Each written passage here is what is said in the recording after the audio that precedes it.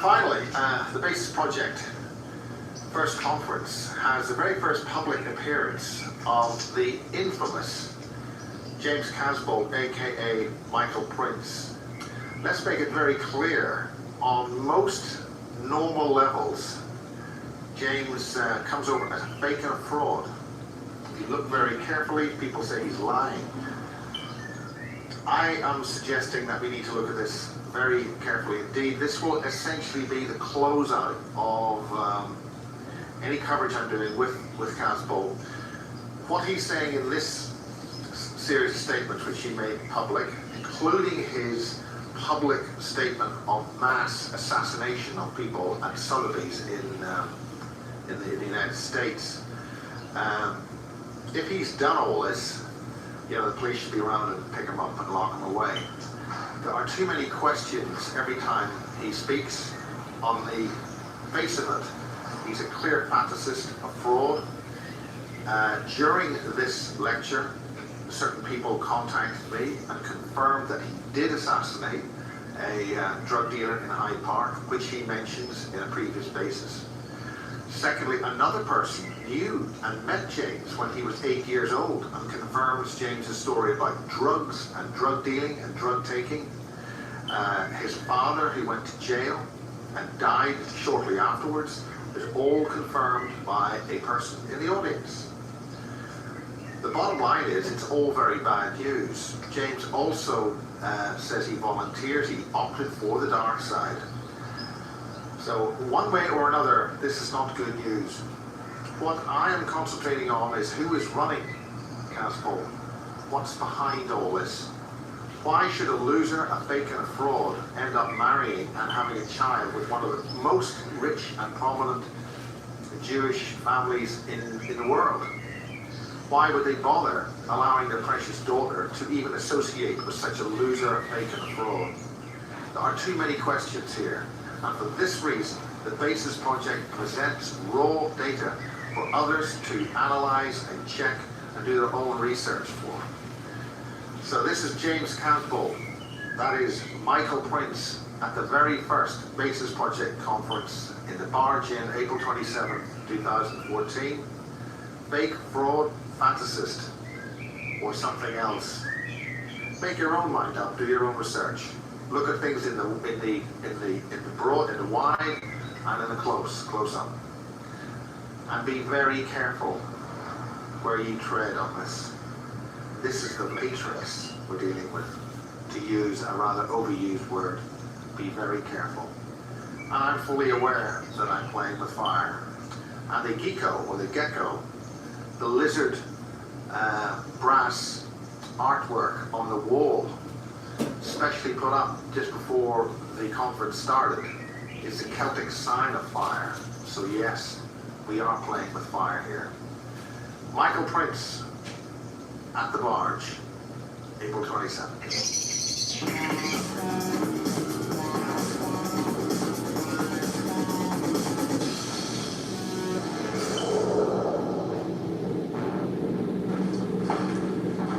Okay, my name is Miles Johnson. This is the BASIS Project, and beside me we have one of the most controversial interviewees that I've been doing over the last 20 years. Basic concept is he telling the truth? Is it real? Is it all fiction, faction? What's involved? Big mystery, a lot of controversy. So this is the very first time that we have Michael Prince to speak in public. We'll have questions and answers afterwards, although, Michael, if you want to have an answer a question, it's entirely up to you. Yeah, I'll do it at the end. Yeah. So this is Michael's very first presentation, and we let you take it away. Just let me get it away.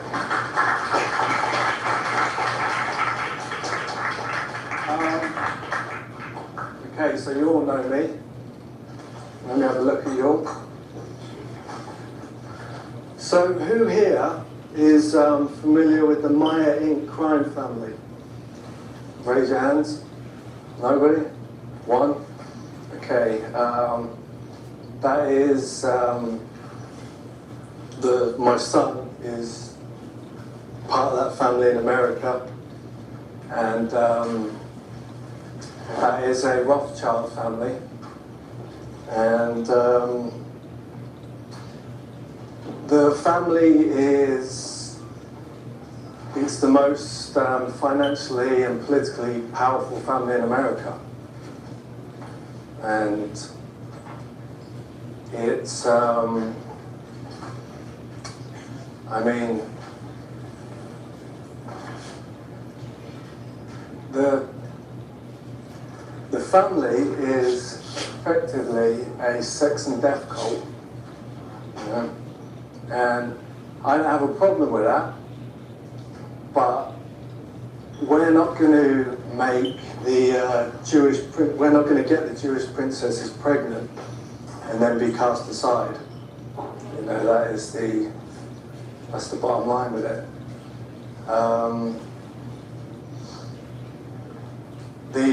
Who's familiar with Pindar here?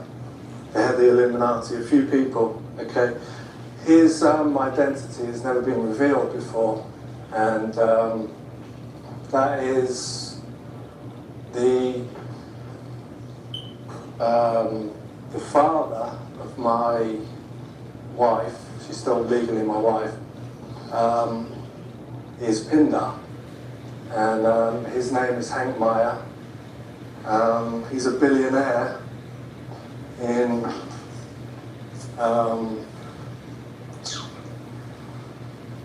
he's the vice chairman of the Gerald Ford Presidential Foundation, and you can all go on that website.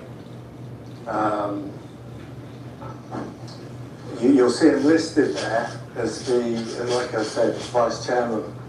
And if you go into the officer and trustee section, you'll see the officers and trustees listed there, his close friends,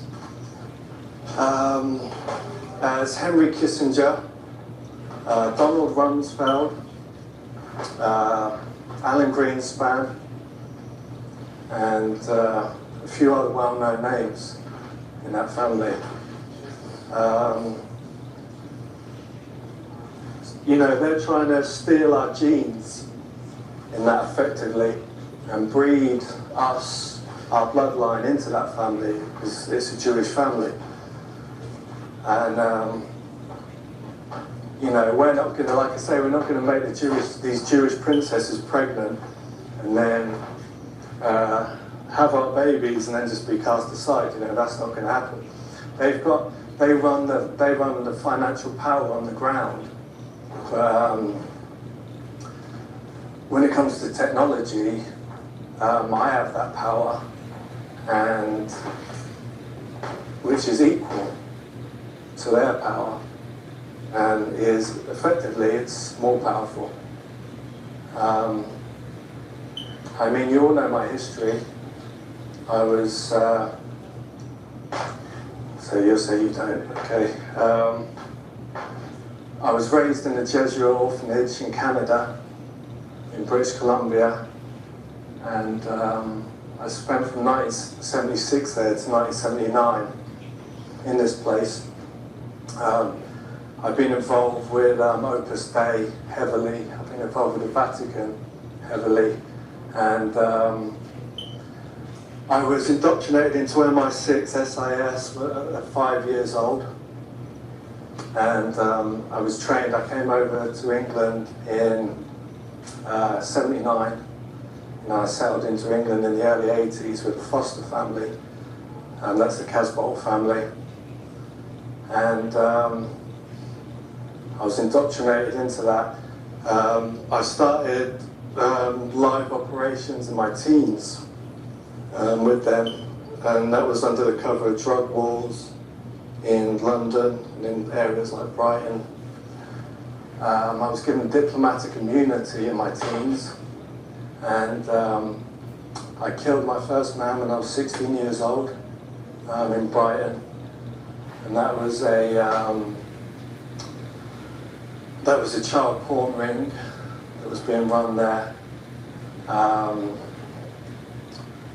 There was a guy involved in that, and I shot him outside a place called the Shark Bar on the Brighton seafront in broad daylight in front of multiple witnesses.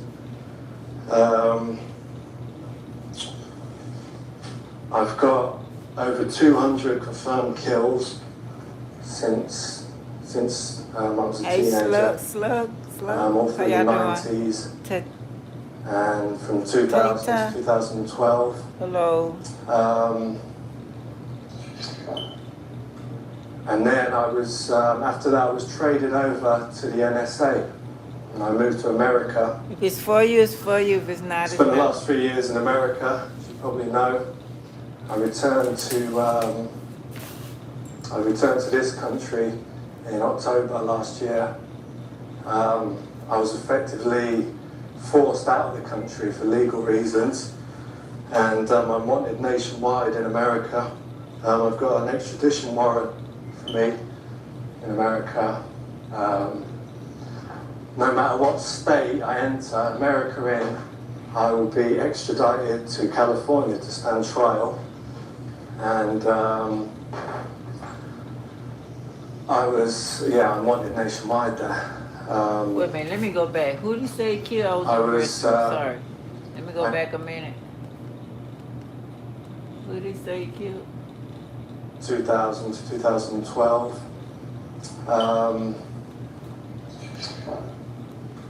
And it's called the Sharp Bar on the Brighton seafront in broad daylight in front of with them, and that was under the cover of drug wars in London. Sorry, I missed the part. 1976 there to 1979 in this place. I've been involved with Opus Dei heavily. I've been involved with the Vatican heavily, and I was. So you'll say you don't, okay. I was raised in a Jesuit orphanage in Canada, in British Columbia, and I spent from 1976 there to 1979 in this place. I've been involved with Opus Dei heavily. I've been involved with the Vatican heavily, and I was indoctrinated into MI6 SIS at 5 years old, and I was trained. I came over to England in '79, and I settled into England in the early '80s with a foster family, and that's the Casbolt family. And I was indoctrinated into that. I started live operation.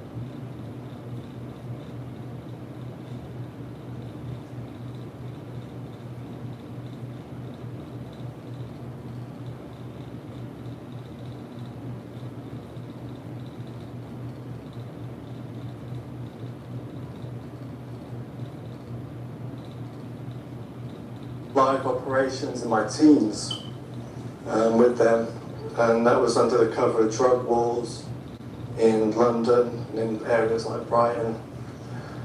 I was given diplomatic immunity in my teens, and I killed my first man when I was 16 years old in Brighton, and that was a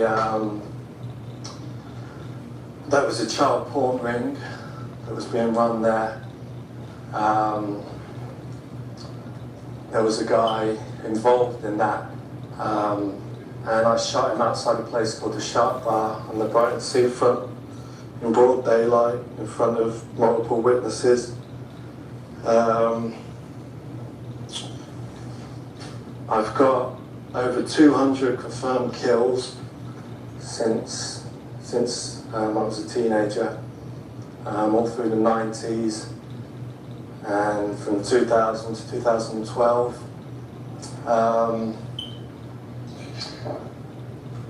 And then I was, after that I was traded over to the NSA and I moved to America. Spent the last 3 years in America, as you probably know.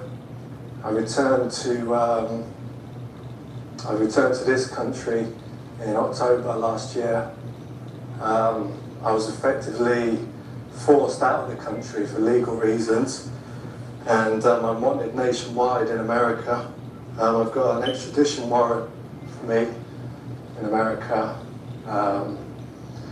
No matter what state I enter America in, I will be extradited to California to stand trial. And I'm wanted nationwide there. I entered the US Army in 2012. I was fast tracked in, and I was given my green card through the army. It was expedited, so the process was speeded up because they had to get me in before my 35th birthday. Because you have to enter basic training in the US Army before you're 35. I'm 37 now. I was in something called the Future Soldier Program before I was officially enlisted into the US Army. And I was on that program for around 12 months. And then I started basic training at a place called Fort Leonard Wood in Missouri. And I was put into the most elite unit, most elite infantry unit in the US Army. A group called Echo 210. And I spent 9 weeks basic training with this unit for a place called Fort Leonard Wood in Missouri. Then I was shipped to a place called Fort Sam in Texas, in San Antonio there. And I spent about a year there. My son was born on my birthday, December 28th.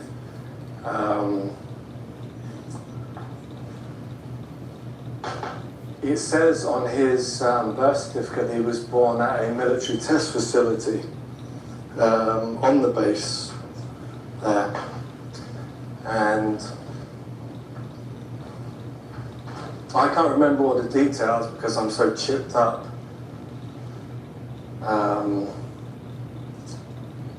But he was born at the end of 2012.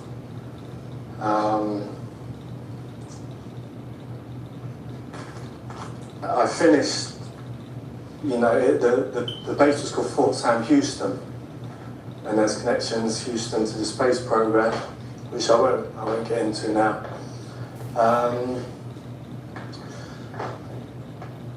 And then I left the US Army around December 2012, and I was put straight into the NSA from there. Because NSA are based in 3 places in America: San Antonio, Maryland, and Denver. Okay.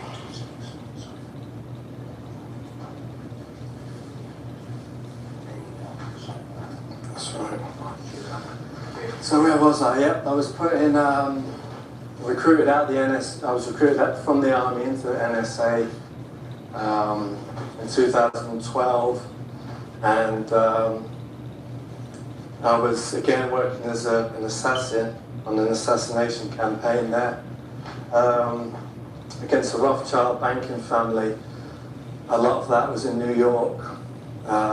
You've probably seen the pictures of me with the Duke of Marlborough at Sotheby's in New York, and we were. Officially, Miles has seen some of the documentation from NSA, my name on it. Officially it was the NSA, but I was working with a unit, it was actually Opus Dei again, in the Vatican. And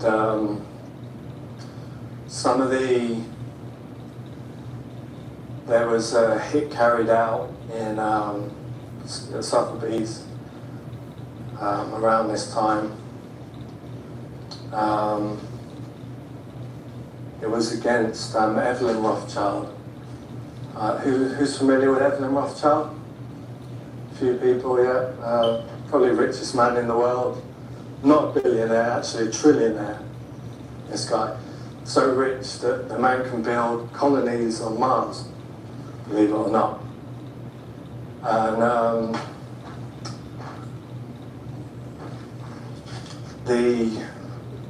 on this night I was there.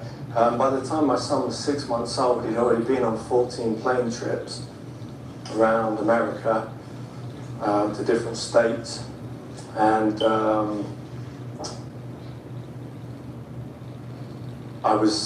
because when I was involved in the assassination campaign, I took my family with me to the places where I was going, my son and my wife. And the night of Sotheby's, we arrived there, my wife, my mother-in-law, Deborah Meyer, and there was a kind of mini riot going on outside. We had pulled up in the car. There was riot police there. It was the Occupy Wall Street people who were outside demonstrating. And that's actually a CIA front. You all probably know, maybe they don't. So we got out of the car, and there was, people running up to us. I was like in a tux and bow tie. There was people running up to us saying, "Hey, mother, you're going up there to count some money?" And I just heard an abuse at us. I heard an abuse at my wife, saying like "F you" and your dress and things like that. And we went up there and met the Duke of Marlborough, and there was Lady Henrietta and Spencer Churchill, who's his daughter. She was there, and it was an auction. It was actually an auction at Sotheby's that night. It was a fundraiser for Blenheim Palace, and we sat down, we had our meal and everything, and the Rothschild entourage was sat. We were sat to the left. The Rothschild entourage was sat in the middle of the room. On the table, there was about 9 of them. Sat there in the middle, and Evelyn Rothschild was with them. Most of the people there had their pictures taken and were put on a website called the New York Social Diary, and people can look that up. And Evelyn Rothschild wasn't actually photographed that night, but he was there. So, I picked him out of the crowd and went into the lavatory there. And there was, you have attendants at these places in the lavatories, they give you aftershave and stuff like that. And the attendant in there was an Opus Dei operative. And I went in, he gave me the signal, and I went into one of the stalls, and there was, it had already been prepared beforehand. There was a Smith & Wesson 9mm pistol taped underneath the system, and there was a Heckler & Koch submachine gun in a compartment behind the wall there.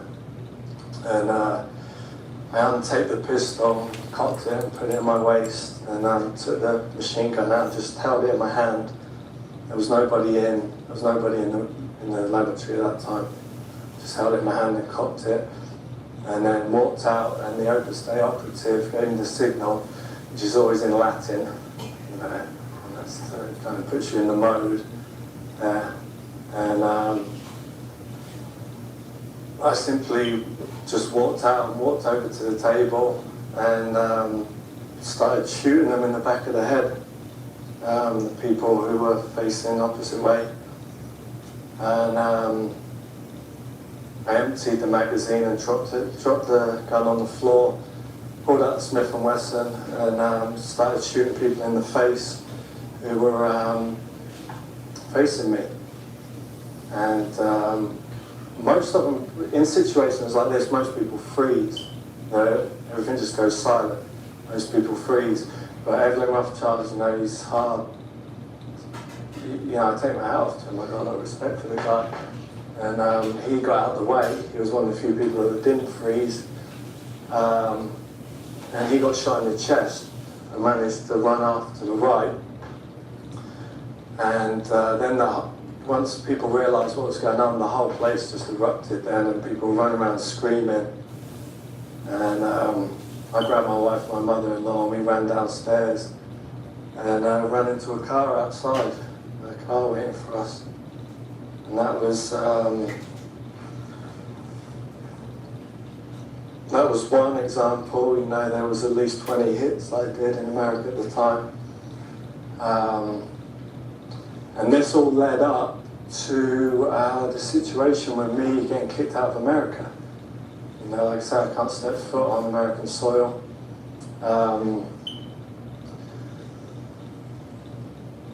It was all set up for once the baby was born, and he was born on the military test facility at Fort Sam.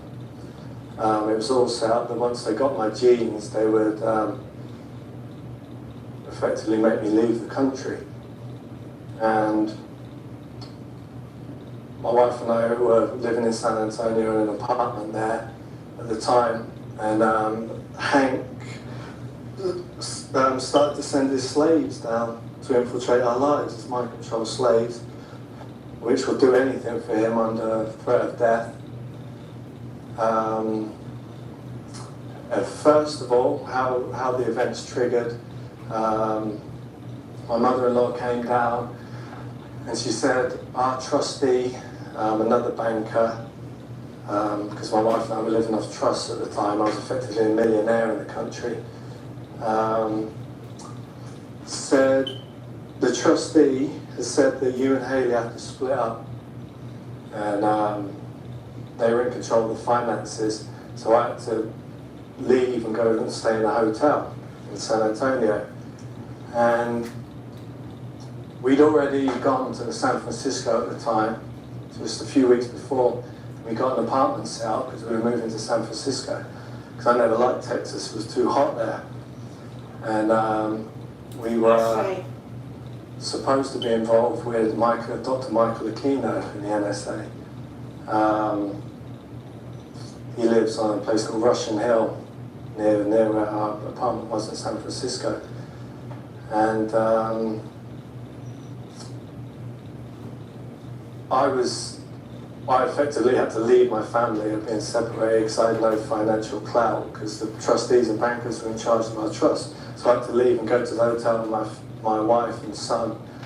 Travelled up to San Francisco to with my mother-in-law to go up there, and you know, I ended up staying in the hotel for a month, and towards the end of it, you know, San Antonio's crawling with NSA operatives. They approached me again and said, we want you to pick up documents from Fort Sam, which relate to your involvement in the US UFO program, in the space program. And we want you, there's photographs of your involvement, there's documents, there's signatures, and we want you to collect these documents from generals at Fort Sam, and then we want you to publicize these documents as proof for what you're saying. So they delivered a car to me outside in the car park, and it was a blue Mini Cooper with the number plate was 007 SBC. Miles has seen the pictures, Miles publicised the pictures of that. There was an NSA sticker in the window, Fort Meade, Maryland sticker, Department of Defense. And they delivered the car, and and they said, we're sending you a partner to go and collect these documents from Fort Sam. Guess who turned up? Max Spears turned up, another NSA operative, and was supposed to be here today, threatening to come here, but he's not because he's a coward. And he turned up, and we drove to the base, met with the generals, picked these documents up, and drove back to the hotel. And we were sitting in the car, and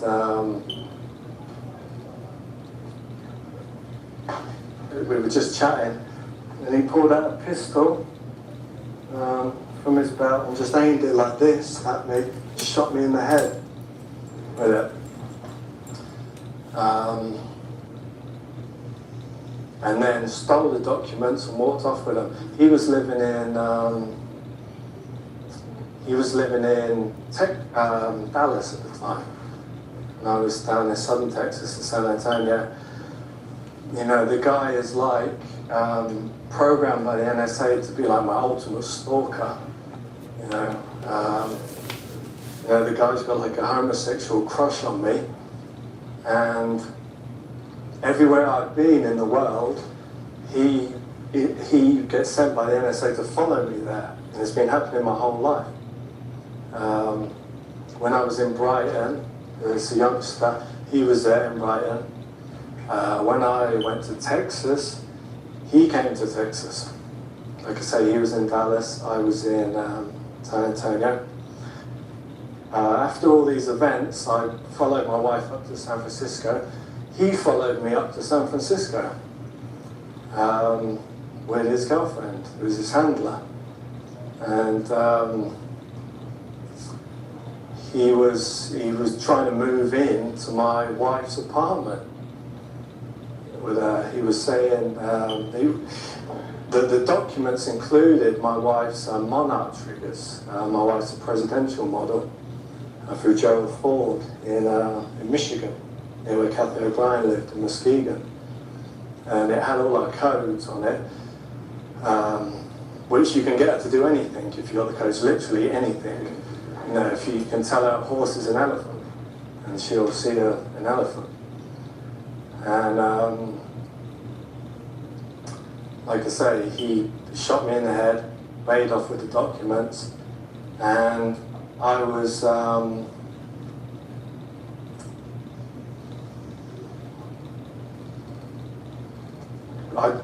was obviously injured, like seriously injured, picked up by an ambulance and taken to a certain military facility, underground facility in New Mexico desert, in Dulce.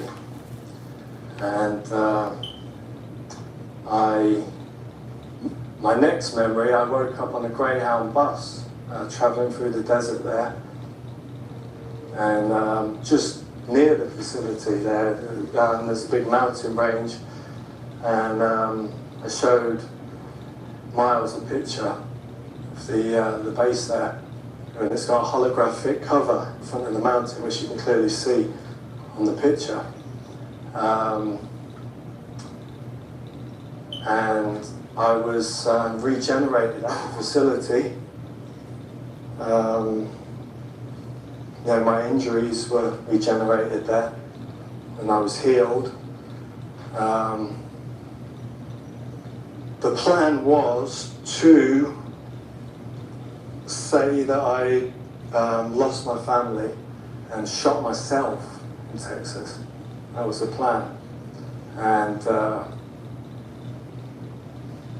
they were going to keep me underground. They were going to keep me at Dulce. And I shouldn't really be here talking to you. I shouldn't really be in the human environment. But here I am, standing there. So, and I'm able to tell you this. I was regenerated at the facility, and I was kept in a cell there. And like I say, they weren't going to let me out. They were going to keep me down there. But I bust myself out of the facility, which has happened before. I've been kept on military bases, under arrest at military bases, and I've got myself out of them. It's very hard to constrain me. It's hard to contain me.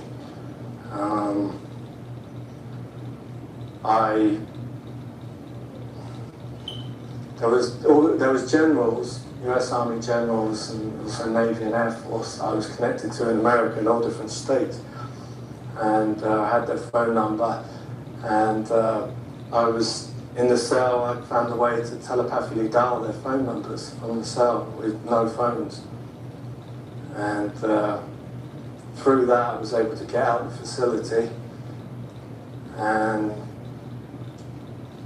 was put on a Greyhound bus by Homeland Security agents and made my way to San Francisco there. And you know, managed to get back to my family. Spent about a month there. During this time, Haley had plastic surgery and had her face reconstructed. You know, there was a woman called Lorien Fenton who Miles was involved with at the summit, and Haley's face was all bandaged up. And Lorien was going around telling people I'd beaten Haley up, which I didn't. You know, I nursed her, I looked after her for 2 weeks.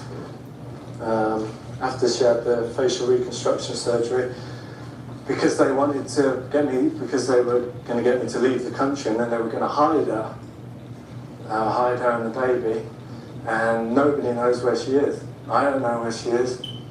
I don't know where the baby is. You know, there's rumours that she's in LA. There's rumours that she's in New York. And this, once I arrived in San Francisco, this is when Hank Meyer, Pindar, started to send his slaves to infiltrate our lives. And a whole network of them just appeared.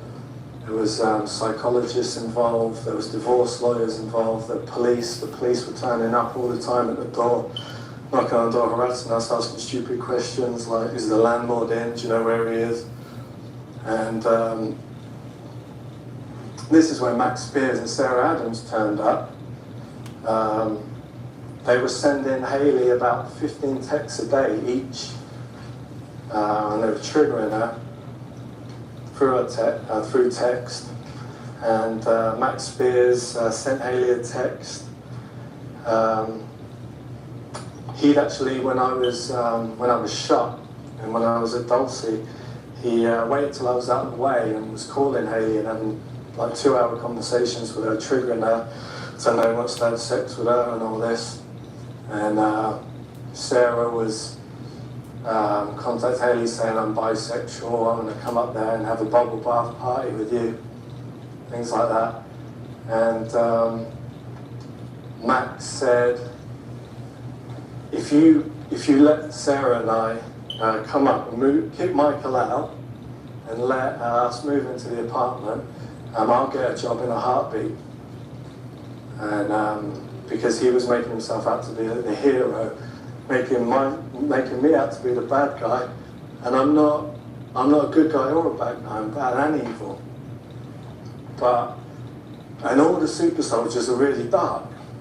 They're all involved in human sacrifice, ritual murder, all of them. But I'm the only one who's going to come here and tell you the truth. I'm the only one who's going to come here and be honest with you. I'm not going to assault your intelligence and make myself out to be a light warrior and all love and all this, like they all do. Because that's not how it is. All the super soldiers are dark. And it's that simple.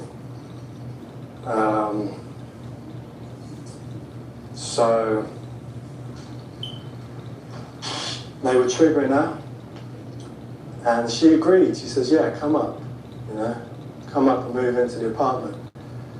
And then they kept sending texts saying, yeah, but you got to kick Michael out, like this. So she said, right, you've got to leave, Michael.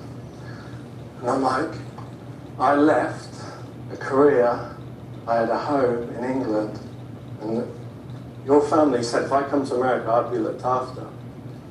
And I don't know anybody in America, I've got no friends, I know where am I supposed to go? And she was basically, that's not my problem. You got to go. You can go and stay in a hotel again. I'd already just spent a month in a hotel in Texas. And I said, well, I'm not going because I don't know anybody.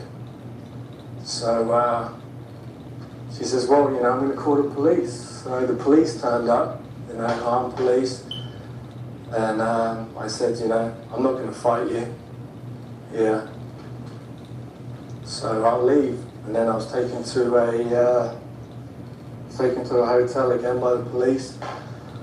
Spent a couple of weeks in a hotel. Max and Sarah came up, moved into the apartment, and he's posting pictures on Facebook of him holding my son, like videos of him holding my son, shaking my son. Him posting pictures on his Facebook with his feet up in my front room, like, screw you, Michael, like, we control your family now. And Michael Aquino got involved, Lorien Fenton, Douglas Dietrich, Michael Aquino's right-hand man, who went with at Presidio. They were all coming to the apartment. You know, it was just surrounded by handlers. And, you know, Michael Aquino lived near us on Russian Hill, and we were being taken to Bohemian Grove in the area for rituals, satanic rituals. You know, there's a lot of torture going on. I ended up with me in Marin County Hospital through one particular ritual at the time, where I was like seriously injured. And you know, Miles has got the pictures, he publicised those, me in hospital, there's police guarding my bed. I've got a morphine drip in my arm. And they gave me so much morphine, but it didn't actually work, it didn't actually do anything. And I went through a particular satanic ritual, which is very popular, and when they crucify you upside down and get a ritual dagger and carve a piece of your liver out in the most excruciating, painful place. And then they feed off the fat around your liver because they believe that it extends their life. And I ended up in hospital through that, through being injured. And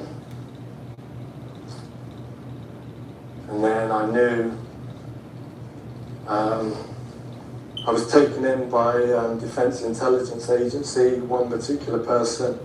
I stayed with him in LA after that. I had to get out of the area, or actually San Bernardino, near LA. And then I returned to England.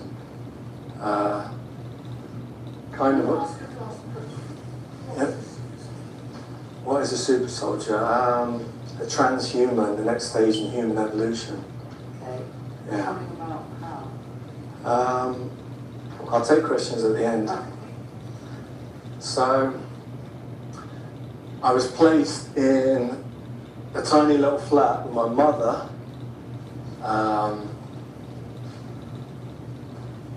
who's effectively a vampiric control freak, and stuck in a tiny little flat with my mother, and stripped of all financial resources, and that's where I am at the moment. So, and I mean, how long have I got left? 10 minutes. 10 minutes. Right, I mentioned the list then for the last 10 minutes. Because I grew up in this Jesuit orphanage in Canada, because I've been involved with the Vatican, officially been involved with SIS, MI6 and NSA all my life, but unofficially it was run by the Vatican. Supported by a lot of soldiers in Opus Dei, religious fanatics who were suicide soldiers. And these people, you know, they wear cilice around their leg 2 hours a day to self-mutilate themselves. It's, who is familiar with the cilice? Remember it, okay? Yeah, it's a band with all like blades and nails on the inside, and they pull it really tight. They have to wear that for 2 hours a day to mutilate themselves.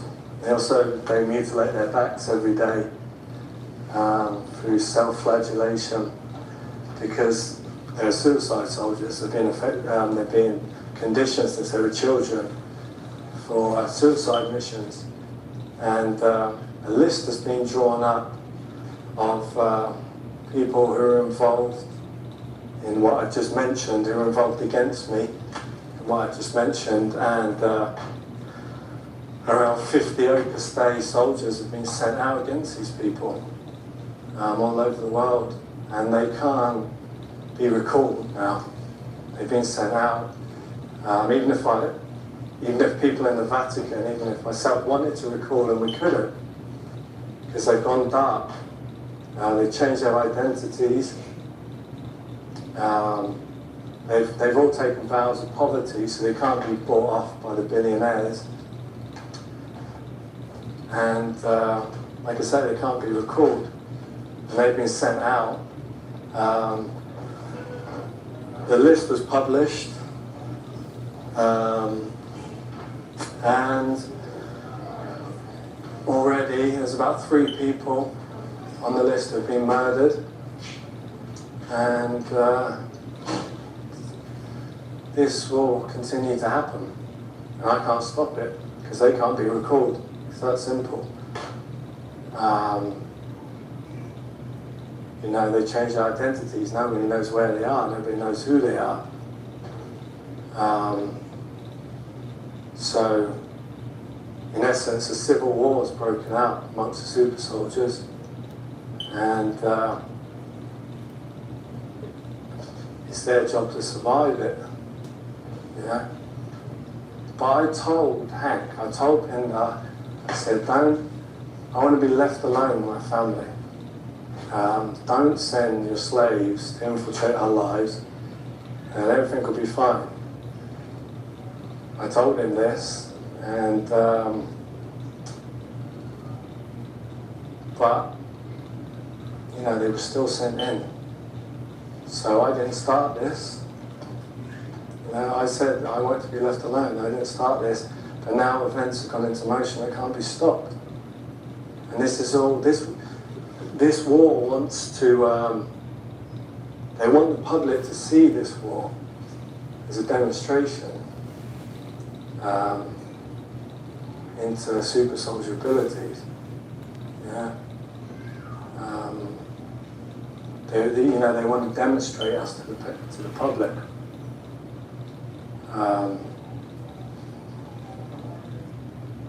Like I said, Max Spears was in Brighton, followed me to Brighton, followed me to Texas, followed me to San Francisco, and then followed me over here now.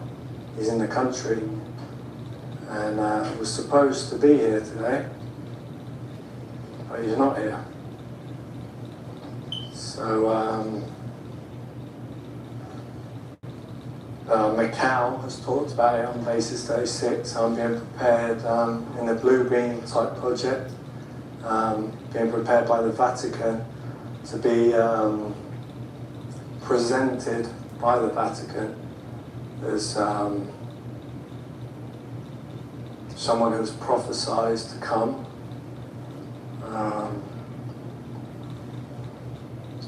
A figure named Peter Romanus. And this is all supposed to be a big public demonstration, so the public can see what's going on. And it's very dark. Now I'm supposed to talk you all through it. I'm supposed to talk the public through it. So there's not mass panic.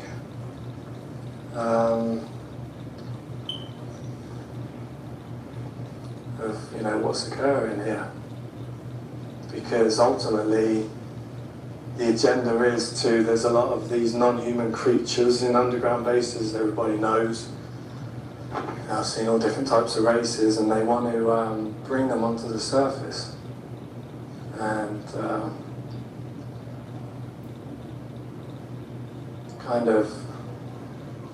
they want to trigger the age of Set. They want to trigger mass chaos in society. And you know, I've seen non-humans walking around in daylight in America and even in England, in different places. Blatantly non-human people walking around, and everybody's so politically correct, nobody will say anything. It's like the emperor's new clothes. People think they're deformed and don't want to be rude, don't want to stare, because they got everybody in a trance. You know, I've seen one guy walking along in a leather jacket and sunglasses. I'm carrying a briefcase with dinosaur hands. As bizarre as that sounds, you know, big like dinosaur hands with claws on, big nails on the end. And it's not any shape shifting. This is what he looks like. And people don't want to look. People don't want to stare because they're politically correct. I've seen women in Michigan with extended necks, extended heads walking around. You know, and then people doing double takes and then looking at the ground. You know, the whole thing is to trigger the age of Set. It's kind of the age of chaos. And they're doing this with, they're spraying a lot of blood, they're spraying human blood in the air. And other things. And this is creating, very much, as you say, as a sexualized society. And this is causing pedophilia to become rife. It's happening in 1 in every 3 households now, pedophilia, because of all the blood that's spraying in the air. A lot of people are DID, they don't realise they're fiddling with their kids. And you know, like I say, the agenda, this is where it's all moving into. It's not even moving into, it's happening now. So, I mean, you know, that's where it's at, that's where I'm at. I think that's the 10 minutes. How long have I got? Can you be have a quick break? Any topic or just a quick Q&A and that'll be it? Okay, yeah. Or do you want to do a sole Q&A with yourself? Yeah, you can do a Q&A, that's fine, yeah. I'll just ask me whatever you want. Okay, well, the material that Michael or James is referring to is on the BASIS project. We've shot BASIS 24, which has got good people in it, others, and a long interview with Michael in Cornwall. And that will be put out in maybe 6 or 7 weeks until I get the back archive together. And all the other material that he's referring to is on the BASIS project on YouTube. And some of it's on your site, on your website. Yeah, there's a new website, yeah. jamescasbolt.co.uk. Yeah. So if people want to refer to this, they can. And lots of forums on the internet about this. There's an awful lot of controversy about this. A lot of doing and growing. So, okay, anybody want to ask questions? Yeah. Like I say, it was the Vatican where I grew up in the Jesuit orphanage in Canada, a place called the Q552 facility. It's in a little small town in the Rocky Mountains called Nelson. And I grew up for the first 4 years of my life there, from 76 to 79. And then was put into a foster family in England. That wouldn't make you take part in stuff. It must make you terrible. No, I mean, I've enjoyed it, to be honest. So, my body's been changed, my whole brain chemistry has been rewired to enjoy killing. So there's no regrets. If you've killed so many people and certainly in very public situation like Sotheby's, Yeah. this business Yeah. with Evelyn Rothschild. I mean, there must be a public record of him being shot, people being shot in the face, people being, killed. I mean, have you looked for that in the newspapers and seen anything? There's been some of the murders have been publicised. The one Sotheby's was brushed under the rug. That was never publicised. There's going to be a lot of people in that place to brush that under the rug. Yeah. This was the man that got me into this network, got me close to the Rothschilds, was a friend of ours, a man named Peter Lydon, and his picture is on the New York Social Diary. There's actually a picture of me in the American, this is the New York National History Museum. Miles publicised that picture. They got an artefact out of the cabinet. It's a large topaz called the Brazilian Princess, and I'm holding that. And Peter Lydon standing behind me. He's actually Princess Diana's cousin, Peter Lydon, and he advises Prince William, Kate Middleton on philanthropy, what charities to give to. And he was a friend of my wife and I. He was the one who got me close to the Rothschilds. He was the one who invited us that night at Sotheby's to the place. So some of it for revenge, what happened to Diana. Do you think your story is hard? It depends where people's heads are at. You know, I produce a lot of proof of what I'm saying. It's kind of disturbing for some of us to see so Yeah. going back to when you were growing up, you were desensitized to Yeah. if you had done now, would you enjoy being us, or is it only when you get triggered? Well, I mean, you haven't done anything to me. Yes. No. You know, you said the guy that sprayed into the aftershave, maybe you said something elastic. Yeah. You programmed in some kind of way that will set a trigger, so therefore you are not you anymore. And that other alter you then enjoys too. I'm still me, I'm just more pumped up. It activates a lot of the implants in my body. You know, especially some of the ones around the back of my neck. It's like a kind of crab-like insect. And they go up and they're in the back of the meat of my brain, these implants. How do you feel about that? It's uncomfortable. Do you feel violated? Do I feel violated? No, I volunteered for it. I don't feel violated. I got no regrets, and I wouldn't change any of it. But it's uncomfortable to have all this stuff in my body. I always have to do things to take the edge off it. Yeah. And that particular implant just makes you more aggressive, makes you more pumped up. And that's what's activated, for instance, at Sotheby's by the Opus Dei guy. Yeah. When did you have the implants?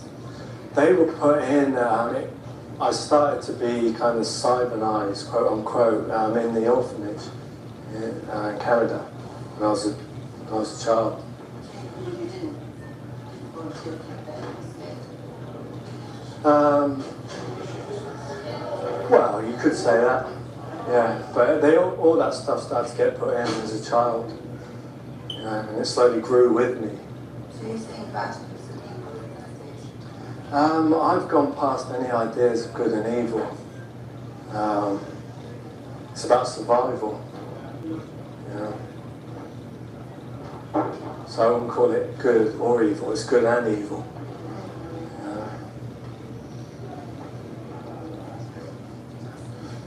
Would you be happy to be put in jail for murdering people if it was provable that you had done it? Would you like to? So spend your life in jail? It doesn't even talking about what you claim to have done. It seems to me like if you give the proof, there's a one-way ticket to jail. No, I wouldn't like to spend the rest of my life in jail. Definitely not. Bottom line is I've got diplomatic immunity, so I'm not going to jail. Can I ask you, Michael, how long will it be, do you think, before you snap and the innocent suffer? I'm in control of myself. Do you think you are? Yeah, I know I am. Do you think it could happen that the innocent might suffer No. with you after what you've said? No, I don't. You don't think that? I'm not going to go out on a killing rampage with an AK-47. You know, I'm calm, I'm in control. I plan what I do. I'm rational. Promise. Promise, yeah. Yeah. Speak up. List.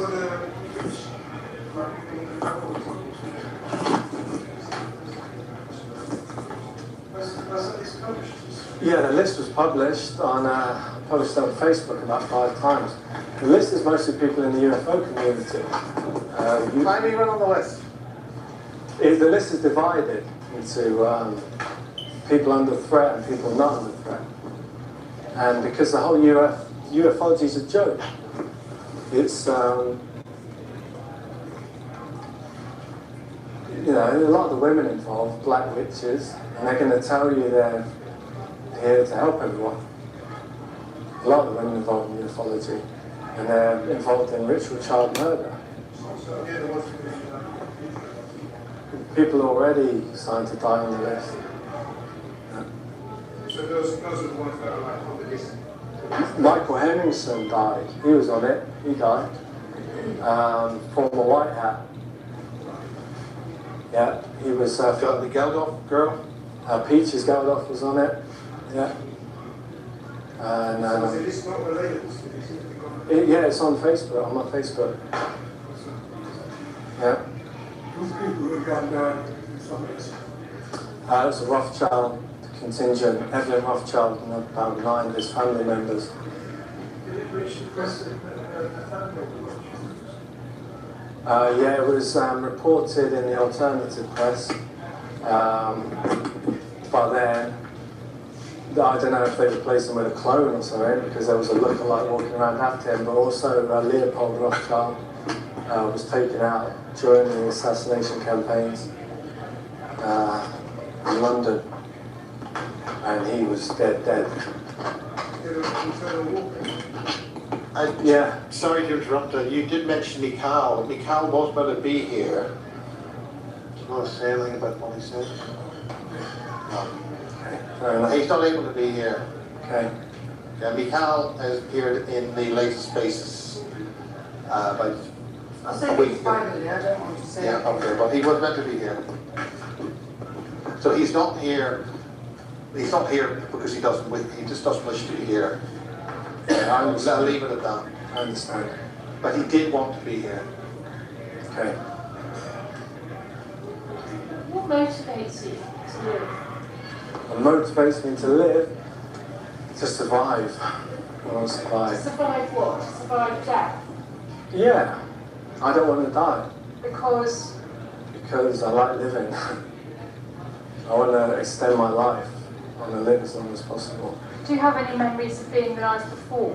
Yeah. Officially on my birth certificate, I was born in London in 1976, which is not true at all. It goes before that, but I'm not going to get into that now because it's really complicated. What's going to happen to the normal human? I mean, if the six loaves are coming out, and they want to come out, so say that we witness the power of six loaves exist. Are we all going to be upgraded to join in? I mean, we're not just helping special, is it? I mean, That's exactly what's happening. Everyone's being upgraded. Everyone's being dragged closer to us. yeah. Everyone's being, their evolution is being accelerated through this. And that's why, they're spraying so much blood in the air, things like that. So does that mean we're all going to be Everyone's being dragged closer to us. Yeah.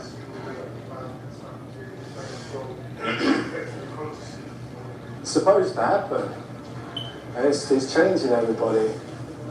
You know, like I was saying, the age of sex is a sexualized society. And,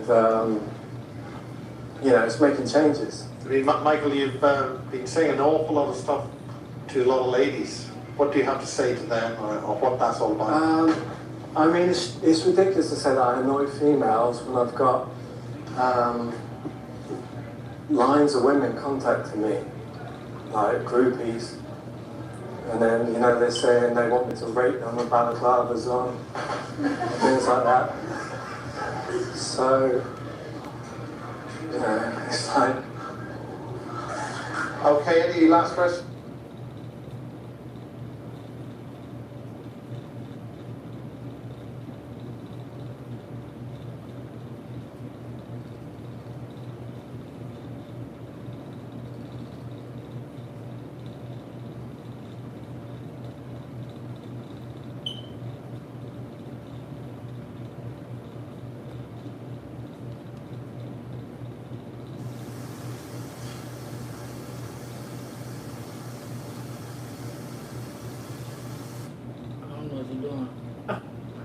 I turn it.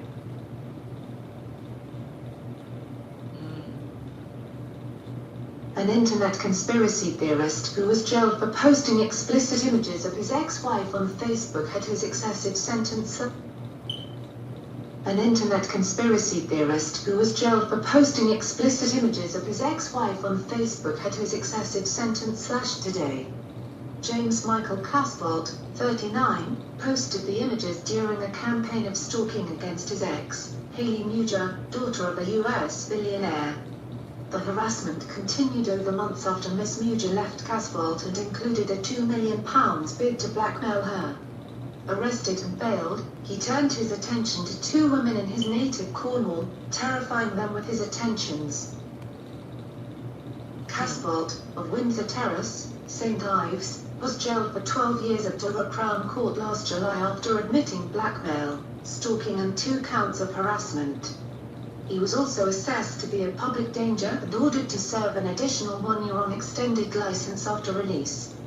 But the whole sentence was slashed to 9 years and 8 months today after 3 senior judges at the Court of Appeal said it was excessive. Allowing the appeal, Judge Clement Goldstone QC said he hoped the authorities would move to prevent him offending again online when released. The court heard Casbolt met Miss Muger, whose father owns a US supermarket chain, over the internet in 2009. He was a prominent conspiracy theorist, who wrote a popular blog. The couple married in 2011 and Miss Muger sent him the explicit photos when he asked for them while serving in the US military. The decision came back to haunt her when, following the split, he threatened to destroy her and posted the images on Facebook. The pictures were removed, but with persistence bordering on obsession, he continually reposted them, said Judge Goldstone. Stalking Well, we know. Whether they did it or not, we don't know. You know, they be doing some shit. Well, St. Paul, you happy? Well, James, crikey. Welcome to Zenner. You're a star of Zenner. I'm the local star here is Paul. And it's great to see you again. You're all done up. Yeah, try to make an effort. And we just had a major international conference with a lot of people saying a lot of new stuff. Yeah. And we're also, you mentioned James Reed. Yeah. He just left us. Yeah. Yeah, I mean, so much has happened. I think it's like going into the future, I'm trying to work out what is sustainable and what's not sustainable. Yeah. Where, as regards disclosure. Yeah. You know, and it's like I'm getting more into entertainment and music and writing. You know, it's like how many podcasts can I actually do? Because as I mentioned, so many things have happened. I kind of need to focus on my recovery, Yes. and my health. So I think if you can get anything in the past that you want to say, and just get over it, and then Yeah, get over it and move on. That's Work what I want to today. do, yeah. and a lot of things have happened, Yeah. and it's good to see you in the sun, and but the last time was, but that's in the past. Yeah. Is there anything you want to sort of say to sort of about what went before, and then we just talk about what's going to happen now? What? I mean, I've not really planned what I was going to say. I've not taken any notes. I just wanted I think to, it's the best I way, just wanted that's to do a fine. natural conversation. This is just a conversation. You know, so much had happened. For the first 2 years in prison, I was in cells 23 hours a day, in the size of a small toilet. And I had to sleep with my head next to the toilet for 2 years. And there was no windows, so in the winter, it was all the cold weather was blowing in. You know? And they kept putting, the first year or two was to break you down, you know, so they kept putting new cellmates in with me. So you get used to one cellmate, and he's there for 2 weeks, and then they put a new one in. And they keep rotating that. So I was in that cell, again, on the size of a small toilet bathroom, and I had to sleep with my head next to the toilet. 23 hours a day, you're only allowed out 1 hour a day, so, you know, like my back ended up seizing up. You know, I'd probably say by the end of my sentence, I'm not exaggerating, but I think I was close to death. You know, I think I was close to dying. About the end of your sentence, In devices. yeah, which is just up the road from me. I honestly thought when I last saw you, it'd be in a week's time, Duncan dropped down, we have a bit of a petty social Yeah, distance, sort of high and die, that kind of a thing. yeah. But it wasn't for a long time after that. You actually left. Well, what happened then? Well, they said my mother came to pick me up, and they told my mother if she takes a picture of me walking out the prison gates, they're going to arrest her. Because they didn't want like that iconic picture taken, you know. And I walked out the prison gates, and she just became hysterical. She just broke down in tears. And it's no exaggeration to say I was probably close to death. I mean, I had liver disease. My kidneys were infected. I was urinating blood. I was riddled with arthritis. I was covered in head to toe in sores. Now this is years after I last saw you, which was your official release date, which is 6 days. Which was 2019. That's when I walked out the prison gates at Elstoke in Devizes. That was 2019, and then I went into a probation hostel, and I was under tight control then for another 5 years under license. And they didn't want me speaking to. They kept mentioning you. They didn't want me speaking to you. That was, you know, almost every couple of weeks they was mentioning you. So. But I'm off license now. Right. But there's still so much I can't talk about, and there's still. So this is entirely down to you, James. Yeah, but I'm not going to talk about the things I can't talk about Well done. because I need legal advice, and I've not got access to a lawyer. So I'm going to be sensible. Be sensible. Yeah, This is just a hello, it's good to see you type of thing. yeah, In the climate that we've had this huge positive conference with a whole pile of people all talking about these new things trying to impact. It's interesting you meant, maybe you're jumping forward too far, but just tell us how you want to say it, whatever you want to do. Well, I want to concentrate on my recovery, on my health.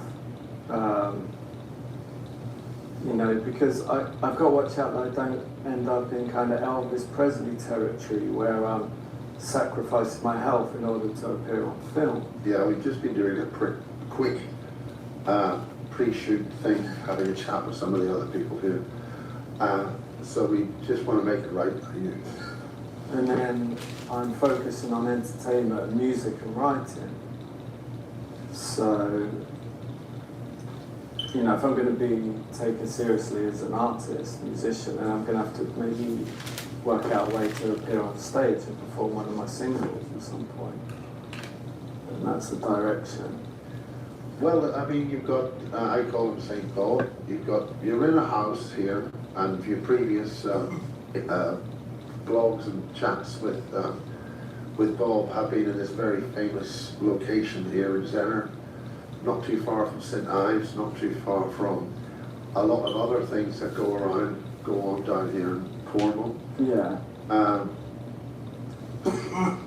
I think we got a little bit of a problem, both of us are controlled. And Bob's. Hopefully I won't catch it.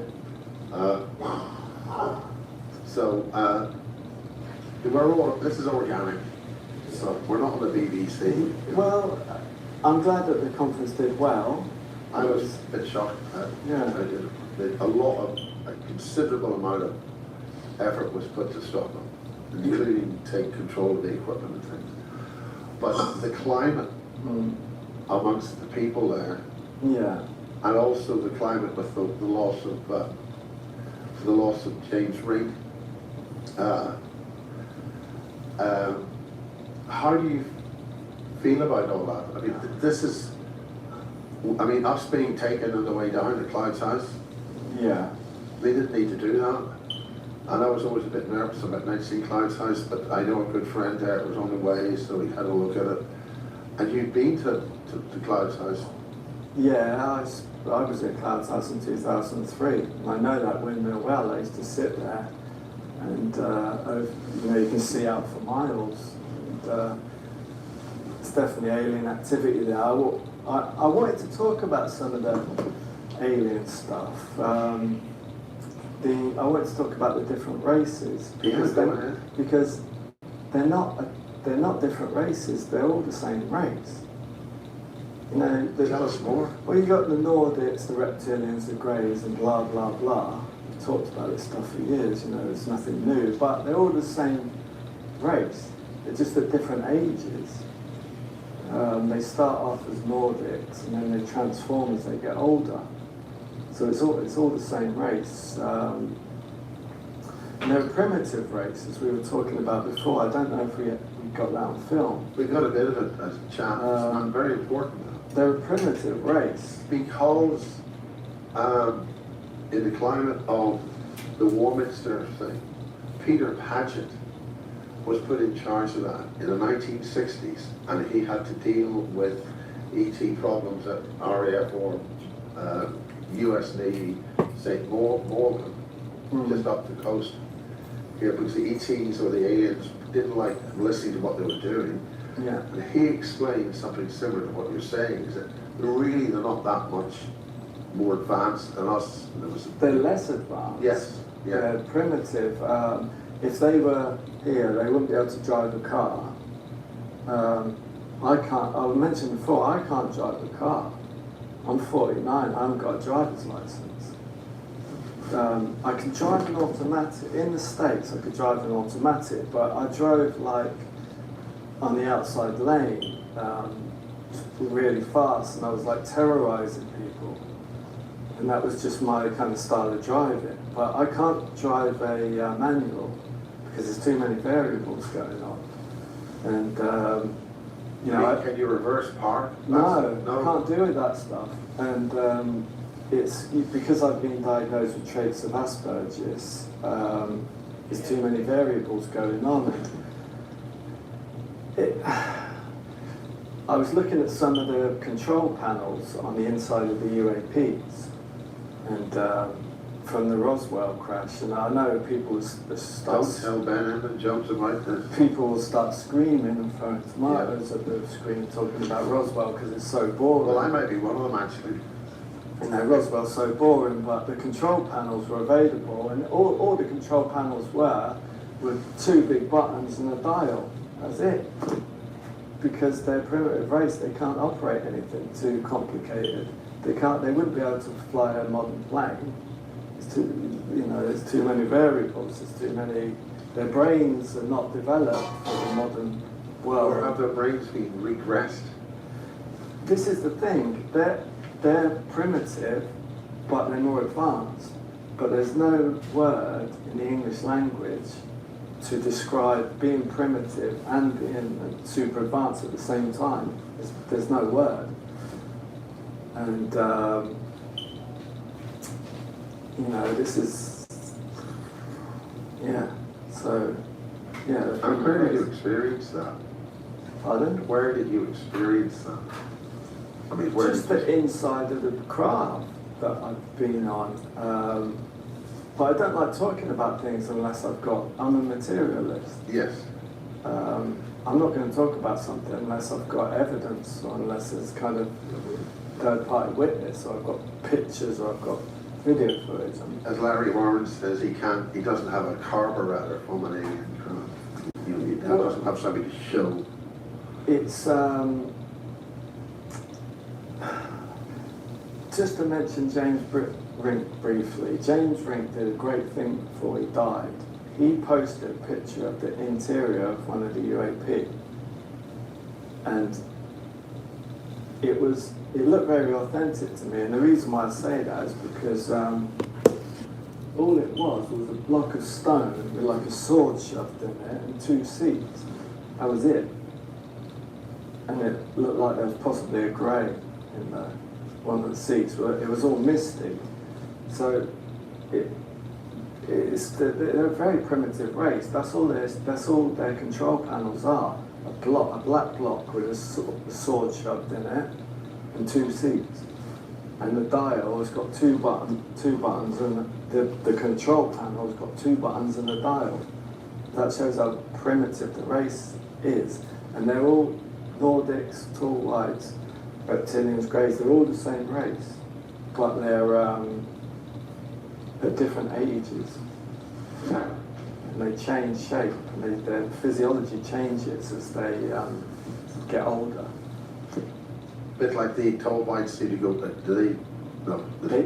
Well, I think there's some ETs on Star Trek would go back to a child's state. Yeah, Charles Hall talks about the tall whites. They get either really tall as they get older or they get smaller. I forget which it is.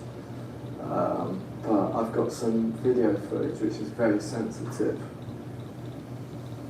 I'm a bit leery to talk about it, but seeing as I've already mentioned it, I probably should talk about it. Well, talk about it. Well, I got copies in a safe place. The female Nordics are more, what's the word I'm looking for? Their changes are more extreme and in your face than the males. So the video footage I've got is in full HD glory, and it shows the Nordic females, kind of small, beautiful, sort of blonde, metallic hair, and then it shows her eyes shape-shift into vertical slits, reptilian. Then, as time goes on, hormones are being affected through like pregnancies and things. She changes into like this kind of Eldarian clown-like entity, which her mouth stretches and she has a big wide like Joker grin. And then she changes into she turns over 7 feet tall, green skin. Her hair here starts to go bald because her reptilian physiology is kicking in so hard. Her hairline starts going back, so she's losing her hair here. She's starting to go bald here. She's got green skin, and when she turns, she's gone from Nordic, is a beautiful short Nordic, to a over 7 foot green reptilian female, and she's got really sharp teeth. And I've got all the video footage in safe places. It's all in HD glory, and it shows the changes. And it shows the changes very intimately and detailed. So that it's the same race. It goes Nordic, grey, reptilian, and it's the same woman. And she's been affected by pregnancies and hormone cycles. That's what's causing the changes. So when did you first see that? Was that traumatic or just part of the... No, I got access to that material when I came out of prison. It was there waiting for me, and it was very specifically provided to me in very specific ways. Do you want to talk about your friend John Irwin? What can I say about John? I mean, he wanted to start like a private security thing, but my whole combat program was like shut down and reversed. Like, I don't do martial arts anymore. Now it's all sort of centered in my head. All my energy centers are centered in my head now. My whole body's changed. I've almost become left-handed where I was right-handed before. You mentioned to your friends, Duncan, I think via Sohail, that you weren't the same guy that you were when you went in. Do you want to explain that? Yeah, my whole body's been changed. Like everything's centered in my head now. Like my throat, my vocal cords have been changed, and it's almost like I'm prepared for like this role of being an entertainer, a politician or something. And I was supposed to be involved in political parties. And the rumours were that £2 million were provided to a political party. And then when the financiers approached the political party, they said, well, where's James Casboult's role in the political arena? They said, oh, we haven't got a role, we excluded him. And then they said, well, where's the money? Where's the 2 million? They said, oh, we've divided it up in between ourselves. And then the financiers said, well, that's a problem. That's a big problem. And what happened was, because I was so, I used the word I was turned into a torture toy. I was ridiculed in all the national newspapers, calling me names. Yeah. And I was ridiculed on podcasts and. But would you not expect the past to be dragged up like that? It's the first thing they do in politics. It's not a pleasant business. No, they said if you can't, you've got to have tough skin, and you've got to take being, you've got to take some of that. But the political parties and the money that was provided to them, they thought because I was an object of ridicule, they could just, exclude me and keep the money. Because because look in the paper, look what's being said about it, calling it names. But would they not have realised that before? I mean, it's not rocket science. You ask a few difficult questions to people, everything you need to tell us. So they know anyway, so it doesn't, when it happens, it shouldn't be a surprise. I mean, that's not rocket science for a political party. Yeah, but then the financiers were like, oh, where's the money? They said, oh, we divided it up in between ourselves. They said, well, where's James's political role? We haven't got it, we excluded it. So the financiers are like, that's a problem. It's something called TANS, T-A-N-S, Transnational Advocacy Networks, where if I sit down with somebody, then they can receive funding from TANS, a Transnational Advocacy Network. And it could be BRICS, Brazil, Russia, India, China, South Africa. It could come from those countries. It doesn't necessarily have to come from America or the United States. But I've got to be really careful about who I sit down with and who interviews me. Because once I sit down with somebody, then they can start receiving funding. The person that interviews me. Yeah. Because they can say, oh, I'm an advocate of James Casbolt. And they can start receiving funding. It seems like a murky world of politics, but then anybody who didn't think politics had a murky world was a bit naive. So where do you feel you're going to go from there? What do you feel is your plans? You've been working with Bob, you've got your book published. Yeah, finally got the book published. Which is really a chapter of your main book, Agent Buried Alive. Well, it's Agent Buried Alive Part 2. I wrote it in prison. And Agent Buried Alive Part 1 I gave away for free as an ebook. But I wanted to make this as a paperback so people could have a collectible item that they could hold in their hand. Yeah. But would you want to have that all published as one solid, you know, the original? I think you evolved Agent Buried Alive in 7 chapters and 8, and I think it's up to 11. And then it was translated into German and Latin American for the Latin American world. And you know, I've started to, I released some of it on Project Camelot with Kerry Cassidy, and I've evolved what happens at the end of that, the Chronicles of Michael Prince, and that's Agent Buried Alive Part 3.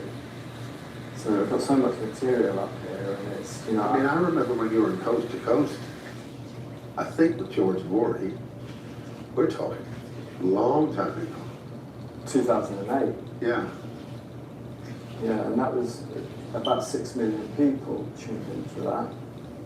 And I remember being at the Super Soldier Summit with, it could have been one of the UFO congresses, and Laurie and Benson. And you were on that. I think that it was when I think you were in Scottsdale. Yeah. Which was a nice time, I think. Then I think. Yeah, but it wasn't a nice time because I was, you know, part of the Asperger's thing is I don't really display emotions, and people get angry. I don't really have emotional outbursts, and people take that as weakness. People take it as I'm vulnerable, and they don't understand that that's not the case, you know. And I was surrounded by people that destroyed my life. Yeah, well, I'm moving forward now into music and entertainment. You know, I've got 50 Cent on some of my music. I've got 50 Cent's producing my second album. Maybe we could get one of the CDs in a book or something. Anybody out there? Well, we'll do that. Smaller, relaxed thing. So yeah, I've completed my first album and I'm working on my second album, and I've got a guy called Adrian Wood who's 50 Cent's producer.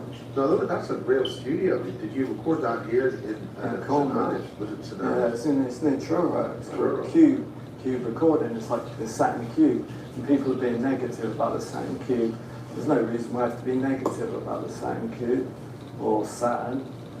You know, there's a lot of... That's a heavy-duty studio. Yeah, Cube Recordings. So I'm about to do the 4th track, but then I'm talking about rap and hip-hop, but you don't really know anything about rap and hip-hop. No, I'm not really a rap and hip-hop guy. And a lot of... I know dance music, trance music, all that stuff. A lot of the people that are going to be listening to this, they want to hear Super Soldier and UAP. And they probably don't know that much about rap and hip-hop.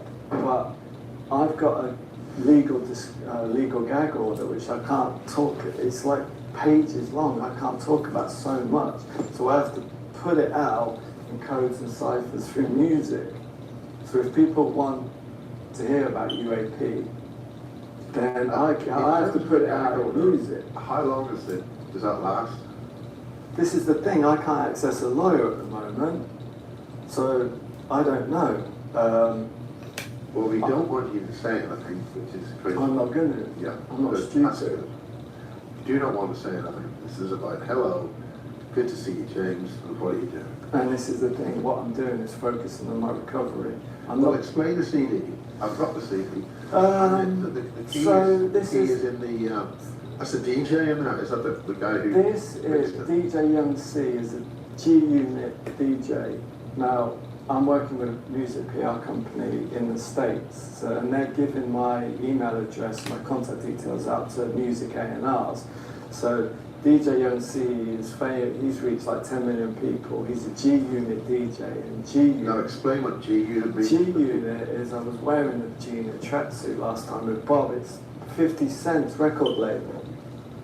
And it's a clothing brand, and it's the members of G-Unit, Young Buck, Lloyd Banks, Tony Yayo, and 50 Cent.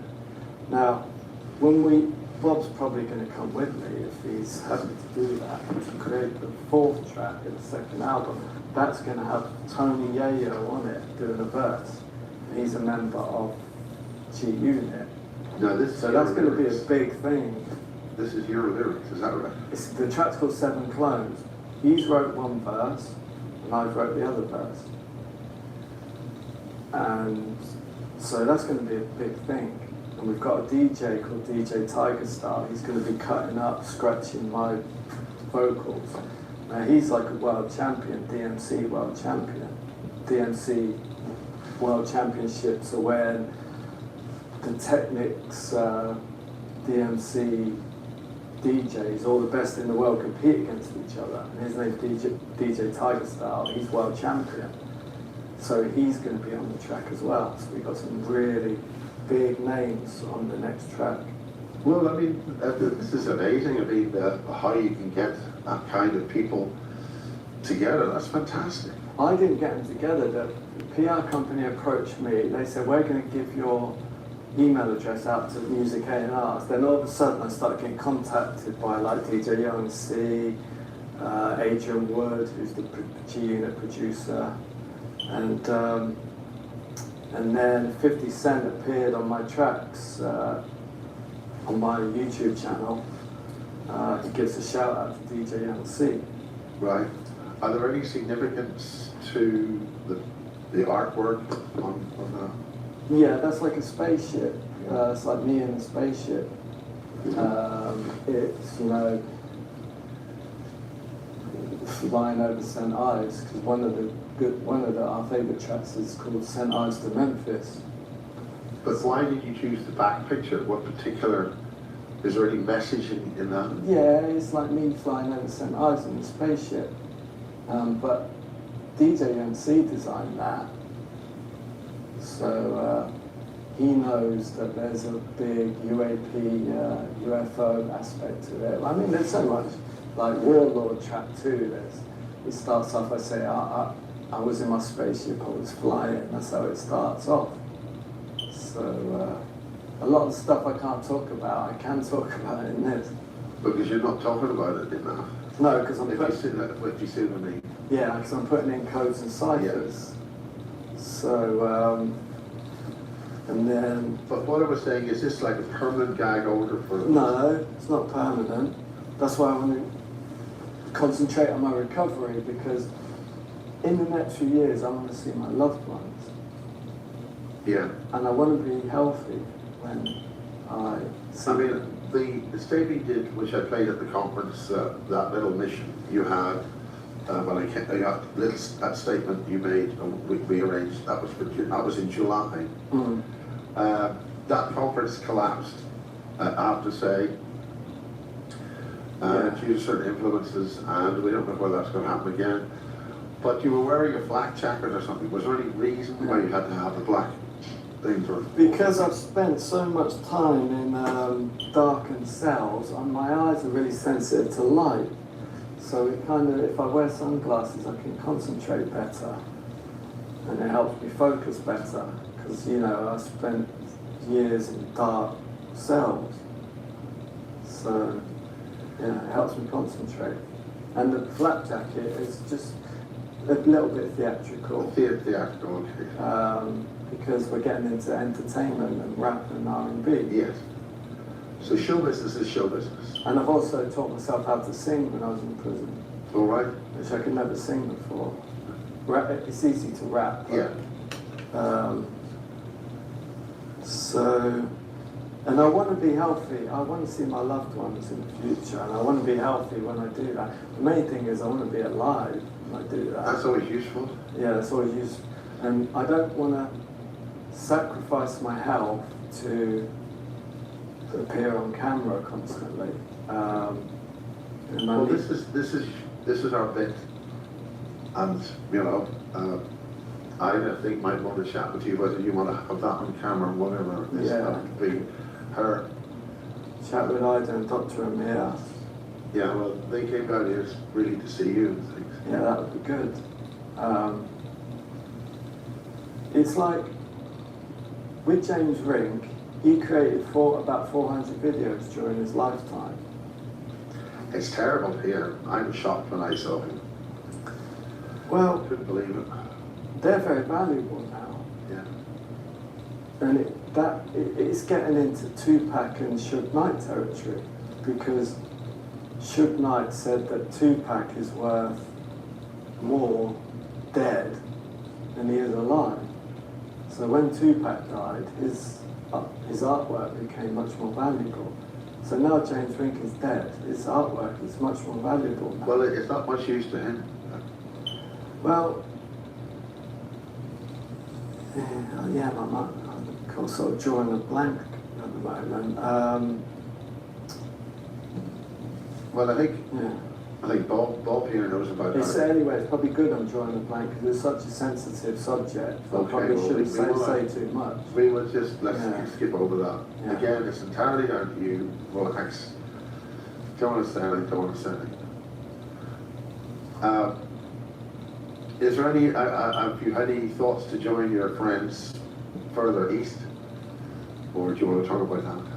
Duncan and all that. Well, the thing is, I've been in touch with Sahel, and there's a possibility of Sahel coming to Cornwall in 2026. Now, he's hooked up with some tech team. He's got his own 8-man tech team, and he's in the process of building a studio. And he wants to do a couple of music videos on Penzance Seafront for maybe the track called Hillbilly Fairy Tale. Record that as a music video on Penzance Seafront, but we don't want to be stuck in podcast universe forever. Yeah. We want to evolve onto maybe Tubi or one of the smart channels. Yeah. Yeah, we don't want to be stuck in podcast universe Evolve, forever. move. Yeah, progress. move on. Yeah, because I mean, we can do this forever. We can sit in front of cameras and little podcasts. Yeah, And, yeah. and everyone's doing the same podcast, saying the same things. We need to move on. Yeah. We've had an exciting trip down. Yeah. Being abducted. You're going east, then suddenly going north. That kind of thing. We've got some nice people here, and Bob's doing his own podcast thing for his channel. Yeah. And do you have anything you want to say on this? I think a message from Josie, a family trip to the island, when she asked me if I could ask you about what you were saying about St Michael's Mount, because she seems interested in the giants and the mythology of that, and you mentioned the film Revelations. It's interesting. Yeah, it's like Comoran the Giant, the legend of Comoran the Giant, and the film Revelation was about the family that lived on St Michael's Mount, which were the descendants of Christ. But that film came out in the 90s, and it's got an interesting narrative. The guy comes out of prison for cybercrime. Then he comes to Cornwall, goes to St Michael's Mount, finds out he's a descendant of Christ, and he's being monitored by the NSA. This is kind of relevant to what's going on now, when that film was made in the 90s. So, I don't know, maybe they're using looking glass technology. The Cormac and his wife lived on St Michael's Mount, and the rumors there was an underground base there. Yeah, this is the thing with this. I've got this footage in glorious HD, and I called a beautiful Nordic blonde girl that transforms into this over 7-foot green reptilian. I call her Comoran's wife, because she's like a giant. I call her a giantess. She's huge, sharp teeth and light green skin. The story is that there was a local boy, because Cormac used to go over and steal animals from farms, and and kids as well. So there's always the bloke Jack cut his head off with an axe and destroyed him. And in Victorian times, they found a secret room in the basement, and when they opened the door, there was an 8-foot skeleton there. And so this whole thing about giants, and as you know, we both spend a lot of time in this part of Cornwall, and it's like everywhere, there's all these myths and stories, feeling there's something under the earth and about to explode everywhere. She's this giantess that I've got on this footage. She's maybe 7'4". She's sat on a wooden table at one point, and she's got these huge long legs that are hanging down. Do you want to move a little bit closer to Bob? And I'll hold up your book. so she's heading up towards that 8-foot thing, like you say, with the skeleton. And so there's definitely links there. And Lyonesse, we talked about the whole forest in the sea. It happened about 2019. There was unprecedented low tides, and it revealed an ancient forest under the sea that had been flooded at Lyonesse. And that's connected to the king, the Arthurian cycles. So yeah. When you wrote this book, you keep using the name Tristan Lyonesse, yeah. which is a great non-deployment, but I think it's. So I'm with James Casbolt, part 11 of our chats. So where are we now, James? We're in Cletra, near St Ives, and this is one of the properties that I grew up in. A little cottage here is called Dumble Deer. So yeah, it's an interesting place. And you were telling me that there's a little stream here. There's a little stream at the back. Yeah. And you used to spend time here with your cousin. Yeah, it was actually my cousin. It was his father's house. His father's and mother's house. I used to come here on holidays. Yeah. What, during the summer? Yeah. I I lived in Reading at the time. But even when I moved to St Ives, I came here. And there's some strange goings on here. Yeah, it's a very isolated area. And there's even ritual sites there, I think. Even American Indian ritual sites. Really? Yeah.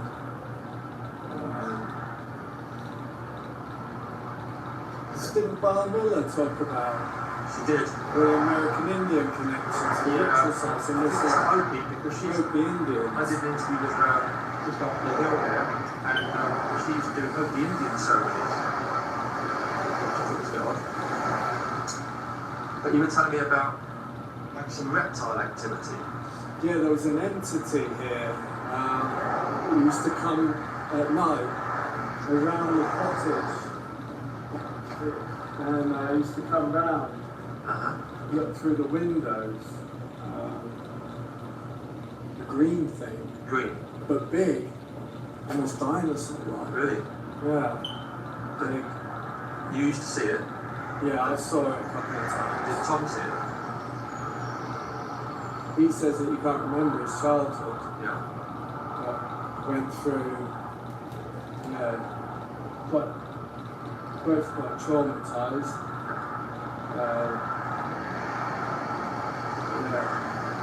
How many times did you see it?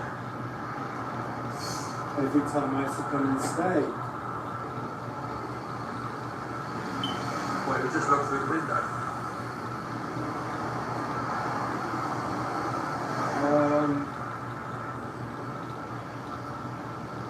I used to spend a lot of time out because on some of the basis pictures of me when I was a kid in the garden with Tom, they were actually taken, those pictures were taken just behind the cottage. Right.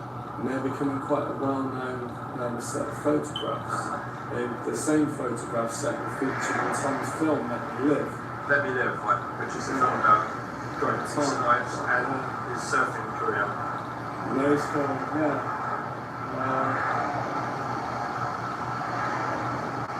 But at the back, there's a big long garden with a stream at the back, and I used to go searching miles in to the woodland and just have a lot of missing time. And How old would you have been at that stage? 11 or 12. Yeah. What were you searching for? I don't know what I'd seen. Yeah. Trying to, it was like I was drawn out to these sights. Yeah. You think it lived here? What if the other people have seen it? Bar Miller's very active here. Yeah, she is. And I think because of the Hopi Indian sites that you mentioned on that past video, there's some connection there. Yeah, well, they do rituals up there when Barbara Paynish were there. I know people have gone to rituals up there. I don't know what kind of rituals, but it's all to do with the earth energies. And I find it quite spooky up there, actually. We went there to do it recently. Dead rabbits in the ground and things like that. I don't know whether their bar is attracted to these entities through the rituals or the entities are attracted to them through the rituals, but there seems to be some convergence taking place.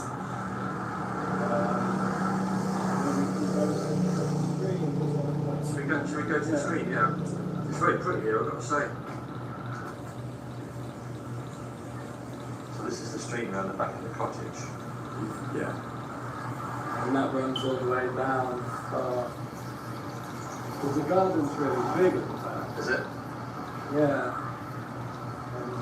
And those photo sets are becoming quite well known.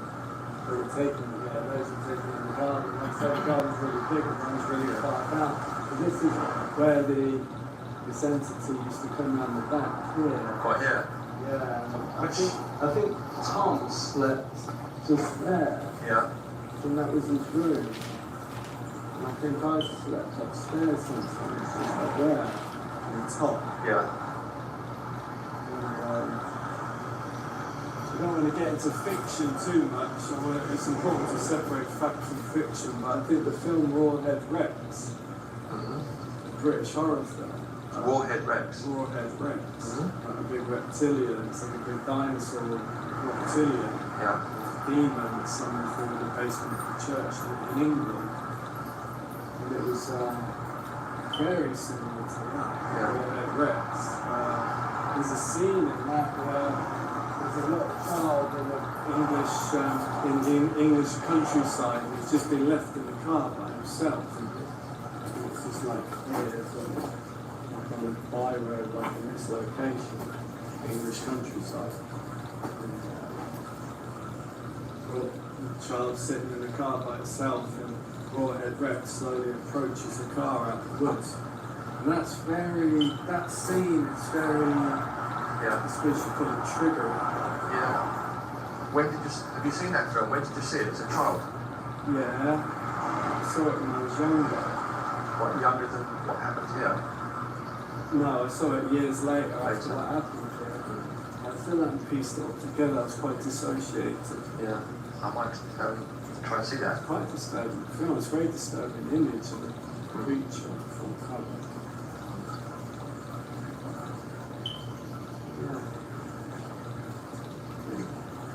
Go trekking all the way up the hill there, miles up there, miles down there. Did you see anything else when you were exploring? It's getting into the fey realms. Yeah. Well, like little fairies. Yeah. But there's pictures of me when I was younger, sat on a rock. I've just got these little shorts on, these little skinny legs. Yeah. I look like a fairy myself. Really? Just sat on this rock. Are those pictures, where are those pictures? Those pictures were on bases. Oh, were they? Yeah, me sat on the rock with my legs up. That's just in the back garden there. So on the Basis Project talks you did with Miles Johnson? Yeah, those pictures. Like I say, those pictures, that photo set is becoming quite well known. Yeah. It's the ones that featured on Bases and Let Me Live. Yeah. There's Tom and I together on Let Me Live and I'm doing a cartwheel. Yeah, that was his room, just in the back. Yeah. Slept upstairs. called Dumble Deer. Double Deer, it's not called that now, is it? I know. It's called Triangle. Yeah. Maybe, because it was two separate. An old lady lived there, I think. Yeah. Two separate houses. Were you frightened when you saw that reptile? I think we were both quite traumatised. Yeah. Right, we're back in Zena now, James Casbolt. We were going to go to Cube recording studios, but that's got put off. And not the first time, is it, James? No, we're going to record Trapped on Silbury Beach. Which is the second track from Killer for Life. Yeah, it seems like every time we go to try and record it, there's some issue, somebody gets sick and it has to be cancelled. That happened the first time that I was supposed to record Trapped on Silbury Beach, which was in 2024. Now it's just happened again today. Well, it's only been put off for a few days. Yeah, so but that's the track about your time in the security prison, isn't it? Yeah. Silbury Wing. Silbury Wing, yeah. You were saying something in the car about the ley lines. We stopped at Encledra. Yeah, so there's a little bit of ley line war stuff I feel is going on there. Because the object of the exercise is to take the energy from Stonehenge, Salisbury Way, and bring it down to Cornwall and centralise it here. So there's definitely tugging and back and forth and pulling and pushing going on, energetically. And do you think the track taps into that as the lyrics, yeah? Yeah. Yeah, I would say so.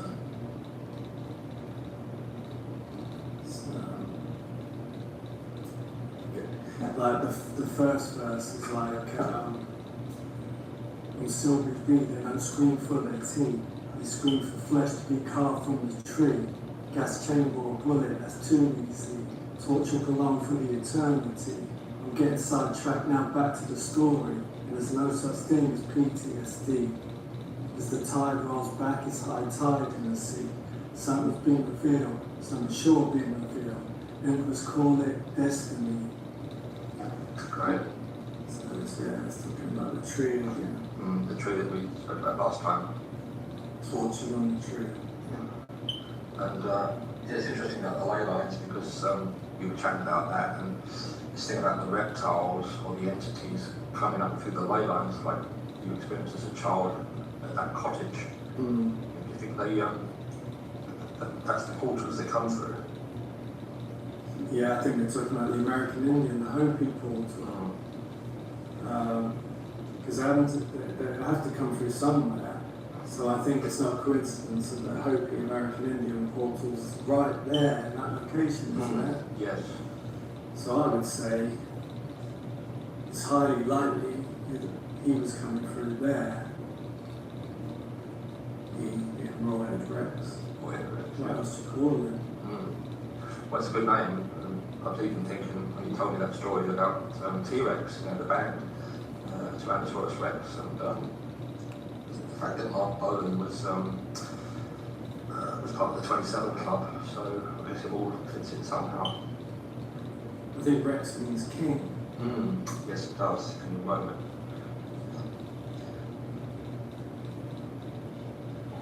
So here we're going to chat about Cornwall, what a wonderful place it is. We're now in the garden at Zena. And you've got some updates on the MK. Yeah, MK updates. Talking about what's happening in Cornwall. Something called the Nationhood Settlement. And just done the typical Skeptic podcast at the end of July. And the Nationhood Settlement was organised by the leadership of MK. Was it? And it was organised at the same time the typical Skeptic podcast happened. Right. Just so that people know, MK is Merby and Kernow. and it's a party that you were involved with last year, I think. Yeah, it translates to Sons of Cornwall. I talked about Cornwall as an independent nation state on the podcast. And this is what the nationhood settlement is, Cornwall. So is that the objective of the party? Yeah. Independence, which is always a healthy thing. But what do you think of the chances of it happening now? What's happened? Really? The nationhood. If I just go over the Yeah. details, I made some notes because it's a bit technical, so I wanted to get all the facts right. So, as I say, the nationhood settlement was organised by MK leadership at the end of July. As I said again, that's when I talked about it on the Typical Skeptic podcast. The motion was passed by 53 votes to 22. That's what it passed. The motion being to fight for an independent Cornwall. Yeah, nationhood settlement. Nationhood settlement, yeah. That was the motion, yeah. Yeah, it was passed by 53 votes. And, there's about 5 or 6 people that control the regional government here. Right. Do you know who they are? Yeah, it's the representatives of all the major parties and the leader of Cornwall Council. So the representatives of all the major parties are, if you want to list them, obviously MK, have been counted as one of the major parties.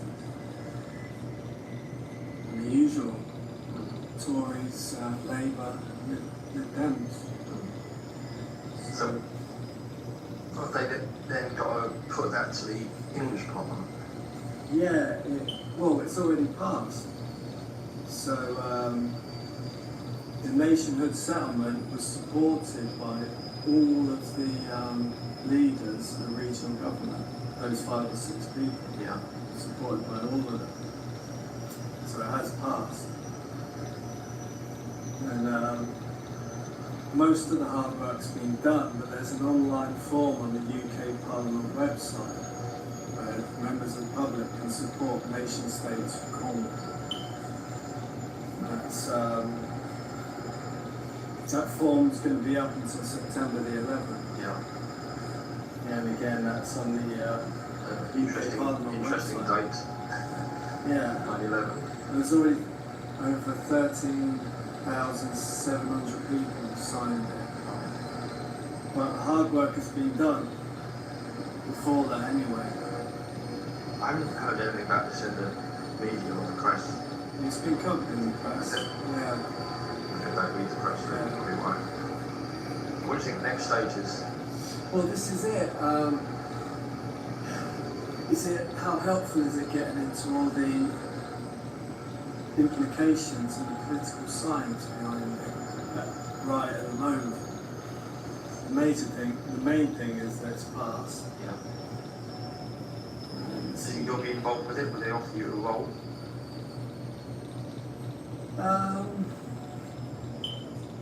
It's early days, like I say.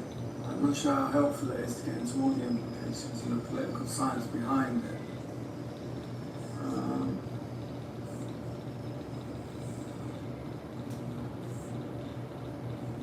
Like I said, I did my bachelor's degree in political science at the Open University. You did that while you were in prison, didn't you? Yeah, but I did the passing out ceremony in Brighton. Right, yeah. Brighton. It's another important place. When you went back to Brighton, that was the last time you went there? Yeah, just recently. That was the end of 2024. Yeah. To do this. Yeah. Well, Brighton's very significant in your life, isn't it? Sussex, yeah. Yeah, we were talking about Brighton a lot in the last podcast. Yeah. Typical Skeptic. We talked about Sussex a lot. The crash retrievals. That went on there. Goodwood, wasn't it? Yeah, that's in Sussex. It's near Chichester, which is obviously Brighton's in Sussex. Yeah. It's all there. But Jake Barber and David Grush have disappeared. actually disappeared. They stopped talking. Right. So I had a feeling this would happen. Because I had a feeling that they would be surrounded by networks and it would become so stressful that they would need to have a rest. It seems to have been the case. Do you think they've just been told not to talk about it? I think they'll come back at some point, but I think they need to have a rest. I think the situation would have become so stressful, like I say, it would need a rest. And again, for me, I've kind of made it to the next phase of operations, which is the nation itself. So I can have a rest myself. But I was hoping to get Captain Silvery B recorded today. Yeah. Well, So I'm sure that would happen very get that very away, soon. but Yeah. these things happen for a reason. So it's unlikely, I'm sure it'll be soon. We can get that done. Document that. And then we can start condensing the energy, pulling it from Brighton, Wiltshire, Stonehenge, and really start pulling it down here. It's the object of the exercise. And, the government's definitely being formed down here. Yeah. Yeah. This is a left-leaning government.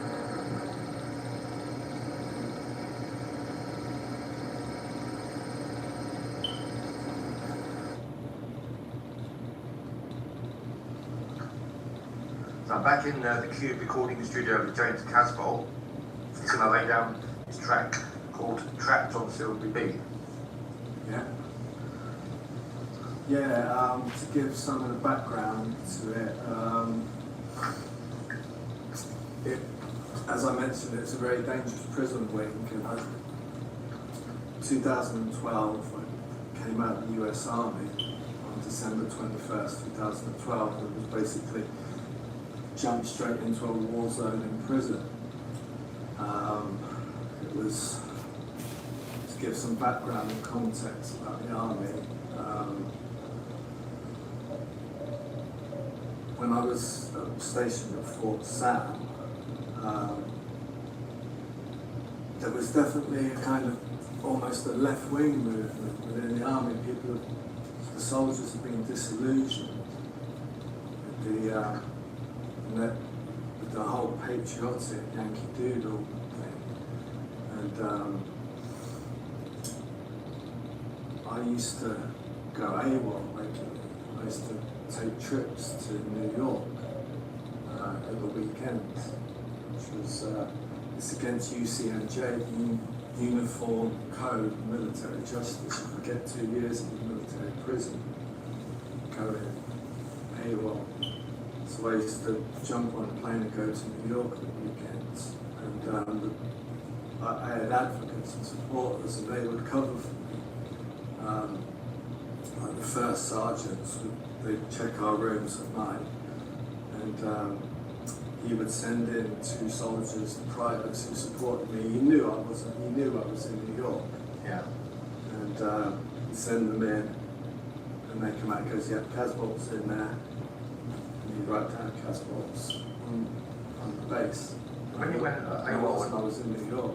What did you do in New York when you were there? Just like have a look around? Put it this way, they put on Fort Sam, they took me up to the armory where all the assault rifles are. It showed me the inside of it where all the rounds are, and they showed me where the keys were kept for the whole armory. And I was constantly leaving. And they brought in this one guy who's kind of Yankee Doodle, patriotic, and he says, he briefed the whole company, he said, we keep winning all these damn wars. And I was like, hang on a second there. We lost Vietnam badly. And the message at the time in the media was if America loses Vietnam, then communism begins to take over the world. And I would agree with that conclusion. Then they lost Afghanistan badly. They lost Iraq, and they're about to lose Ukraine. So there's no way they can say they're winning wars.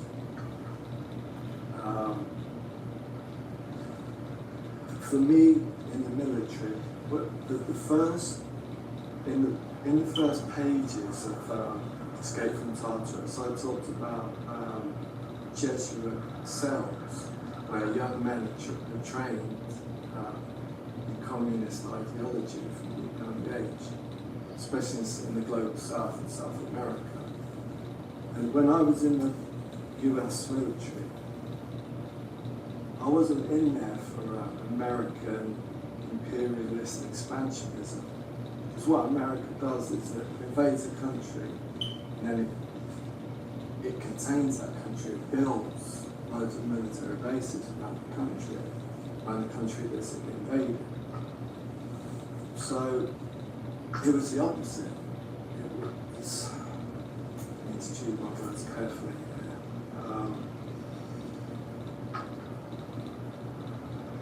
It was about containing America. So when you made these regular trips away, they didn't punish you when they found out, or did they not find out you'd go AWOL? Yeah, because I had advocates and supporters, and they were covering for me, protecting me. So they must have had orders from above. Yeah, but in the end, they found out, and I was pulled up in front of the leadership. And by then, I'd done what I needed to do, and it was time to leave. And then I'd come in and I'd jump straight into a war zone in Silbury Beach. Right, so you went straight from the American military into Silbury Beach? Basically, yeah. And this...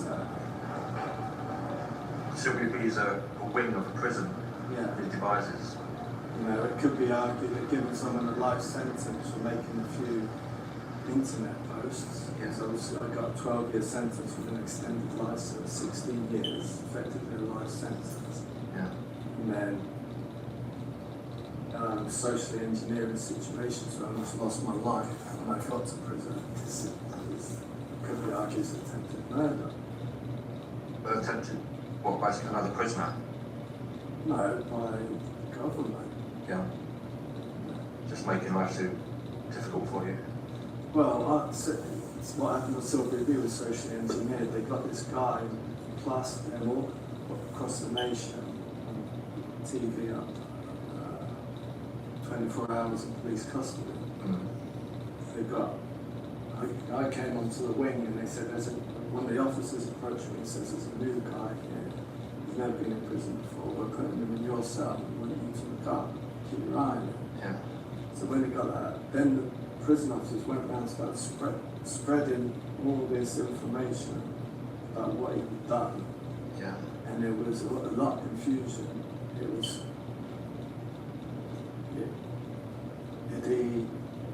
was it a domestic case with his wife, or was it a bit dodgy? You know what I mean? Yeah. Well, it must have been something unusual to put him on happening in Silbury. Yeah, but it was like they were saying he was wrong then. Yeah. And it was to do with that. So, but there was confusion what it was in for. But the point is, the officers have a duty of care legally. They're supposed to get you through your sentence in one piece. Yeah. So they went round and started spreading all these rumours that it was wrong for everyone. The whole prison turned against us. Like 500 guys, hundreds of murderers, 18 stone, massive bodybuilders, and everyone wanted to kill us. Well, you included? Yeah, because I was in the cell, but I didn't get. It was the target was him. Yeah. I was in the cell, but you can't.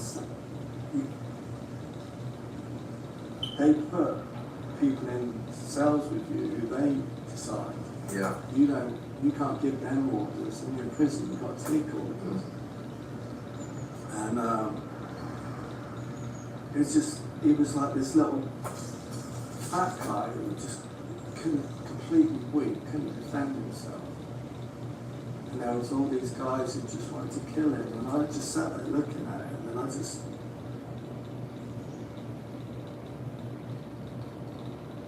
felt sorry for him. Yeah. How did it pan out then? Did they get to him? So what happened was some of the big violent guys on the wing, and the corrupt officers, they went to a part of the prison and someone threw a parcel over the fence. It was full of anabolic steroids. Yeah. And they got this one particular guy, he looked like the boxer Jake Paul. Oh, right, yeah. And they pumped him up with loads of steroids for a few weeks and they kept goading him. Kept saying, this guy next door, he's done this, he deserves to die. Yeah. And so, and then one night we were just sitting there in our cell, eating dinner, the door opens, he walks in, and then his cellmate stood next to the door so we couldn't escape. Yeah. So we were trapped in. And we were both lying on our bunk beds. He turned and he stuck his face, he says, are you a wrongman? And the guy goes, no, I'm not. And he just went bang, like uppercut. A real powerful blow in the face. And then walked away and his cellmate was blocking the door, so that's not enough, we've got to do more. So he went back, so I jumped down off the bed and we ended up in a really long fight, really long hand-to-hand combat fight, really serious fight in this guy. And I knocked him out, I launched him across the room. Yeah? Got with one punch? It was funny, it was like, I said, just go away and pushed him. When I pushed him, he was a boxer, he was a trained boxer, and he threw like, it was about a 5 combination punch. You know, it was like jab, jab, cross, left hook, and every shot like hit me on the jaw. But it didn't like affect me in any way. And he sort of looked, he looked like, what? You know? And then he tried to do it again, he tried to throw another combination punch, so I kind of weaved under it like this. And then I hit him with a left hook, like this. And the punch like launched him across the room into the bathroom there. Really? Yeah. We had all our toiletries on the bathroom bed, and just smashed them all off the wall. And it was pretty much out on his feet. I mean, he tried to fight back, and then I come in again with another 3 punches, and then he was like pretty much out there. His friend had to like grab him and like sort of carry him back to the cell. And then the whole prison was like, what the fuck? And then we just got left alone. Just got left alone there, and just got up, and people wanted to be my friend. Yeah. So they never bothered you again? No. We got moved to a decent wing and never got bothered by anybody after that. And that was on Silbury B? Yeah. On Silbury B, I was trapped on Silbury B, and people trying to kill me. And so the lyrics on this this track pretty much reflect that time. Yeah. That's interesting, isn't it? But it was totally socially engineered. The government's plastered the guy's face all over the nation, national TV, on 24 hours in police custody. The most unfortunate looking guy in history. It was totally socially engineered. Is he still in there, do you know? I got out in the yet. It's almost like they used him to get to you, thinking that if you felt compelled to defend him, they could take you out. Yeah, and use that as an excuse. I did feel compelled to defend him. I did defend him. So I saved his life.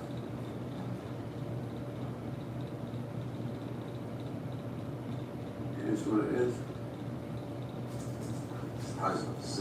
Silbury, like Silbury Hill in Wiltshire. S-I-L-B-U-R-Y. Yeah, that's right, isn't it? Yeah. Beach. Silbury B. Silbury B. It's a wing of a prison, isn't it? It's a wing of a prison, yeah, Silbury B. So it's just a little bit. B, yeah.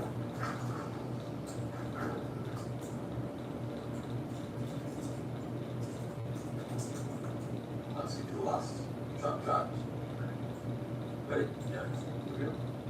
Trapped on still breathe, when people trying to kill the G. On still repeat, they gotta scream for their team. They scream for flesh to be carved from the tree.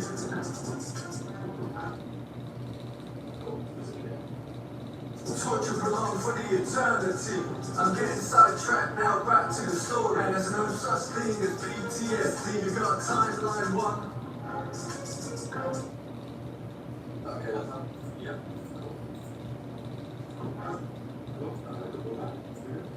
Alright, there's no such thing as PTSD. You got timeline 1, still breathing. You got timeline 2, St. Ives and the beach. When I was 14 years old, broke them all. All the neighborhood bullies were wanting to break me, so I picked up a gun.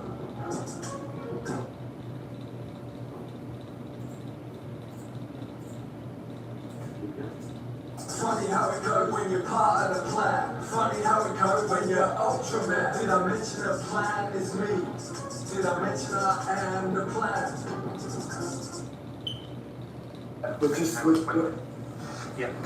We're in the mix stage, and what we're going to do is, to get a bit technical, we're going to add 2 delays. Right. We're going to add the big delay, which is going to widen the vocal, make it sound wider. So we're going to put, for all the nerds out there, we're going to put on the left side 498 milliseconds, on the right side 510 milliseconds. Then we're going to put the little delay, left side 144 milliseconds, right side 176 milliseconds. So this is either going to work and sound really good, or we have to wait and see. Yeah. It's going to widen the vocals. Okay. That's quite a precise measurement, isn't it? Yeah. It's called delay. Delay, okay. Well, let's have a look. Yeah, see what it sounds like. As long as you get the delay, it's in time. Max, but it's not max speed. I'm power, and that power is me. Got the place to pick up the pace.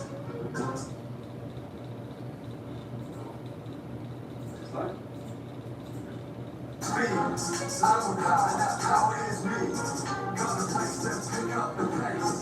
Swerving lane. I got about 50 different names. Big shoes for the crew. The motel roof. Max, let's move. It's the life we choose. It was Max, but it's not max speed. It's Max point gas at the G. Now I'm in the penitentiary. And that's how I ended up. Trapped on still breathing. When people trying to kill the G. Trapped on still breathing. When people trying to kill the G. Trapped on still breathing. When people trying to kill the G. Trapped on still breathing. Sounds nice, you call it day on that. Funny how it goes when you're part of the plan. Funny how it goes when you're Ultraman. Did I mention the plan is me? Did I mention I am the plan? Did I mention the man is me? Fuck it up, I'll try again. Cool. If you try again, until the lips of fire, just press the space bar when you're ready to go. How do I stop it? Say it again. So if I go. Yeah. Give me 10. Start again.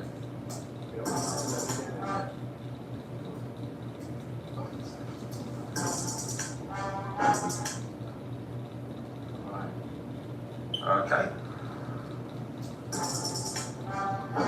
Let me tell you about Silvery Beat. It goes like this. Trapped on Silvery Beat. When people try to kill the G. Trapped on Silvery Beat. When people try to kill the G. Trapped on Silvery Beat. When people try to kill the G. Trapped on Silvery Beat. When people try to kill the G. On Silvery Beat, they gotta scream for their teeth. They scream for flesh to be carved from the tree. That's chain for a bullet, that's too easy. Torture belong for the eternity.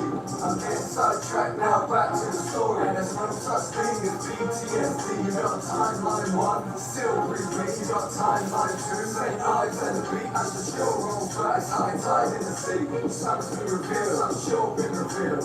Emperors call it destiny. Trapped on Silvery Beat. When people try to kill the G.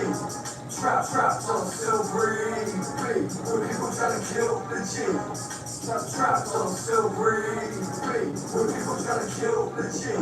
Trapped on silvery beat, when people try to kill the G. I just wanted a quiet life, coming slipping in a quiet wife. Now suitcase, new and a satellite, special interest group up, and a diamond mine. Funny how it goes when you're part of the plan. Funny how it goes when you're Ultraman. Did I mention the plan is me? Did I mention I am the plan? Did I mention the man is me? Did I mention I am the man? When I was 14 years old, broke the mold of the neighborhood police for wanting to break me, so I picked up a gun. Cause I'm the police, gonna protect the poor young G, no way. And that's part of the story of how I ended up trapped on silvery beat, when people try to kill the G. Trapped on silvery beat, when people try to kill the G. Trapped on silvery beat, when people try to kill the G. Trapped on silvery beat, when people try to kill the G. Let's take you to South Texas. Come on. Let's go in the ride. 00 on the plate. I'm about to catch a case, and I know where's the place. Gas at the G with the gap. Decisions on the go. What's wrong with that? I'm a Mac, but it's not Max B. I'm power, that power is me. Got the place, then pick up the pace. Swerving lane, I got about 50 different names. Big shooters for the proof, the motel roof. Max, let's move, it's the life we choose. It was Max, but it's not Max B. It's Max pointing cats at the G. Now I'm in up, now I'm in up, now I'm in up penitentiary. And that's how I ended up, trapped on silvery beat. When people try to kill the G. Trapped on silvery beat.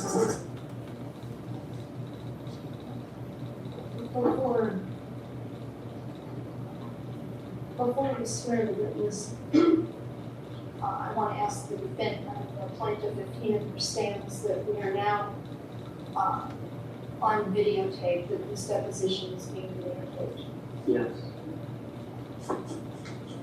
When we last spoke, was the witness assuming the identity of Paul Benassi? Yes. Who is the witness now?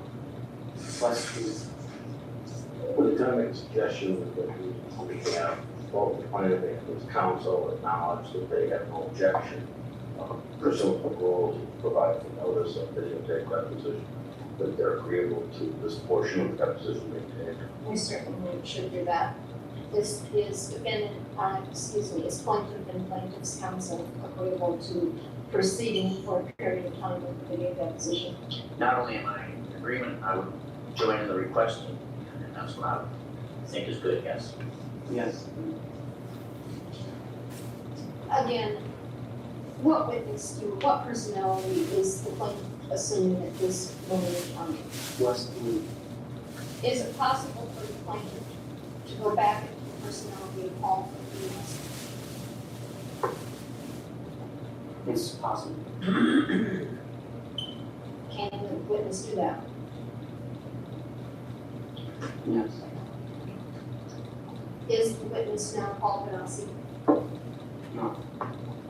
And will the witness become Paul Benassi for 15 minutes?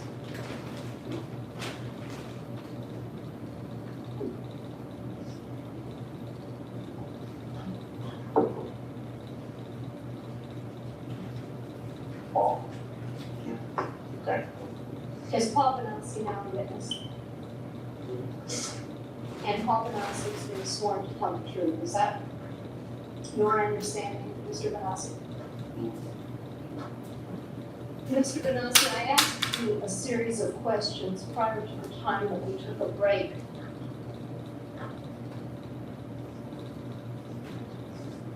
The gist of which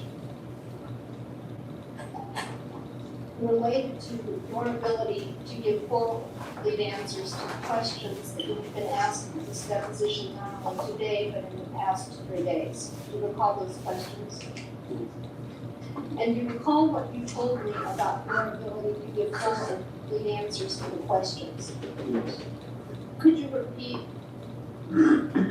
what you believe your ability to give full and complete answers to all of the questions that have been asked of you is. I am able to give full clear information about activities, events that have occurred in any of the personas who have fully integrated into myself. The information sometimes is not complete because there's still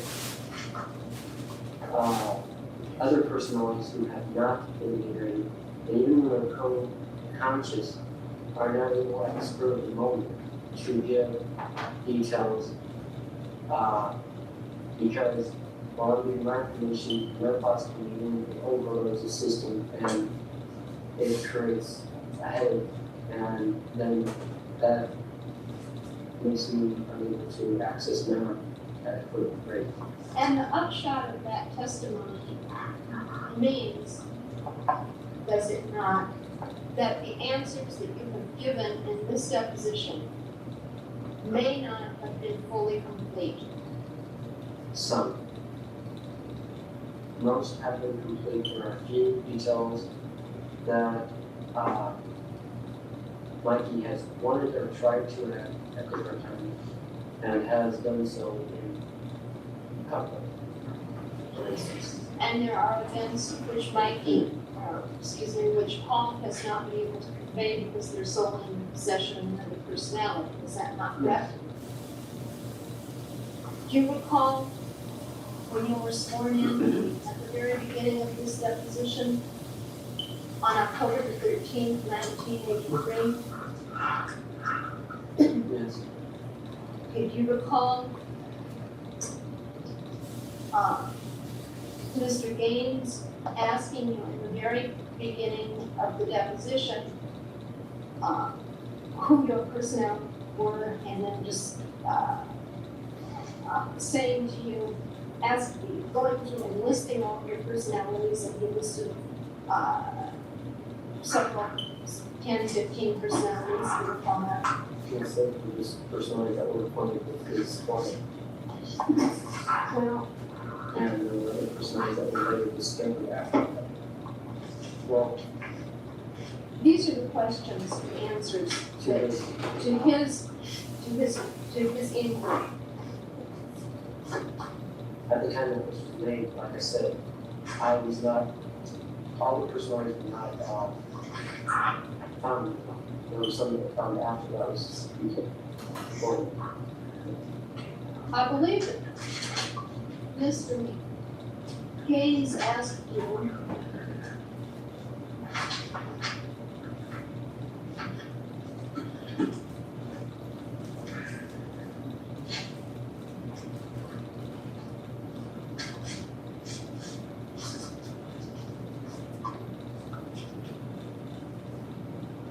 he wants to know all of the personalities that he was able to assume for purposes of his questions that would be involved in this action.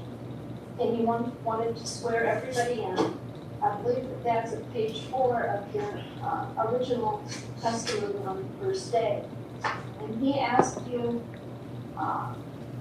which of your personalities testified before the grand jury, and he wanted to know if there were approximately 18 personalities. And he let you believe that you indicated that that included all of the personalities. All the personalities, not all the personalities. There are several personalities that had nothing to do with anybody involved in this case, and therefore their names do not be listed. Okay. Those names not outside. He then asked you, do all of these personalities have the ability to communicate with Paul so that Paul can in fact speak for them? And he asked you that question at page 10, line 18 of his deposition. Do you recall that question? Yes. And he asked you whether you could in fact speak for the other personalities and whether there were any that you could not speak for.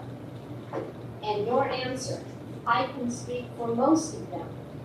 And Mr. DeCamp said any, and the witness said, because most of them have been integrated. That was your answer. Do you recall that? Yes. Okay. You said there is only one thing that's not been integrated so far, and that is Mikey Ganassi. You recall that answer? And he asked you, he said, Mikey has not your answer. He's integrated into being an interior personality. He doesn't come out externally. Do you recall that? That was the agreement that has been disagreed and re-agreed on, can be. That's the first step.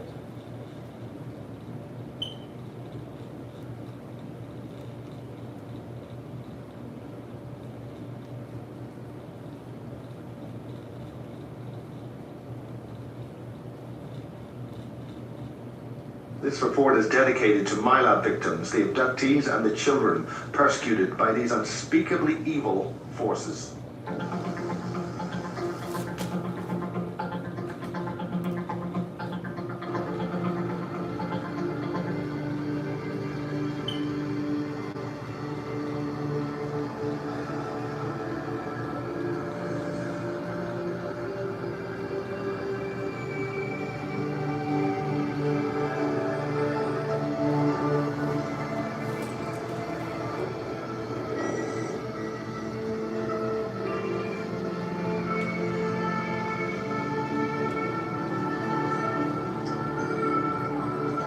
This is mine, I'm taking one training, I'm completely lost, and this is where I've ended up.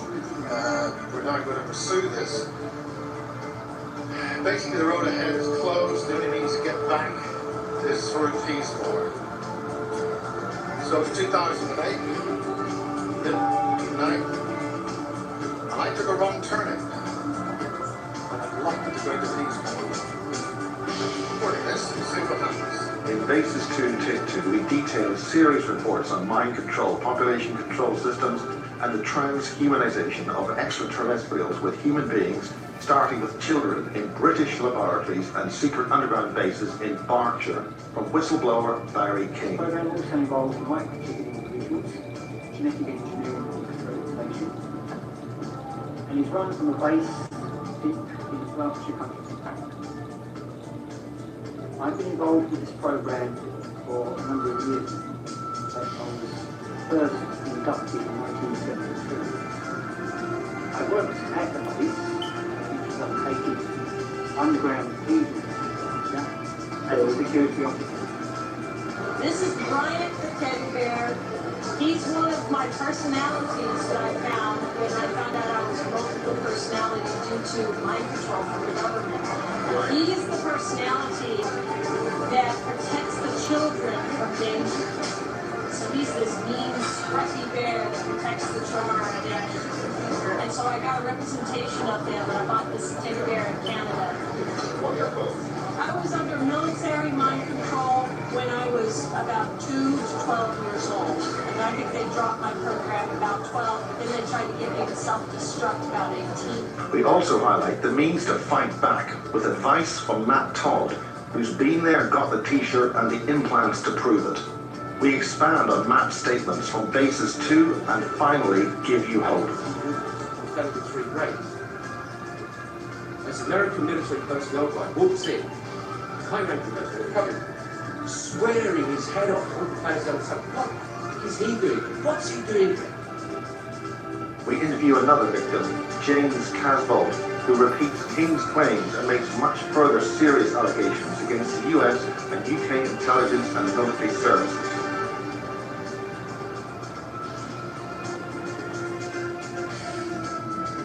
We got this initial interview with James in Truro College during a Cornwall UFO conference.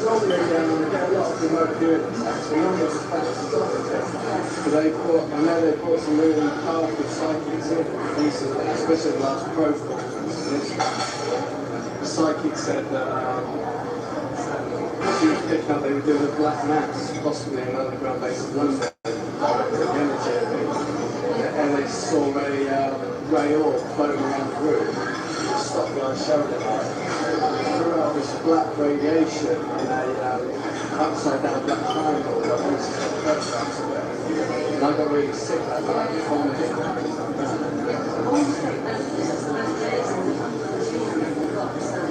Yeah, I I need to listen to it more because it never lets me down. It never lets you down. Remember, we've got a few chakras. The anti-corona. Turquoise represents the gateway from the heart up to the higher chakras. There's 24 of them. Yeah. Well, like I said, the violet flame is the only thing that's really worked. You know, it sounds a bit new age and all that.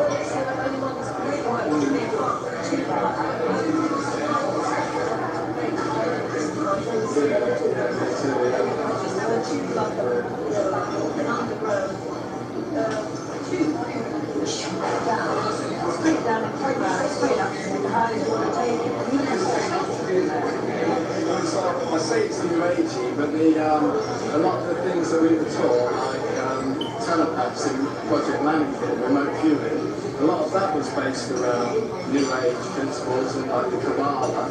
That's so old. They use technology as well. It's like a mixture of kind of black magic and military hardware. We were doing sort of yoga, advanced yoga and Tai Chi in the base in 94. But we had these little boxes on our belts, little flashing boxes. And I wasn't told what they were doing, but what I picked up was they were like enhancing our brain waves. I'll meet you outside in 5 minutes. How are you feeling? Every time you try to talk, there's some kind of an attack or a problem? Yeah, I picked up as possibly a remote viewer interfering psychic attack. So how do you know that they've been picked up by a remote viewer? I can pick up frequencies. It gives off a certain radio frequency. Okay, the remote viewers work on enhanced brainwaves, and brainwaves and radio waves are one and the same thing. So when they project their consciousness, it's by projecting a radio wave across long distance. So part of my training in Project Mannequin was to, I can actually see, I can physically see radio waves. I can tune my eyes in like a digital camera. And radio waves look like, so there's a radio tower, mobile tower there. I can see the radio waves coming out of it if I tune in.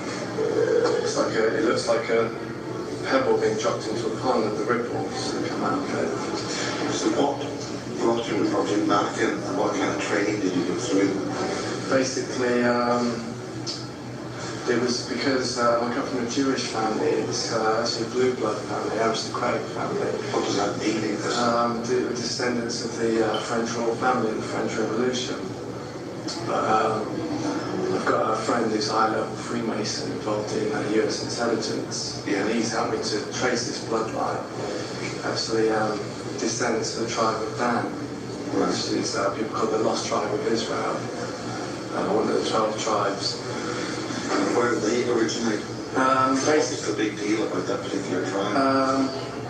Well, I'll talk about the second part of the history. Basically, they came out of in the second part of the history, come out of the Middle East at the time of the Exodus, and then they travelled up to Greece, where they were known as the Spartans. Everywhere they've gone, they were always master warriors and scientists. And have you been able to trace them further before the Exodus, further back? Yeah, further back. Originally, they come from Atlantis. Actually, a genetically engineered race. How do you know that? What kind of, is there documentation? There's a lot of, I'm involved with connections in the US intelligence community, and a lot of these guys are Freemasons, some Rosicrucians. They hold secret records. What's the significance of that? What makes it so important to what you're talking about now? Basically a hybrid race, genetically engineered race, by probably the reptilians from Draconis star system. Because I've got a new book coming out after Christmas called Angel Buried Alive. And what's the significance of the title? Because a lot of my programming went on underground, I was kind of like buried alive. Like, what do you mean by underground? Literally? Literally in bases. What were those bases? The AL499 in Berkshire. I grew up just near the base. Right. Well, that's what we've learned, being told by Barry King, is the Peasmore base. Peasmore, that's it, yeah, Peasmore base. And also the CLC1 facility underneath Westminster. Right. That stands for Compartmented Learning Centre 1. That's where a lot of remote viewers, remote influencing. I was there in 94. We've always been told that the Americans and the Russians had all this remote viewing stuff, and the British really never did anything. So can you elaborate about that?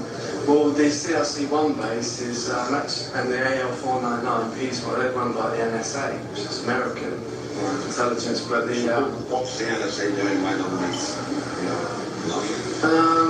I think they're in control of a lot of the bases in different countries. How do they get control of different people? How do they get control of bases in other southern states? I mean, we're meant to be independent. Right. How does that? From my understanding, it was the National Security Act in 1947. Britain was part of that. Yeah. So I think everybody handed their ultimate powers over to the American government in the National Security Act, whoever was part of that. And I know Britain was part of the National Security Act in 1947. I mean, a lot of people would still think we have control of our own country. Is that? Well, I think when it comes to military bases, the Americans are running it in this country. Like I said, the CLC1 underneath Westminster is controlled by the NSA. How far underneath Westminster? There's a part of a larger complex underneath Westminster? Yeah, you've got to understand, Mars, when I was taken in the base, I was always drugged when I was in there. And so the memories of actually going in there are very blurry. I remember when I was in the base, there's a connection to another base underneath Parliament that supposedly got reptilians and greys in it. I mean, the first time... How can you say that there's reptilians and greys under our Parliament? Under what kind of evidence or anything you can... How do you believe that, or how are we brought to understand that? Did you witness that? Because there's a very powerful remote viewer I know who's remote viewed the base underneath Parliament, and has said he saw greys, reptilians there. I've seen non-human entities in bases over the years. When you say they're not human, you're not necessarily saying they're alien, they're just not. I saw strange animal types of creatures in cages. Possibly this is a continuation of Nazi superheroes projects, genetic creations, because I know one of the sub-projects of Mannequin I was involved in was called the Tigris program. Yeah. And in that they were taking modified animal DNA and injecting it into remote viewers, genetically enhanced espionage agents. Right. The remote viewers, you mentioned that you've asked a remote viewer to access the base. So, I mean, are these remote viewers independent of the other remote viewers, or is this a team of remote viewers which is different? This is an independent remote viewer, the one that's remote viewed the Parliament base. Yeah. I mean, what have you seen? Okay, what have I seen? I've seen a lot over the years. First memory was in 1981. I was 5 years old. Yeah. And I was at school in London. This is the middle of 1981. I was driven up to the Green and Common entrance in a Ford Sierra. Yeah. There was two guys in the front seat. We drove up to the gates. The gates opened, and one of the guys turned round and said to me, "They keep nuclear weapons here." And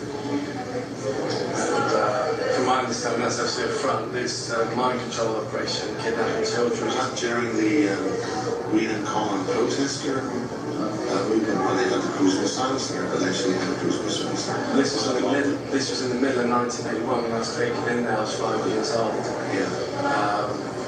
Basically, the gates opened. We drove in.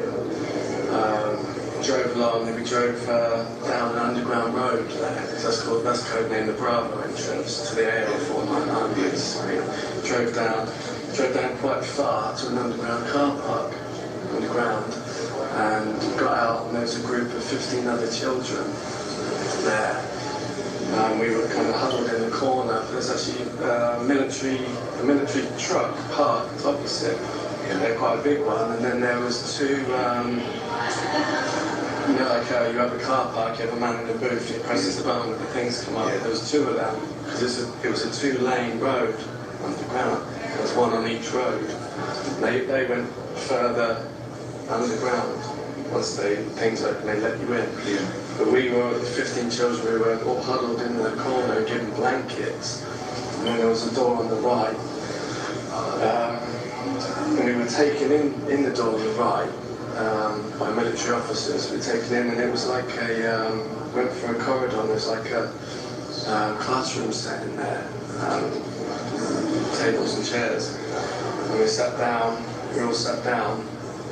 We were given like puzzles, like geometrical shapes to put together. And what they were doing there is we were all identified psychics, because it was the Project Oak Tree in the 50s, before Project Mannequin. That was a genetic bloodline study, and that was run from Harwell Genetics Labs in Oxfordshire. And that was also connected to this basement. Yeah, that's the Delta entrance. Harwell, that goes down to the AL499. Harwell's where the Rutherford Appleton Lab are. Yeah, the genetics labs, yeah. But the Harwell genetics study was called Project Oak Tree, and that was connected to all the major hospitals in the country. It still is. It's still looking for psychic children. In other words, they're marking the medical records to check who's what. How do they do that? Do you know how they do that? Is there any I'm not exactly sure how they do it. So you don't know what to look for in medical records to see whether you've been identified as a... Well, Barry King says it comes up in the records that you're part of a government genetic survey, but it doesn't say what that survey is. And all your medical records are actually routed through the NSA, through Harvard. Basically, they're looking for blue bloods, children of these bloodlines. There's two blue ETs, which were involved with humanity. There's a Greece. There's the greys and then you've got the blues. Right. Is that any connection with that? Basically, I think you've got the reptilians have high degrees of copper in their blood. So actually it comes out blue. Right. And it's people with rhesus negative, they have massive amounts of copper in their blood. They process oxygen. They process a lot more oxygen in the blood than the rhesus positive. The rhesus negative is very rare. It's about 4 or 5% of the population. And then the amount of oxygen you can process in the blood, that determines psychic ability. It's like in yoga and Tai Chi, processing the oxygen in the blood that develops psychic abilities. So basically these bloodlines are naturally psychic. Again, because they're trying to dampen down everyone's psychic abilities and bring the New World Order in. As people aren't aware of it. It's, they're basically, the group of children I was programmed with were all descendants of the tribe of Dan.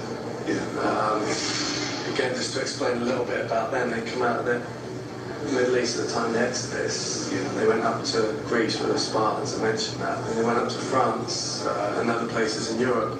There were the Merovingian kings there, and other royal bloodlines. From there they travelled up to Great Britain and Ireland, in America. In Ireland they were known as the Tuatha De Danann kings there. In America their symbol's an eagle, and that's the symbol that the American coat of arms, the national security agency, is the eagle's tribe of Dan. Basically, this group, this genetic group, we were all descendants of the tribe of Dan. Does the comic book, The Eagle and Dan Dare, have any villains? I think a lot of these... the Beacon, the E.T., that's 1950s comic book.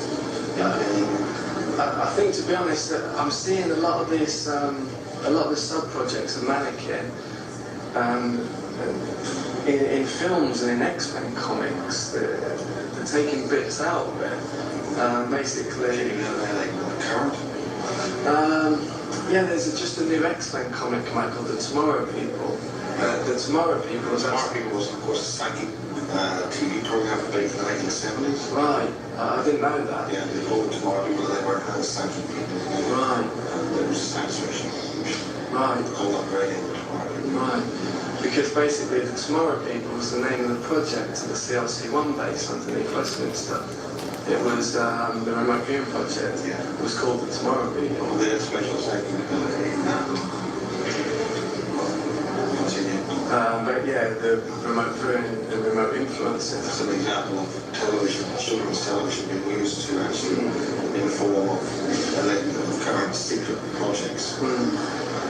There's no other way you can try that. Well, basically, you've, I don't know whether it's part of a public education program to get people slowly desensitized to it, or possibly it's just an inside joke by the NSA.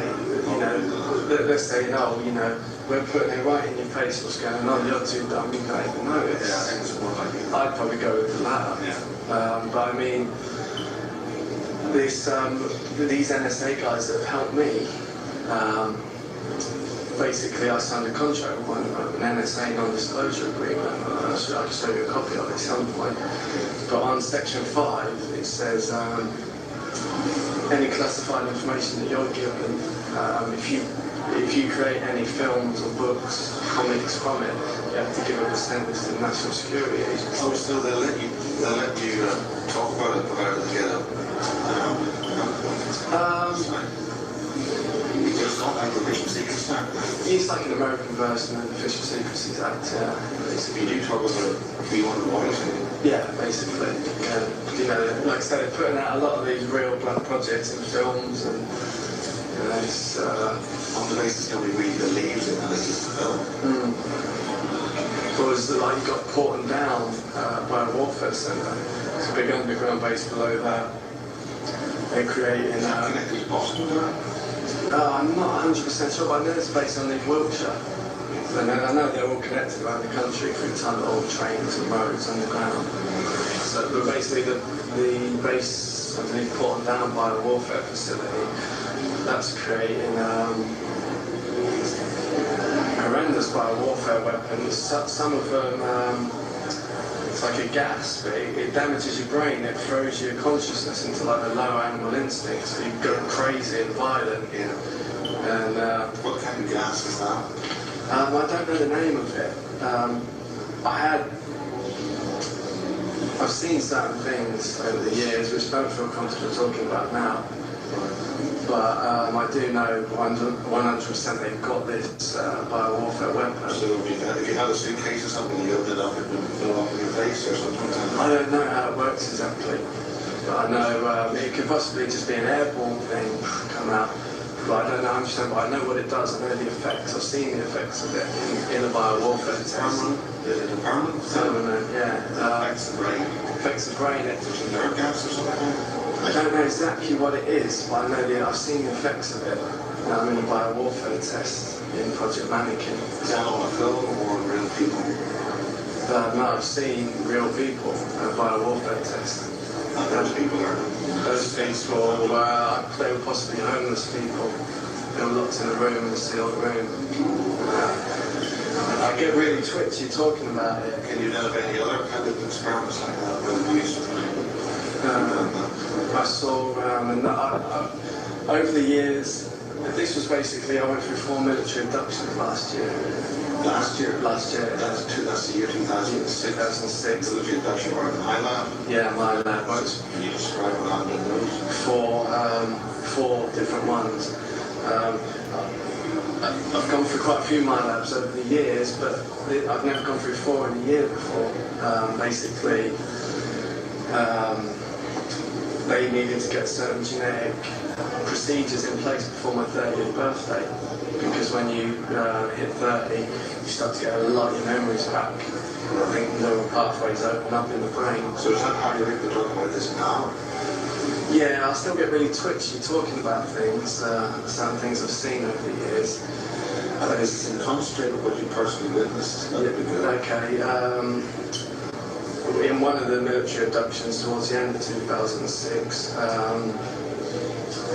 what's actually happened, and how I know some of the bases I was at. One of them was at the Monsoon 1 facility, which one Monsoon was below RAF Lakenheath, about 9 miles of London. I was there in a place called the Proteus Labs. The Proteus Labs, That's what they called it. It's called Monsoon 1. Monsoon 1. Underneath. Yeah. Basically, how I got to these places was because I'm implanted. I'm still under a lot of mind control. I can be triggered to do things, and I'll go and do it against my will, and I won't remember doing them afterwards. Yeah. So, or I have vague memories. Yeah, that's what Project Mannequin is, to create Manchurian candidates. So basically, that's what kind of implant are you talking about? Are you talking about these little tiny things? Cranial implants. I've got one little implant here on the back, one on the right hand side. There's actually a wire. It's a copper wire. It goes round, connects to an implant there. I've got wire. No, it's actually next to my jaw there. A little bio monitor there.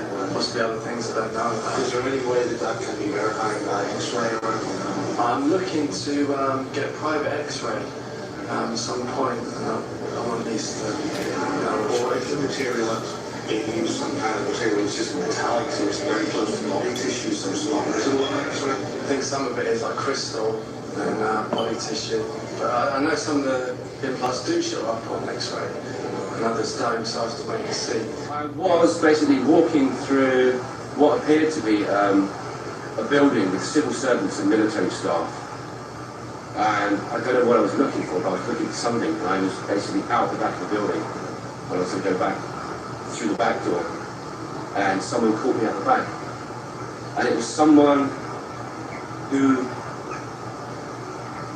how can I describe it? I know, but I think they're being used for certain kinds of espionage. You can use souls, you can use people through manipulation and control. Anyway, she was basically manipulated into doing that. So was this a civil servant building in this country? Yes, it was. Can you say the location? No, I can't.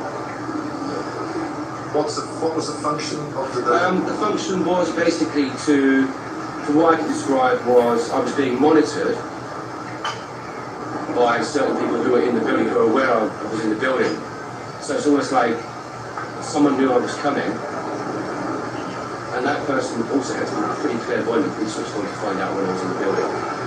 And that's the time when I said I almost got hit, but I ducked far too quickly. So that way you have uncontrollable speed when you're out in the building and move from here to there. So you ducked quickly? Yeah. But you still got hit? No.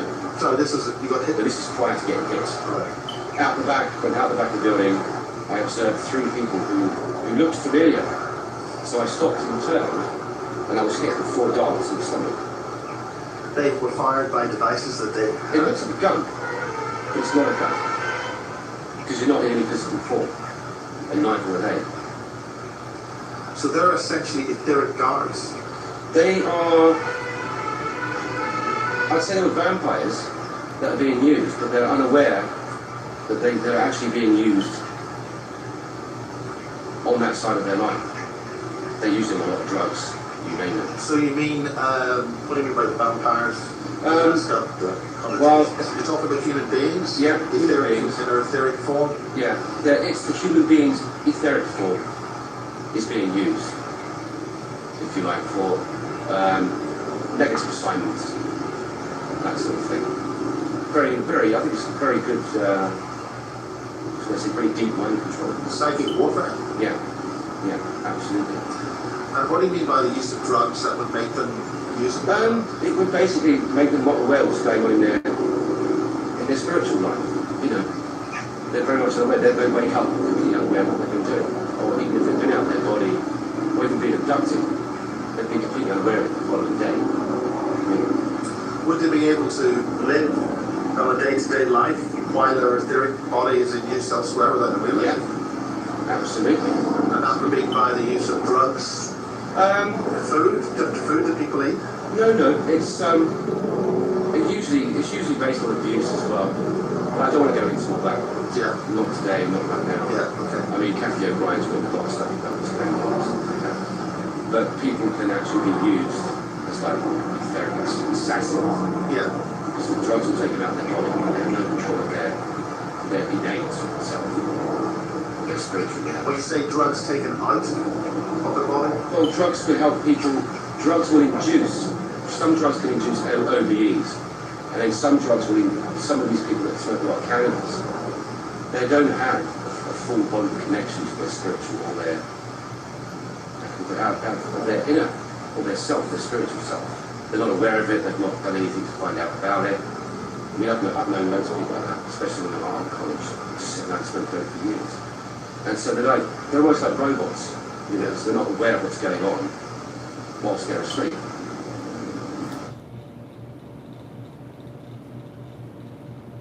A few years back, I was getting really bad nosebleeds and intense headaches that were ruining my life. I couldn't watch TV. I was actually had to sit in a dark room every night for about 3 months a night because the light would go in my eyes. You know, it was a nightmare. I felt like kind of drills were going into my eyes. It was like ruining my life. Some real heavy painkillers, and basically went for an X-ray. But they wouldn't show me the results of it. And then after that, this plastic material came out my nose, and I was blowing it. It stayed there, but then it disintegrated a couple of days later. But it was like hard plastic, and once that came out, the pain, the pressure went. But I mean, possibly where this stuff is happening, these procedures are taking place, is, for instance, the Proteus labs, the genetics labs, and deep monitoring. Basically, what happened at the end of 2006, this is around August, it was the latter part of August, something happened at the beginning of August as well, but I'll concentrate on this. Fell asleep at 2:30 in the morning, woke up 45 minutes later, got dressed, headed out the front door, down to the local cliffs in the middle of nowhere. Basically there was a firefly that waited for me, Black Triangle this year, which is an abduction craft. That's the British version of the stealth? Yeah. Hoppers? Yeah, like a very small craft. And next thing I know, I'm walking up a ramp on there. There's like all special forces guys, and they're dressed in black uniform. They know I'm sleeping on there. Yeah. And I went in, and there's a ramp at the back. I walked onto it. It's like the main section's like this, and there's seats, 6 seats on each side. They face each other like a military plane, like a passenger jet that goes forward, like a military plane, opposite each other. And then at the front there's a cockpit with 2 seats in it. And I took my place down on the right hand side at the end. I was in like a trance, sort of drug state by then, because I was under, triggered to do that. And took off, flew, didn't see where we were going. Aimed down. The only window is at the front of the cockpit, and there's no door. But I couldn't. When you're in the lights, you can't turn your head. You can only look a certain direction. It's like you're totally like a robot, total control. And then we went down. Next thing I know was we're in a room, quite large room. There was a cage in the left-hand corner, and I could see the side of the bath, but I couldn't look to see what was in the cage. And then there was basically there was a door there, and a door there. So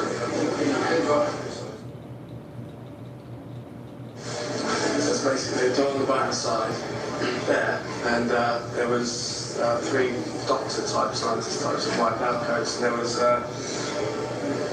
2 other people. We were lined up against the wall like this. And there was another room just next to it on the left. We were taken in, and there were 3 pods in that room lined up. They looked like kind of small telephone boxes, but they were humming with like ELF, like radio waves. And they took the woman, and the woman was next to me, sort of, she was about 40, blonde hair. They took her, and as the pod was, as it was humming, as she was getting led to it, she started to seemed to be having an orgasm. Started to get really sexually aroused. And as she got in, she was begging to be put in it as she got closer. And through my research, I found they got these machines that artificially enhance and orgasmic state. His psychic energy and sexual energy is one in the same. So they're increasing sexual energy, and that increases the psychic energy. Yeah, that's basically it. And then they put her in. She was in it for about a minute, and then took her out, and then they put me in it. Yeah.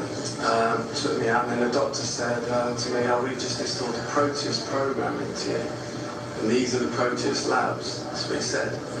Because in a lot of military inductions, they explained to me what's going on. Well, they tell me what's going on. They say, this is called this, we're in this place. What happened to you physically when you got hit? Well, I looked down, and there were physical wounds, but they healed over very quickly. This is in your etheric body? Yeah. I'm still physically aware of my body. Even though I'm out of my body, my consciousness carries me with it. So, I still have this. You still have the implants? No, I still have this. Yeah, please. Yeah. This is still here. It's still slapped around the head, but I'm not in it. It's kind of weird. You know, it's all energetics. It's pure energetics. I mean, Darren Brown uses it. I've seen him push kung fu artists over just by putting his palm up against. But he's a mere illusionist. Yeah, but I've seen him push over martial arts experts by messing around with their energy field, and just shoving them over. It's a super soldier project. Proteus is a Greek word and it's the first of a kind. They're creating like a new race of sleepers, Manchurian candidates with psychic abilities. They want to use it for the New World Order. They're waiting to go into action. Certain things happen. And then just after we came out of the pods, we were taken into the room, and the scientist walked over to the door on the right and opened it and brought out these deformed humans, like horrible genetic sort of lumps on their head and like sort of elongated arms, things like that. They were human, they're not aliens, they were just genetically deformed. And then we were up against the wall again, and they brought them in front of us, and the doctor said to the one that was opposite me, he said, "You have to go close to his face or speak to him in his face, or he will go into denial that this is happening. The program won't take properly." Right. So this deformed human come close to my face, started swearing at me in my face, and I could speak English, and but like a British accent, and I was trying to shout and tell it to fuck off. Yeah. I couldn't speak. Like this, I was like paralysed. I couldn't speak. And switched the oscillator on, the Volkswagen oscillator. But without the antennas, I'm just running the Tesla clock, so it's sparking. It's just filling the roof of ozone. And I just had an idea of thought, what happens if this spark jumps across to one generator? So I put them side by side with the sparks like slowly jumping across.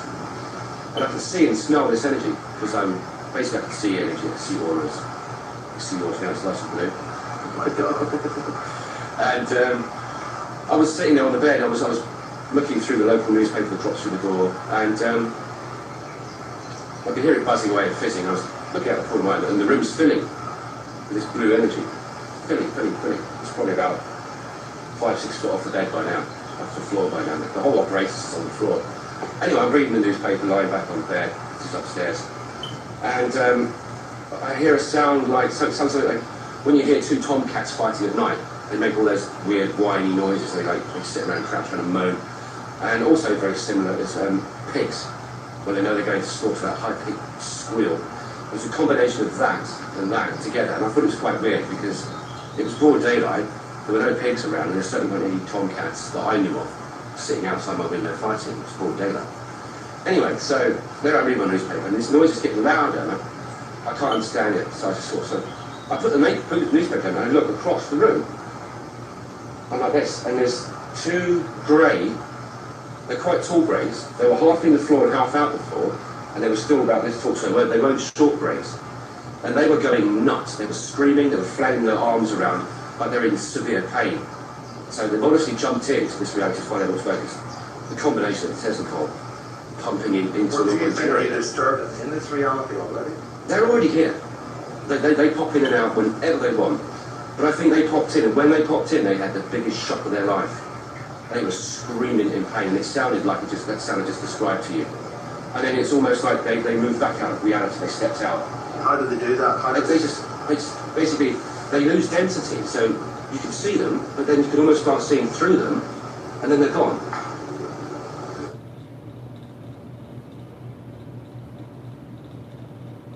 These deformed humans, they look like John Merrick, the Elephant Man. And after this experience happened, I started researching what Proteus means. I'd never heard the word before. And I found out that it's a Greek name, it means the first of a kind. And this is August of 2006. Yeah, late part of August. Yeah. And they look like John Merrick, the Elephant Man, so I started researching a bit about John Merrick, and I found out that his condition was called the Proteus syndrome. And it had been coined by a Jewish doctor. And this is what these things look like. And then Barry King told me that RAF Lacanheath is connected to the Project Mannequin. They're the base there. They take a lot of people there for programming and genetic enhancements. And I said, I spoke to an NSA contact, and I said, I was in the Proteus labs. I was taken there by aircraft in 2006. I said to him, where's the Proteus labs? And he checked his computer and he said, it's at a facility called Monsoon 1. And I said, where's Monsoon 1? Because I was underneath RAF Lacanheath. And then Barry King had told me RAF Lacanheath is part of Project Mannequin. There was harassment in in the evenings by MIBs. These were just, again, special forces guys that were dressed in black uniforms with no insignia on. The same guys the same type of uniforms I saw guys in Firefly wearing. I stayed at a friend's in Southampton just before this.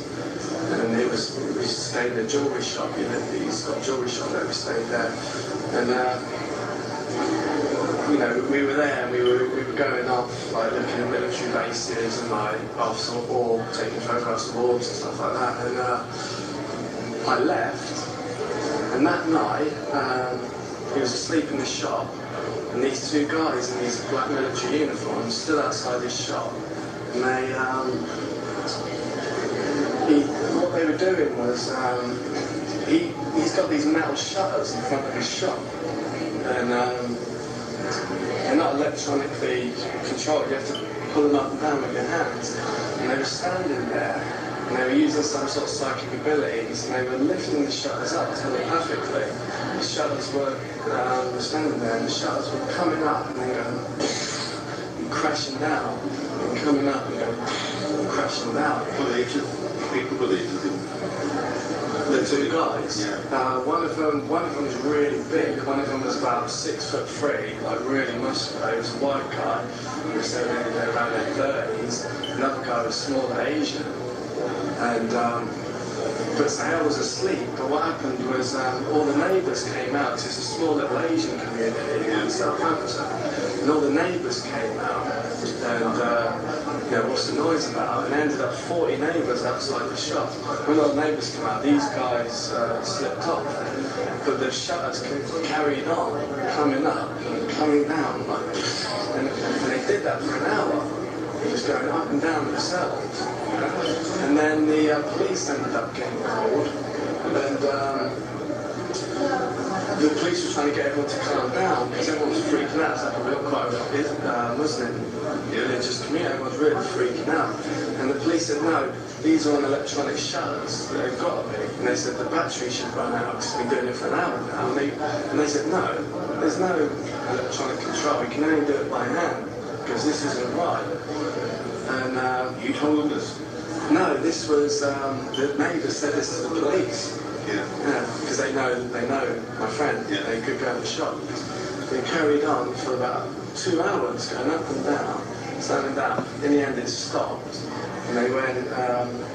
Then the police came to my friends the next day, and then were asking them questions, and then they checked the camera, CCTV, and the video footage was shut down. At the time, the two guys in black come outside, and then my friend was all freaked out. He went to stay at his mum's, and then the next night they got a report of another disturbance outside. Then the police pulled up in a van, and there was 4 mummies outside the shop dancing. 4 mummies in you know, like proper mummies, outside, like in a circle dancing outside the shop. And the neighbours, there was about 20 eyewitnesses, saw the mummies outside the shop. And they danced for about 10 minutes. The police were too scared to get out of the van. That's in front of the shop. Then this went poof, and just disappeared. In my understanding, that's like NSA hologram, Project Blueprint. It's like psychological warfare stuff. They use a lot of holographic stuff. They're quite tall, large-headed, but not as large-headed as the little guys. They seem to have a bit more proportion to them, but tall. Large eyes nonetheless, but as I said, taller than the little ones. So I believe. What kind of eyes? Were they big, long, round? They weren't as big as that, but big. They were big, but not the typical biggish small grey eyes, but they had large, dark eyes. So like pretty much like ours, but big, but not the curvy up colour like around the side. That was the beginning of my, how should I say, crossover into this reality experience in this time frame. Well, the first thing I thought was like, wow, I've just invented a weapon that can kill greys. And I've known that these tall greys are particularly nasty. Project Mannequin, a lot of it is about harnessing radio waves, brain waves, and it's about sending them out through televisions, mobile phones, and mobile phone marks. It's like they're sending out frequencies because everybody's got a telepathic receiver, like a radio receiver, the pineal gland in the brain. So they're using the broadcast communication system as a mechanism for mind control or mind implantation of ideas. Yeah, but what they're doing is they're dampening down consciousness. I was using meditation techniques and also using a very large pyramid to basically focus your energy. What kind of meditation techniques? Just sitting quietly. There's certain practices which you can use. If you are interested in this particular practice, contact me and I'll teach you about it. Because there are many meditations. There are many meditation practices, So yeah. you were going to a particular type of meditation. Yeah, a meditation with a particular kind of device as well, which helps you. Well, the device is actually termed, its actual name is a multi-dimensional communication device. And is that your term, your invention? No, it's invented by Ken Killock, also a clairvoyant, he's now dead. I think he was from Idaho. Once you're in the pyramid, it takes an hour to an hour and a half to completely charge up the plastic plates inside the pyramid. Once that's done, it hits a layer of aluminium, it hits a layer of fiberglass, and it won't escape through that, and it fires back into your body. And at that particular time, you'll see a very, very, very bright flash of light. And generally, you find yourself standing outside the pyramid itself, but also aware of This is your etheric body? This is your etheric body, but you have full consciousness, and you're aware of 2 realities at the same time. And once you're in that mode, then no law of physics anywhere can control you. And I'll tell you something I've learned from someone else. I'll get onto that later. Very similar to what's described by Morpheus in the film The Matrix. He says, do you think you're breathing air right now? Do you think your muscles have any reality in this realm you're living in? It's that very same principle. And this is why they killed so many ancient Tibetan monks and South American Indians, because they could teach you that you could have pure physical force and not be in your body. So once you're out of your body, I can still walk up to you and knock you over. That's very important. And they don't want you to know this. Yeah. Because basically you're just energy, whether you're aware of it or not. I'm outside, I'm energy, I'm out of my body, I have full consciousness, I can walk up to you, push you over. And it'd be like a ghost would hit you or like something like that, because people do that, they get thrown over. And they call it entities, whatever you call them. dark spirits. Well, I've certainly heard experiences like that myself. Yeah, but this is it. This is why they went up this China. First World War, they bombed tons and tons of bombs, just thrown all over those temples up in Tibet, killed all those monks. And down in America, kill as many millions as you can, because they hold the ancient knowledge.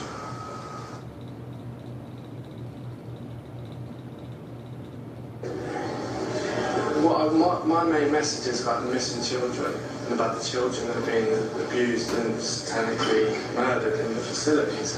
So basically they're taking children into the bases, because there's like 25,000 children going missing a year in this country.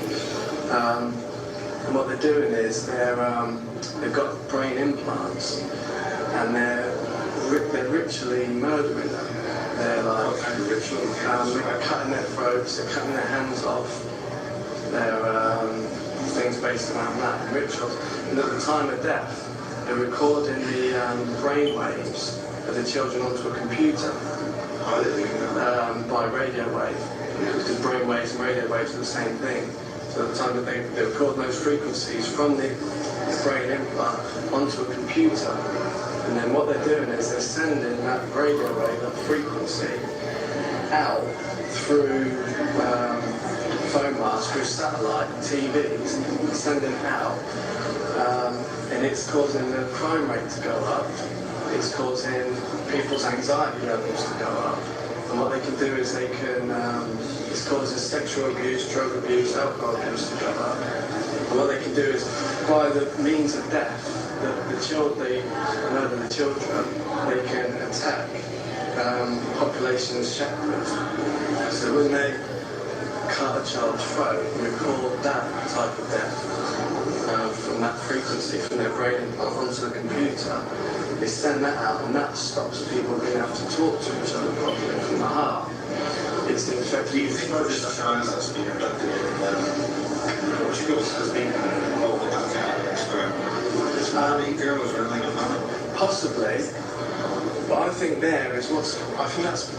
I believe she's really been abducted, but I think what the media do is they focus on 1 or 2 cases of missing children a year, and they totally focus on it. And what I think that's propaganda to take the awareness off the 25,000 children that are going missing a year in this country. It's like psychological warfare. It's like, look how much fuss is being made over one child. 25,000 children couldn't possibly go missing a year. And when I was in the conference last year here, there was posters of missing youngsters around the college. But those children hadn't been on any mainstream media in the UK. So they're focusing on one child to take the awareness of the 25,000 children.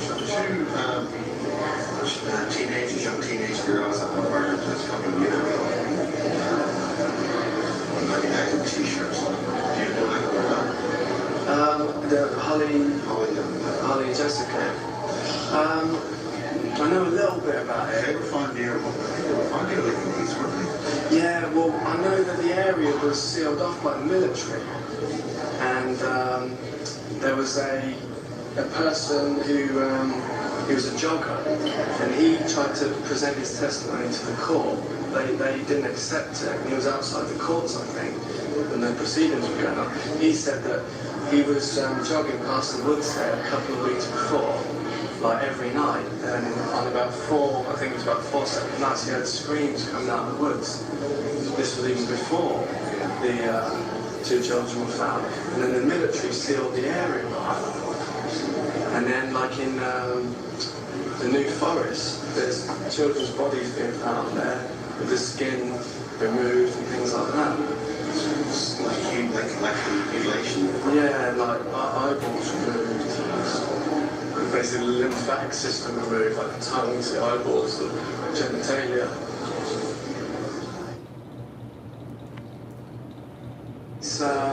I'm connected to an intelligence group called Group 5A. This is part of British intelligence, connected to the United Nations. They basically few years back, they were up in the Brecon Beacons area, and there's an underground NSA base on the Brecon Beacons. They were experimentation based things. Yeah, Brecon Beacons. They were around the area, and they were being called to see the camper vans around the area. People were missing and disappeared from the camper vans. And they basically got called to one scene, and there'd been 2 bodies found, a young boy and a young girl. And they went to scene, had to seal off the area, military style. And their eyeballs had been removed, half the skin was missing, tongue, genitals. And basically the Group 58 guys showed the photographs to a friend of mine. And he was a researcher who was meant to get the story out. But then he had his house burned down after that. That is one thing which has been closely guarded by all secret societies. They don't want you to know that you can have a physical power out of your body. Getting out of your body is a big enough problem for most people anyway. But to know that you can have full consciousness and drive it with a force is something they do not want you to know. The information that I've got, I'd go with its factions and the Greys and the reptilians that are working with the NSA and bases. I think they're harvesting an lymphatic system. And this gets into like the Dulce material, where Greys have been seen in vats with human body parts being mixed around. They're basically absorbing the protein mixture through osmosis through their skin. I think they've got some kind of genetic disorder that the digestive system don't work. So the Greys and the reptilians bases here, like a Dulce facility here. Well, Barry King says he saw Greys and reptilians at the bunch. You've seen anything? I've never seen any Greys or reptilians at the base. I've seen things that look like small kind of gargoyles, and they were wearing robes, but they weren't Greys. And do you think that they were actually earthly based, genetically altered human beings, or do you think they were actually? What's your opinion of what those beings were? How many did you see? Well, I saw 3 of them. I mean, that's a long story in itself. We can go into that if you want. Yeah, well, we've got a couple of minutes if you can allude to it. Okay, that was basically, well, in 1981, when it was taken through Green Common, I saw things in cages like large wolves and dogs there. But I think they were genetic creations, military creations. But these things, basically, this was on the 4th of August last year. Again, I went out again down to the cliffs, and there was firefly waiting for me again. This has been happening for years. It turns out, under hypnosis, I've gone out regularly and met them. Does it happen in daylight or not? No, not late at night. And there's been a lot of activity in my house bedroom. Small Greys appearing, reptilians appearing. But now I can't even sleep in the house by myself for like 30 years old. Are they projected? Are they management? Are they moving projections? That's what I thought, but these seem very real. They could be holographic projections. They seem very real. I've seen So you had those abductions last year, what about this year? It's been close encounters at night. Small Greys, tall Greys, reptilians. Well, these are the grey Greys, and not the programmable life form Greys, or the round eyes Greys.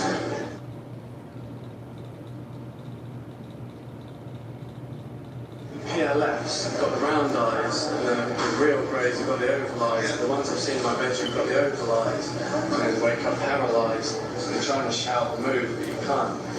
And the situation's got so bad. This is happening once every couple of weeks. I've seen something in the room. Is there any way that you can record that? The camera rolling? Yeah, I wanted to get some camera set up. I wanted to actually take a Geiger counter because I can see radio waves. I can physically see radiation. Because that's part of my training project. Mannequin, I can tune my eyes up with a digital camera, and there's very high levels of radiation in the room. But what this is called non-ionizing radiation. This is non-ionizing radiation. It doesn't get in your cells and make you sick. What they're doing is they're using extremely high frequency radiation and punching a hole possibly from underground bases, and then coming into the room. I think Project Mannequin has a life plan for you. Every school you go to, every university, everywhere you live, it's planned by the project for you. And I think they wanted to have me down here in the middle of nowhere by the cliffs, because as I say, I've regularly gone down to the cliffs late at night, being picked up in military abductions, in aircraft. So that's, now I'm just on ice. I've got all these programs waiting to kick in. Understand things. What is the program? I've got a program called Janus. It has a Greek name, two-headed Roman god of change. Yeah. That kicks in when certain things happen, like martial law in America. Yeah. I've got sleeping tasks, a sleeping program, the tasks are activate for me to do. Yeah. Which is like information gathering, possibly social disturbances like riots and things like that. I'm programmed to look at paramilitary groups. Okay, Barry King and I are the only talking survivors in this country. There's about 5 or 6 in America. And one of the ones in America? Duncan O'Finian, Andy Pirro, Kathy O'Brien, there's a couple of others. Duncan O'Finian and Andy Pirro are super soldiers. They've teleported through walls. They had Andy Pirro jumping out, low-level flights without parachutes, surviving.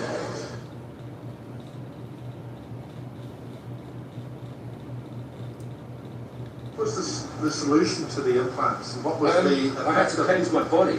What was the effect?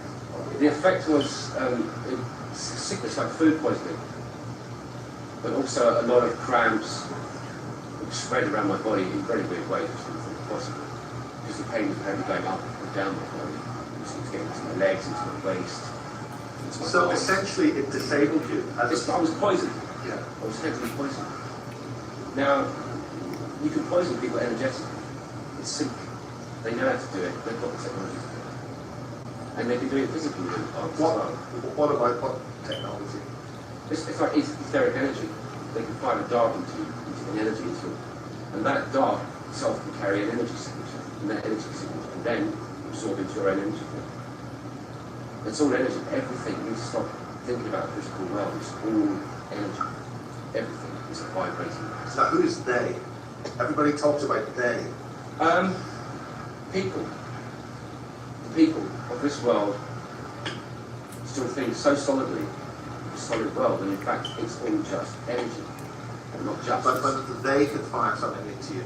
Ops, ECs? Black Ops. Black Ops. Black Ops who use multidimensional technology. They've got it, they know how to use it. We know they've got it, and we know they've used it. We now have a conscious electronic interface. It's there. Forget invented fantastic computers. We've already got it. We already have it. I mean, I have an item in my pocket right now. Okay, this was in a forest. This was probably about 8:45 in the evening. Where is this forest? I have no recollection of the place. Were you out of body at the time? I was out of body at the time. Okay, I'll describe it. I come to a, say, probably a two foot layer of sandbags forming an open square on one side. Down there, there's a stairway which leads down, and there's electrical yellow lighting. So you've got yellow bulbs all the way down. I went about 4 runs of the stairs down, and when I reached the bottom, I found what appeared to be very flimsy cages. And what I found in the cages were humans. They were of all ages, men, women and children.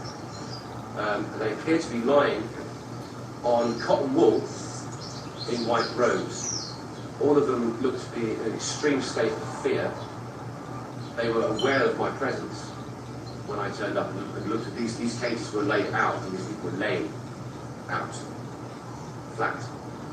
They were aware of my presence when I walked into the room. It was a very small room, very low. Indicating, okay, I got the indication it was a lot of small people. Not tall, anyway. Anyway, I proceeded to tear these cages apart with my hands. They weren't very strong. I just basically ripped the metal apart and told these people just run for your life. just run for your life, you know. I don't think they even knew what was going on. What I got, the impression I got, clairvoyantly, was these people go to this place of hell every time they close their eyes. So I think basically they're... So these people are in the etheric state. Yeah. And you have gone into this space in the Yeah. etheric state. Yeah. I'm pretty sure they were etheric, I'm pretty sure, but they could have been physical, but anyway, they were there. And they looked very, very scared. Anyway, I couldn't open the case, so I just ripped one side of it off. It wasn't very strong, it was like thin metal. So it looked like they couldn't escape anyway, they were in such a state of fear, they wouldn't know what to do with themselves. Anyway, I got them out, I said, run for your lives, just run. And off they did, they disappeared into the night, and that was it. I followed them, I was the last one out. Like I said, there was a huge bony fear coming down on me. I knew I'd done something really bad, and I shouldn't have done it. A bit like only a few minutes ago when the National Trust threw us off. Yeah, yeah. We were being really bad. Anyway, I proceeded to run, and I was aware that something was following me. I couldn't see what it was. Anyway, there's a few derelict buildings on the edge of the woods, so I went and hit one of those. A vehicle pulled up, it was black in colour. Four very short beams got out. And I looked at them and I thought, hang on, this isn't right. They were about this big. They looked almost Chinese. But they weren't. They looked Chinese. They looked a cross between a grey and a Chinaman. And it was weird. It was very, they looked very grey, but they also looked like a tiny Chinaman. It was strange. Strange, almost like half-breeds. Anyway, they proceeded to like follow me into this what seemed like a dairy building with 3 rooms. I hit in one of these rooms. And one walked up past the doorway while I was hiding. And he had what seemed to be a surgical implement in his hand, or like a surgical gun. I immediately snatched it from his hand and fired it into his head. Which then he seemed to quiver and turned to generally collapse on the floor. When I proceeded to do that, all 4 of them came in. I'm not sure I killed him basically. I'm not sure how to speak English language. But what I managed to do, because your speed and your emotion are uncontrolled by any laws, you can move as fast as you like. But providing you know, you wouldn't be aware of it. Or actually, you couldn't do it if you weren't aware of it. So it's something I built up over time, knowledge that I've gained over time. Once you get to know how to operate with OBE, and actually what goes around you as well. So you actually turn that to as well. So what happened was, all of them had these like surgical devices. They didn't look very sophisticated, and that was it. They managed to actually get each one, snatched it very quickly out of their hands. I mean, I was amazed at myself, the way, the speed I was actually moving. It was incredible. I mean, obviously, you've got people who don't criticise you and say, how do you counter that? How do you actually deal with that?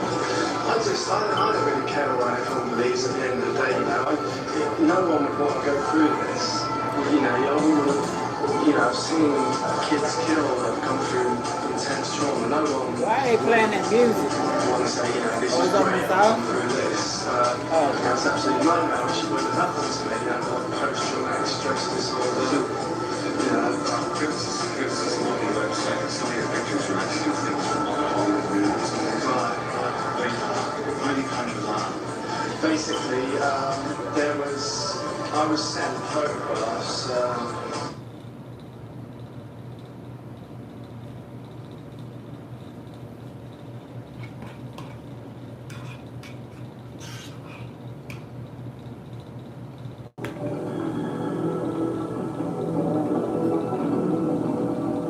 Undercover.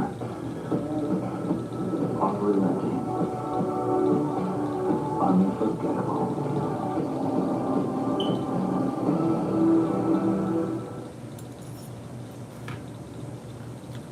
How's my head position? Pretty good. Okay.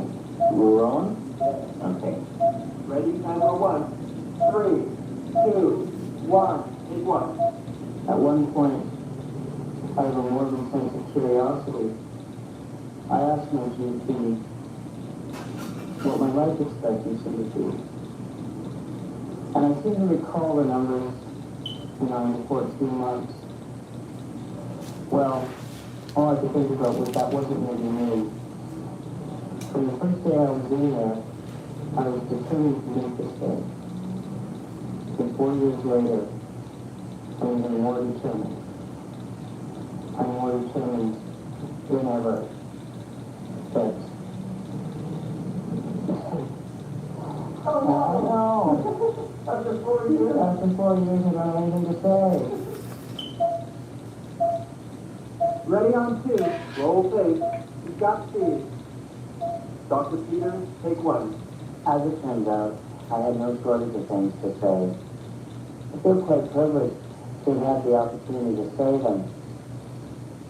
It's given me a chance to practice medicine in a very unconventional way. And I hope I've been able to help and educate people through television.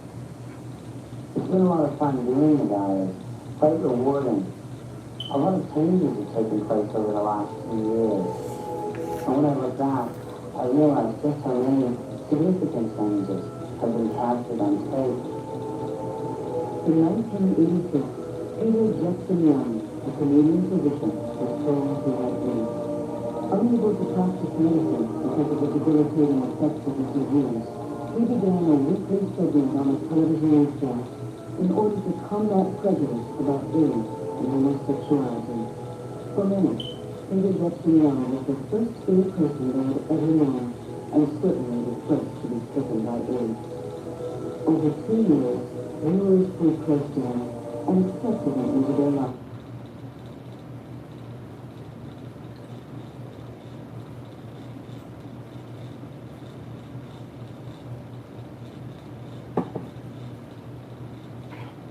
Basis 24, Part 7. With co-researcher Kathy Morgan, we travelled to St. Ives to see the now returned from the United States, James Campbell. We wanted to find out what happened, why he had returned, and how was he in general, because James was angry and not in a happy state. Part of this interview has been aired already, and it caused great offence to some of the individuals concerned. I have taken considerable thought about publishing this interview in its entirety, and I've decided to do so.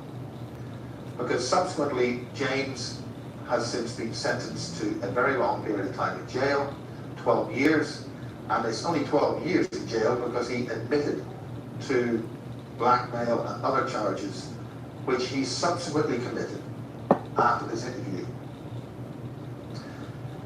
I realize that Max and Lorian and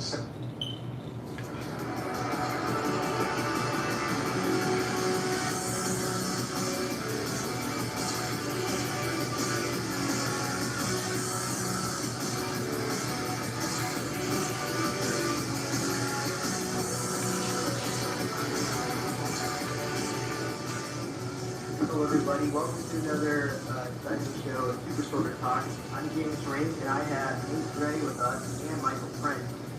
It is August 27th, 2013. We don't really have an agenda tonight, so I guess I thought I would start off with Nate allowing you to talk a little bit about what you experienced, in particular with Barbara Bush, and then we can maybe talk a little bit more on how this is all connected into I don't want to say comic books, but is that kind of like what you say is going on? So I found that.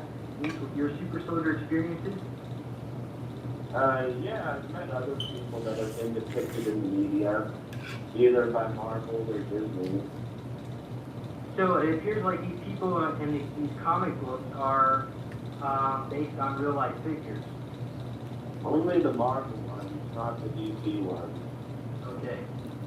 And I know, and I want to bring Michael Prince into this because in the last regression we did, you recalled seeing some guy with like snake-like hands or something like that. The appendages. Yeah, that's correct. He had cables that came out of his arms, metal cables, tentacles. Imagine the profile of the communist even from the Cold War, and they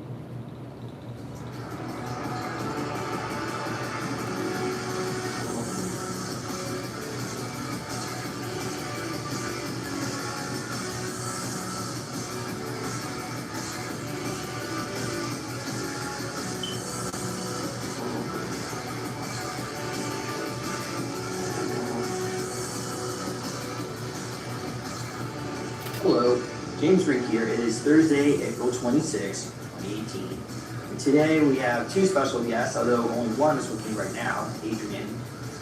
Now, Adrian, you've done some channeling in the past. I know for people that are actually familiar, before I bring you in, you've actually channeled Michael Jackson, John F. Kennedy, and there was a few more that we haven't published yet. So why don't you do a little brief introduction about yourself? Well, my name is Adrian, and of course I'm always on James Rink's show, and he's invited me on, and I've done a lot of channeling for James, and I've also been on the show of Peter the Insider, as everybody knows, and it's been a really interesting experiences that we've had for the last few months. Things have really changed, and there were some things that me and James wanted to channel and share information on, some of the things that we gathered having to do with clones and super soldiers, and maybe some updates of things that they might want to speak out, or messages that other people might want to ask questions. As everybody knows, I'm also helping people with their MyLab files for people that want to have a session with me, and also with the deprogramming software that I have. Everybody seems to really like that and enjoy that. And also I've been helping James to promote his NeoCubes, and anybody's interested in that, I think it'd be really interesting. And so we'll see what comes out, and with the channeling. Michael Jackson was a really cool project to work on. I'm hoping we can do some more shows further down the future for the Michael Jackson fans and get more information on that. And also with, we did John F. Kennedy, and we found a lot of information from John F. Kennedy, and information from that. So those who wanted to ask more questions about John F. Kennedy. A lot of people believe, I guess they said he's not dead, and a lot of people believe that he was cloned. So we were kind of getting a little bit of different types of information on his clone, and the information that he was talking about before. So yeah, Michael Jackson, look very forward to some of our upcoming shows. And today I just figured we probably could do some shows on the super soldiers. So we were going to channel Lincoln Clay, and then we were going to do some one of James' clones. To see what comes up in the channel and the read. So is there any questions you have, James? Yeah, why don't you give people your website? Okay, so if you want to contact me for a session, my website is www.forceversuspower.com. All right, and my website is for the NeoCube is neologicaltech.com. Of course, all that information will be at the end of the show. I don't want to bore people with too many details, so let's go ahead and begin. First of all, why don't we start with a little background information about Lincoln Clay. What do we know about him already? I guess I can go ahead and chime in. So apparently Lincoln Clay was in World War II. He was a soldier that was the top of his class, so good that they actually cloned him. And I'm not sorry, they probably did clone him actually. Hopefully I'm not going to say anything here that's incorrect, but he is, what I meant to say is that they re-aged him. So he is still alive and busy doing work for MyLabs. Apparently he's like the head honcho of this super soldier clone army, as according to Peter anyway. Of course, Peter the Insider, he's been on the show numerous times. He works at the ACIO, and he would probably explain a little bit more background about him, but we have talked about him on different shows. Now, Lincoln Clay has been featured in a video game series. Do you happen to know the name of the video game series he's in, Adrian? I can't think at the top of my head of Lincoln Clay. But I do know what you're talking about. He was definitely in several video games. And it's interesting because Anthony brought that up. And Anthony Zender's been on our show before, by the way. Just let everyone know he may be coming on. We're hoping he'd come on. And he was talking about how he was interacting with some of these super soldiers that were on different types of video games. So that's kind of interesting. Yeah, so Mafia 3. I guess there's probably other Mafias as well, but I don't know much about that series. But according to this, he was born in January 1945. Now, I know this is a video game, so there's probably some of this is fictionalized. I think this is fictionalized because I thought he was in World War II. How could he be born in 45? Let's bring him in.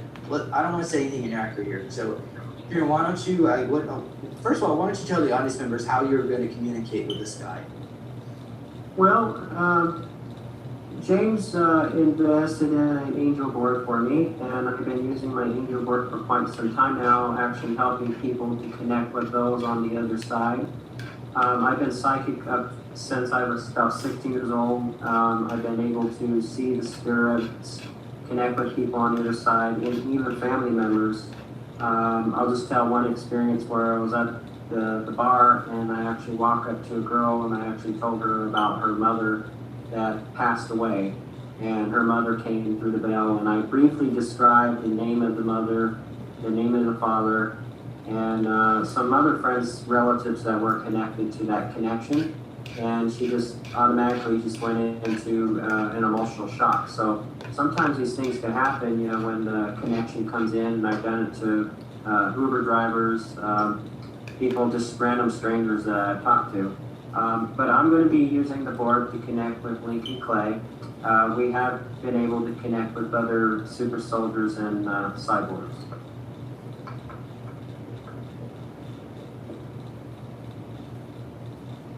Go ahead and do your thing. Okay, we'll go ahead and connect with Lincoln Clay right now.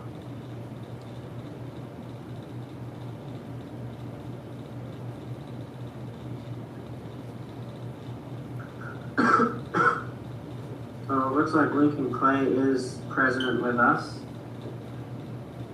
He says, I am present. Hello, Lincoln. He says, may I ask who I'm speaking with? We're speaking with Adrian and James. James says hello. Lincoln says yes. He says, I know James very well. I also know Peter the Insider very well. He says, I take it that I have been on James's show before, and I have been watching. So he's present right now.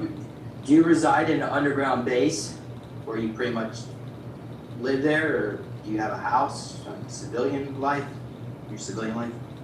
He says, it's a matter of fact, yes, I do. I have several homes and several different islands that I work on, and different types of underground bases, and projects that I work with as well. Yeah. About a year and a half ago, somebody resembling your appearance appeared to me. He was dressed in a sheriff uniform. Would that happen to have been you, by any chance? He said, yes, it was me. Okay, and what was the point of doing that, other than saying, I guess, this thing, you didn't really say anything, or I guess say hi. He says, it was a matter of security purposes. He says that he had to make sure that you were okay. Like, he keeps bringing up protection, so. Oh, okay. Well, I didn't feel any threats. I was at the grocery store, which is an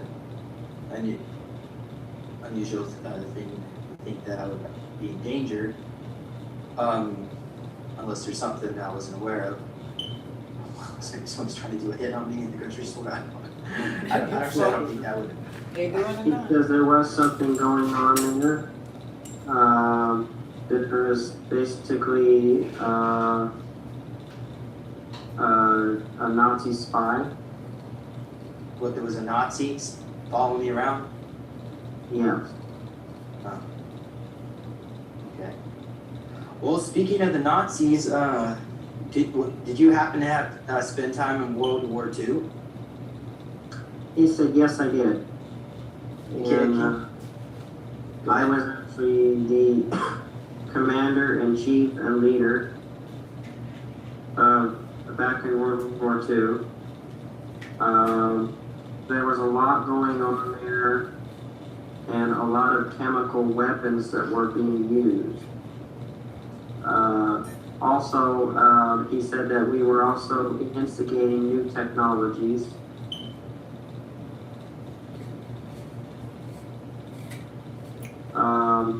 They were building new bases at the time, and he was trying to stop a lot of these different types of bases and different projects that were going on. But there was a lot of chemical stuff going on, something to do with chemicals. All right. And weapons. He said there was also confiscating a lot of weapons from the Nazis. All right. Well, could we maybe start with a little bit of timeline about your history and your background? Maybe we'll start with what year were you born? I was born in 1988. 1988 comes up. Well, according to Peter, you've been re-aged multiple times. How do you figure you've been born in 1988? He says they change me out frequently.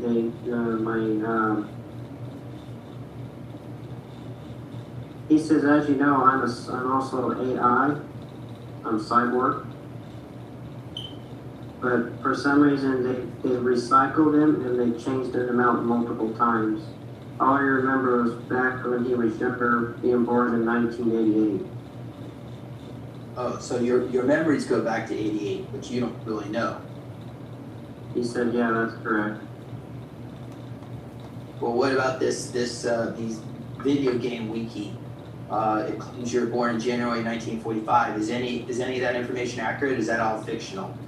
This Mafia 3. So a lot of this was fictional, scripting, AI scripting that they made of me. They also tried to make me look like I was a bad guy, and that the agencies were trying to catch me as a terrorist. Yeah, it says you're a Vietnam War veteran who tried to start his own criminal empire. So that's not the case. He said no, that's not accurate. And were you in the U.S. Army? He said no, that part is accurate, yes. And did you spend time in Vietnam? Yes. Okay, how can you explain that when you were born in 1988? He said, I don't know. All I know is that when they rechanged me back in 1988, they have put me in a lot of different types of timelines. But all I remember is 1988, but I was in Vietnam, I was in World War II, and I do remember bits and pieces of things that have happened, but again, you know, as most cyborgs or super soldiers, I am still under their control of the agencies. So, but they have discredited me, and they have made me look like I'm a bad guy. But I'm actually a really good guy. I'm a superhero to protect against the Nazis, or as you call Dark Fleet. Right. Okay. Thank you for sharing that. So I'm assuming it may be some time travel component going on here. Yes, he says yes. I do time travel too. And how did you get involved with my labs? How did it begin? How did I get involved in the light lab? Yeah.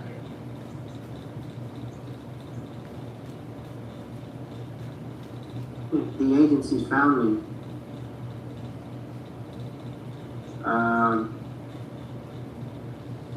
Some were trying to buy me off or pay me off, but I refused to follow their functions and commands. And then they basically blanked my mind. Again, that's how they normally do it. They always blank your mind. I do remember the MIBs. They used a flasher thing on me, and they basically wiped my mind. And I woke up in my lab, is what you said. Did you actually join the military first to go in that trajectory, or did they put you in my labs and throw you in the military? He said, believe it or not, they forced me to work into the military.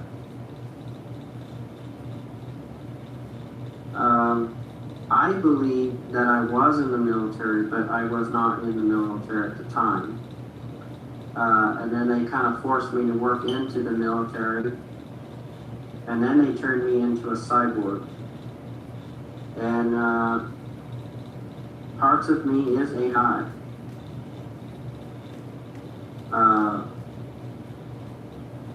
Sometimes I don't know if I'm human or if I'm cyborg. Is what he said. What does it mean to be a cyborg?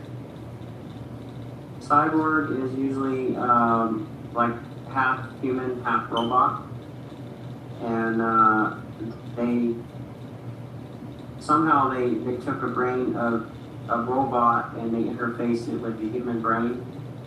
And they don't know from reality, from this reality, and from what is real and what is not, because they're still hooked up to AI, they're still hooked up to a computer.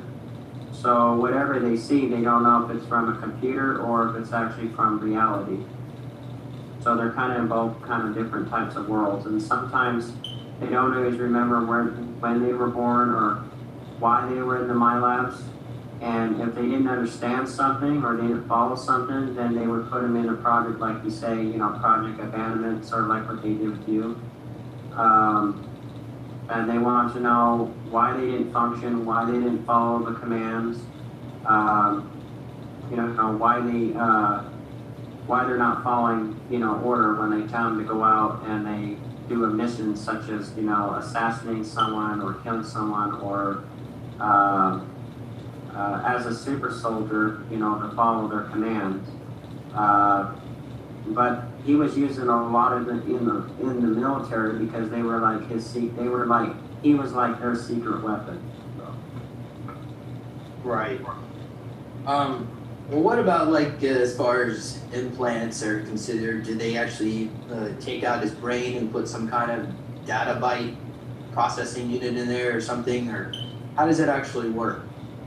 They augment it, half human, half. He said, my understanding, that's what they did to me. And a lot of my work was augmented. I was in multiple different types of projects. I was also in a project called Project Linear. Have you heard of that? No. What is that? Project Linear was some type of project where they used me in a side project, and it had to do with how my functions would work to interface with AI. And sometimes they'd even use me in time travel as well. How did you get to be in charge of this super soldier army?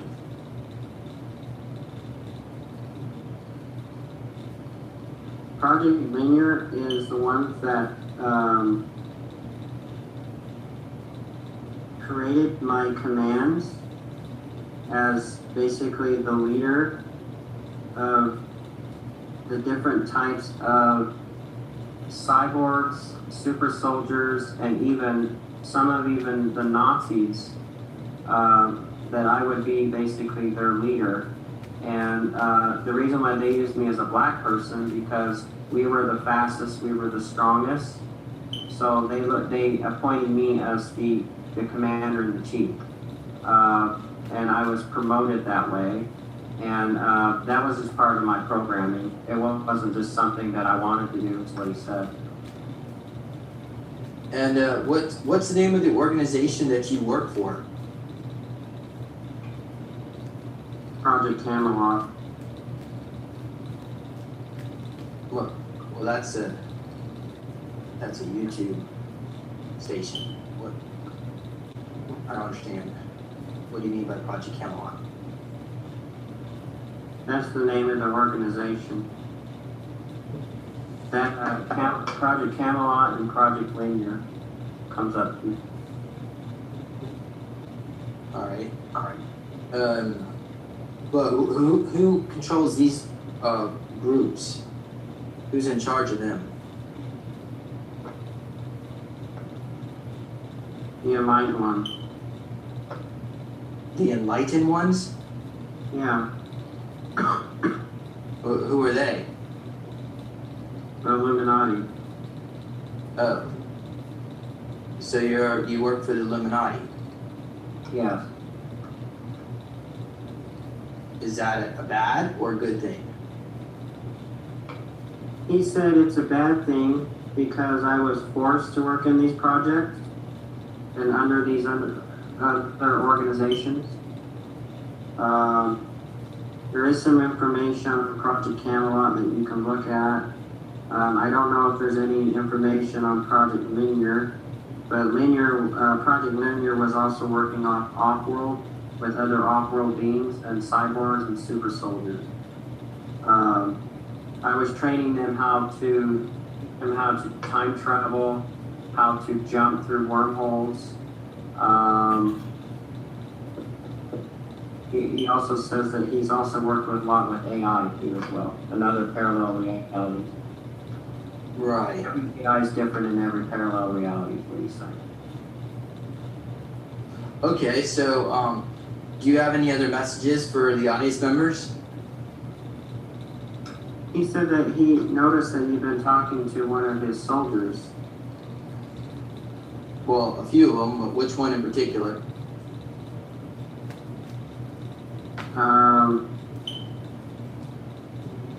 He said Sergeant Crow. Yeah. Do you want to share more information about that? Okay, so he's saying that he used to be on a lot of missions in Project Linear with Sergeant Crow. Sergeant Crow is also a secret weapon that they use in assassination projects and Project Dark Pond and Project Umbrella. They used him in that as well. For assassination purposes. Mainly people that have been digging into their technologies, I guess. So you're saying that Crow is a hitman? That's correct, yes. And he's also a cowboy.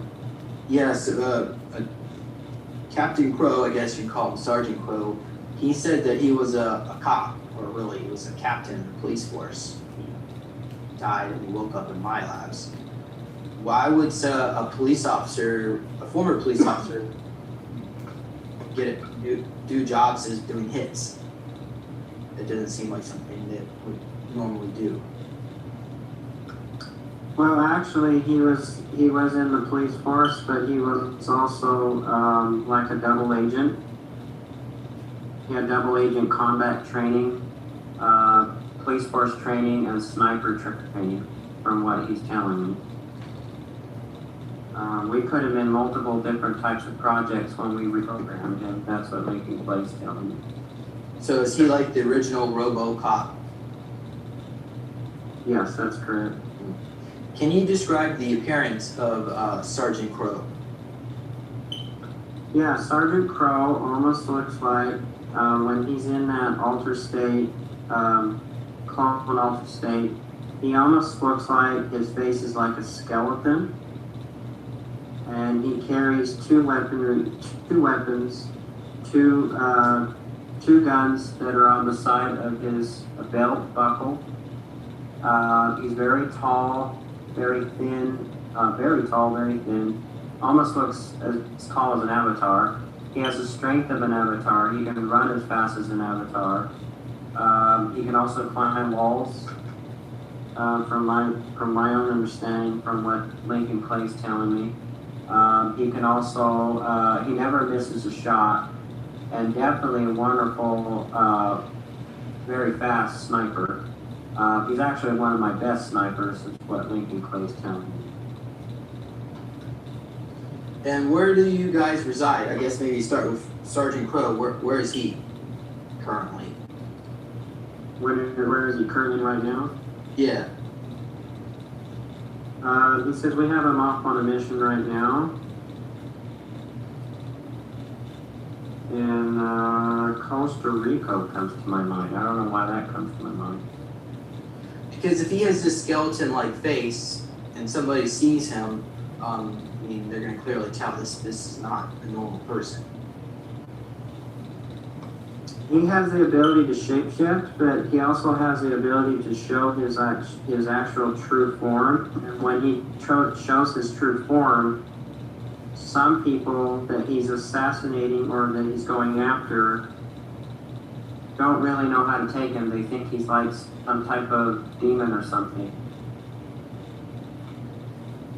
Alright, so I guess they use that as an advantage in the battlefield. Yes, and he can also jump through wormholes as well. Time travel, stargates. Alright. So, anything else you want to mention about Sergeant Crow at this time? So, Sergeant Crow is a very top secret secret weapon. And we normally don't use him in a lot of our projects, but when he is needed, we will actually activate his command. And I am the head of the one who they communicate through the operator.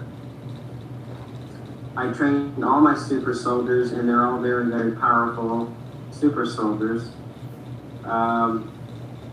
But we try to do what is best for the good of humanity. A lot of them, the insiders and the people that are part of these agencies or projects, don't know that I am actually very aware of what's going on. And I am also helping the super soldiers to actually fully integrate and to get back to where they were. That is my whole plan, my whole agenda. I have good intentions, and I really want to help humanity. Okay, so is that Lincoln Clay talking, or Sergeant Crow? That's Lincoln Clay talking. Okay. Do you happen to know the name of Sergeant Crow's civilian name when he was still alive, when he was a captain in the police force? His real name? Yeah.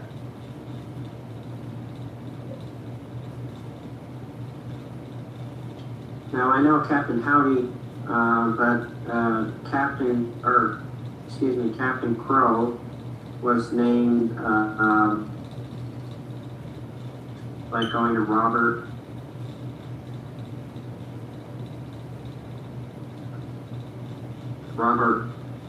Colley? Haley? Something like that. Alright, we'll have to do some investigating on that. Captain Yeah. Robert Kelly? Yeah.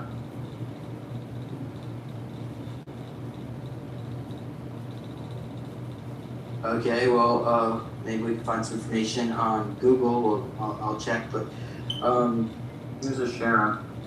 a sheriff. He wasn't a captain? Yeah, he was a captain in the police force, but also a sheriff. Do you know what year he was killed, allegedly? He was killed? Lincoln Clay says he doesn't know for some reason. Okay. Can we talk a little bit more about this mission in Slovakia? Because I know our other guest Okay. Anthony Zinder was supposed to join us, and he forgot to bring his battery for his laptop. That moved on to get him on here, and then he forgot one small thing, so obviously it was a big thing. But Peter had informed him that there was a mission where they rescue these children from an underground dump in Slovakia, and apparently I was on that mission as well. And so, Lincoln, can you explain a little bit more about what happened? Okay, explain to me the details of what, try to help me to remember is what he said. In this particular mission, there was a Monarch base where they were injecting these children with cortexiphan to, which is like a steroid to enhance their abilities, but they were highly addicted. So after, I guess they had some super soldiers that go down there and rescue them. They were also opening up portals, allowing Nazis from the other parallel reality where the Nazis won the war to come through this facility. But they, I guess, were able to help these children with the cortexiphan addiction afterward. But apparently, some of these, I guess I say children, they're actually adults, but I'm assuming there were some children there too. But there was about 50 people rescued. Maxine Caulfield, Victoria Chase. There was a few. I don't have all the names in front of me. Peter's mentioned it. I'm sure I could probably find the name on this computer. Were these the people that, would you say, that work with Lincoln Clay or in these projects? Well, they worked with Monarch. They were Monarch operatives. They were forced to work for him. And so they sent a team of super soldiers in there to rescue them. Oh, okay. Yeah. Now, did Lincoln Clay, I'm feeling like a little bit of hostility there, like with Lincoln Clay. Were these some of the people that maybe he was off on the mission to investigate with these people, or? Well, they sent a team of super soldiers in there to rescue them. Was Lincoln Clay on that mission? Yeah, that's what I'm picking up. Yeah, maybe that's the hostilities. The people, they were holding them hostage or something. Yeah, but how come he doesn't remember that? It only happened like a month ago. So they rewiped his memory. The reason why he doesn't know about Crow, it just came to me, the reason why he don't remember is because when they appointed him to be the commander or whatever at that time, new super soldiers come in all the time and they don't really give him the information, they just tell him what to do, and he carries out the orders of what the agency wants. So he pretty much does whatever his operators program him for. That's what's going on. And how do you feel about that? He says he doesn't like it. And he sees it with Crow all the time and other super soldiers.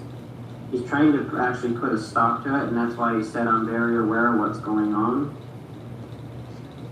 And they put me in a very high position to go in and rescue some of these super soldiers because a lot of them have a lot of great abilities that they could use in several, if not million, different types of projects. So, and especially Project Camelot. Well, when we talked to Crow, I don't know if, I guess I'll go ahead and mention it. He said that in 1986, my avatar rebelled, didn't follow up orders like he was programmed to. And so then they put him into Project Abandon and then attempted to reprogram him. And at that point, they started dismantling most of my abilities, I guess in my civilian form. So that, according to Crow, I only have 4% of what I'm supposed to have. Are you concerned that they may try to do the same thing to you if you were try to rebel? He said yes. And I'm also very concerned that if I did do that, then my plans for humanity and super soldiers would be lost. And at that point, I really wouldn't know what to do. I have appointed other super soldiers, and this is a little bit on the secret side, but I have appointed other super soldiers and warned them of this, so that way if this anything ever happened or I come up missing, they would continue the work. Yeah. Well, I mean, just by talking about it publicly, I'm sure your controllers, because apparently there's a layer of handlers and there's controllers over them. I mean, they probably know that you're not happy with what they do. He said, yeah, they do know. They're just waiting for me to act. If I walk that fine line, then they'll basically just say they'll disassemble me, you know. So, but he is carrying out his orders. He's doing really well. He knows there's going to come a time where super soldiers will reunite, and that we will become the heroes. And that'll be into the new world, is what he said. As far right now, we don't want to cause any kind of calamities with the timelines or combustions. So we have to keep things on the down low for right now.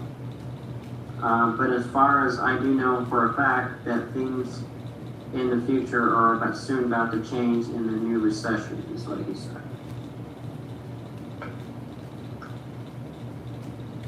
Okay, and Lincoln, do you happen to have any memories of working with Sabretooth?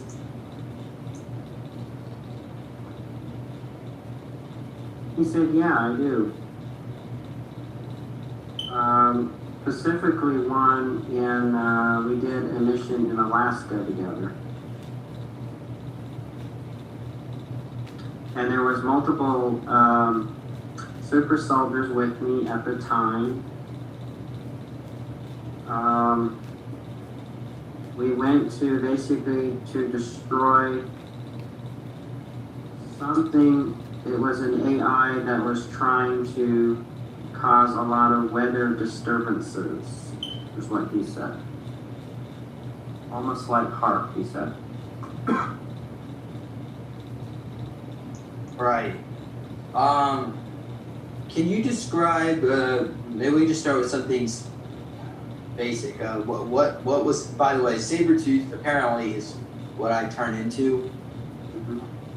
Is that actually like a clone avatar where I project my consciousness into this being? Or is this actually me shape-shifting into this entity? My physical vessel shape-shifts. He says it's actually you shape-shifting. But how is that possible? Because I don't recall any missing time. I've been, as far as I'm aware, I've been here living my civilian life. How am I going off doing all these missions? He said they take you when you're unconscious, specifically when you're asleep. He said, do you remember anything about waking up somewhere and you don't know where you're at or anything like that? Well, I remember waking up one time hearing somebody say, turn around, and I feel like this electric shock type feeling, and I open my eyes and I'm in my bed. I remember another time when my covers pulled off my bed. It could be like a cool day, night, maybe in the month of March or something, and there's no way I could sleep without covers pulled off my bed with just nothing on.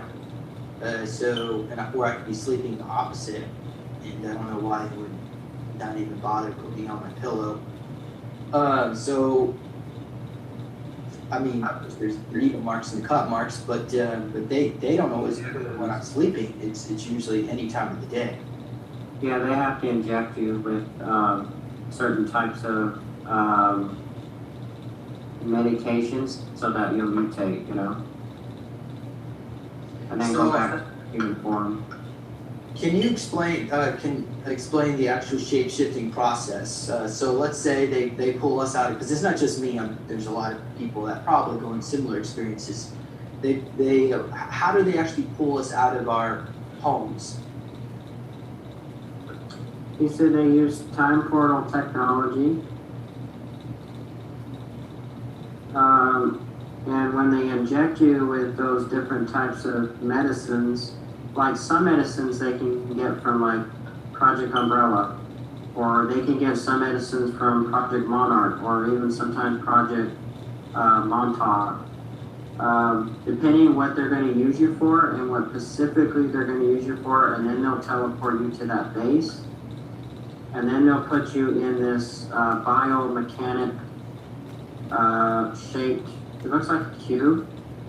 I don't know, he's talking about a cube. They'll put you in this device, and then the device basically makes your body shape shift. So like your arms will start to get stronger, your legs will start to get stronger. The medicine prevents the pain that you might feel, but where you're unconscious, you don't feel anything. Your body just starts to shape shift in that cube. All right, so what is the name of this cube? What do they call this technology? They call it the 13 cube. Right. And does he have any information on how that thing actually works? The way the cube works is it works off of crystals. It also works off of AI. They have it hooked up to crystals. And sometimes the crystals helps to enhance the quantum frequencies that enables you to actually, your body to grow within those medications or drugs that they put in your DNA. He says, I don't know exactly how it was invented, but they call it the 13 cube. It's, it almost looks like a pyramid to me, but every cube is different. They have the 13 cube, they have the 12 cube. It just depends on, he's saying it depends on what your DNA can take in those cubes, I guess. Like, are you compatible with that cube, you know? And how do you click that? They want what? They're experimenting on people to see how they're gonna take the reaction. And so theoretically, not everybody can go through this process, but a lot of people could. A lot of people could, yes, if they have the right DNA. And well, what is the DNA that they're looking for? How do they know? Besides looking at the DNA, is there any physical traits of people that they look for? Okay, he said, so a lot of people, they use in these projects like Project Camelot and Project Linear, they use a lot of black people. So different traits, different nationalities, different types of genetic blood that runs in the family is kind of what they're looking for. Like if you come from a Monarch family, or you come from a Montauk family, or you may even come from a family of the royalty, you know, like Rothschild.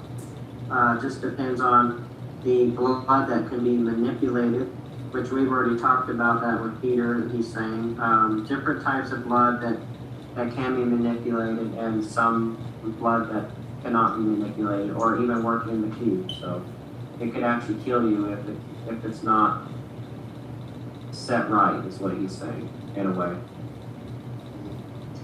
Are you familiar with the formula called compound C? He said, no, I'm not. It's made from a mushroom from inner Earth that's bioluminescent, and it allows for shape-shifting to take place if you have certain type of DNA. Usually it's toxic or poisonous. He said, that's interesting. He said they use a lot of this stuff in laboratories and also my labs. From my understanding is what he's saying. Is there a way you could smuggle some out of the facility and maybe give us a vial of it? He said yes. There are multiple different types of facilities, like Dark Pond. He said I'm pretty sure would probably carry something like that. Project Dulce, cloning facilities always have those types of modifications, is what he's saying. Okay. Well, let's go back to the shape-shifting process. So after this metamorphosis, what do they actually call the metamorphosis process? Do they have a certain term for it? He says metamorphosis when you're talking about shape-shifting. Yeah. What do they actually call it?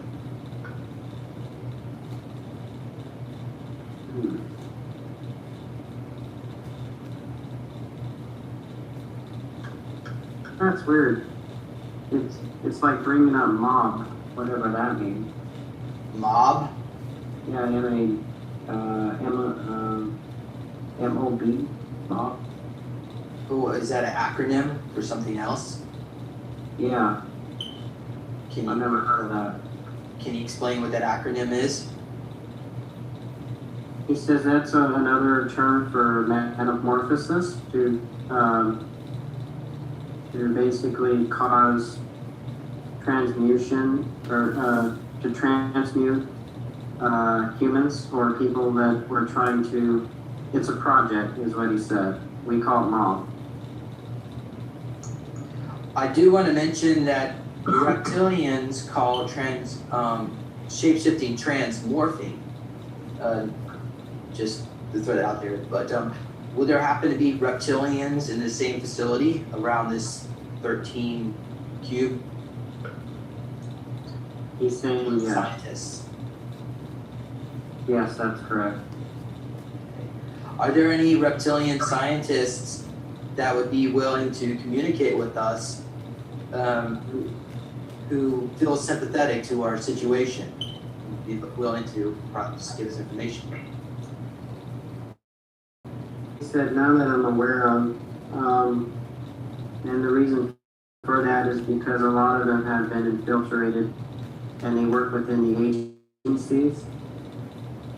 They also are controlled, and they're also being told how to make some of these mutations as well, specifically in my labs, different types of my labs. Could you confirm, yes or no, I guess, are there actual reptilians in white lab coats that sit on their tail when they work on a computer? Is this type of situation along with human personnel, which are probably actually shape-shifted reptilians maybe? Is that accurately described situation? Actually, he said, you're very smart. He said, yes, that is how they describe it. Okay, yeah, because I've communicated to some of these beams and regressions, and they treat you like you're a toy. They don't view you as a person. He said, yeah, that's very accurate. Yeah, there actually been a few that have. Usually they get kicked out of the program. Okay. All right, so let's go on here. So the next step is, so after this MOB process takes place, what happens to the actual person? Do they suddenly look down and they see huge muscles and they're taller or whatever, maybe? He says if you look in the mirror and you see your body laying there, it's almost like an out-of-body experience. You just see your body growing, sometimes tall, sometimes a lot of muscle. And then you look in the mirror and you're just like, wow, is this really me? You're still kind of conscious, but yet you're not conscious, but yet you have to follow certain types of commands depending on if you're a clone or you're a cyborg. Now, cyborgs are a little bit more different because they're artificially made. And I've seen people have actually been artificially made where they've actually taken the cyborg of a brain and actually put it interface with the human. We were talking about that earlier. And then they inject them with certain types of serums, just like some of the pictures that you posted on some of your videos. is very close and very, actually the way you describe it is actually very accurate. Okay. Are you still able to see my screen? Yeah. All right. Let's see if I can find some of these pictures. Serums. Let's see here. We got.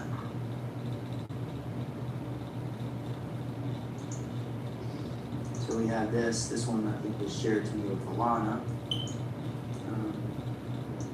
Well, that's weird. I've never had a picture not load up.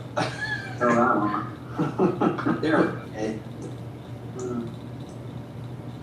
So this right here, so this is just an artist rendering. So we probably want to talk maybe something like this. Oops, what's going on? Yeah, the sideboard. Just like that, yep. Right.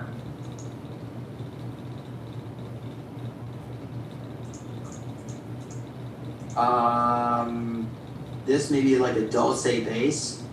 Mm-hmm. That'd be a dulce bass. This they stick these things under the fingernails. Some type of kind of torture machine. So that's Halo. That's from Project Montauk with the torture machine. Okay. Yeah. That's this is what some My Labs claim they look like when they're on mission.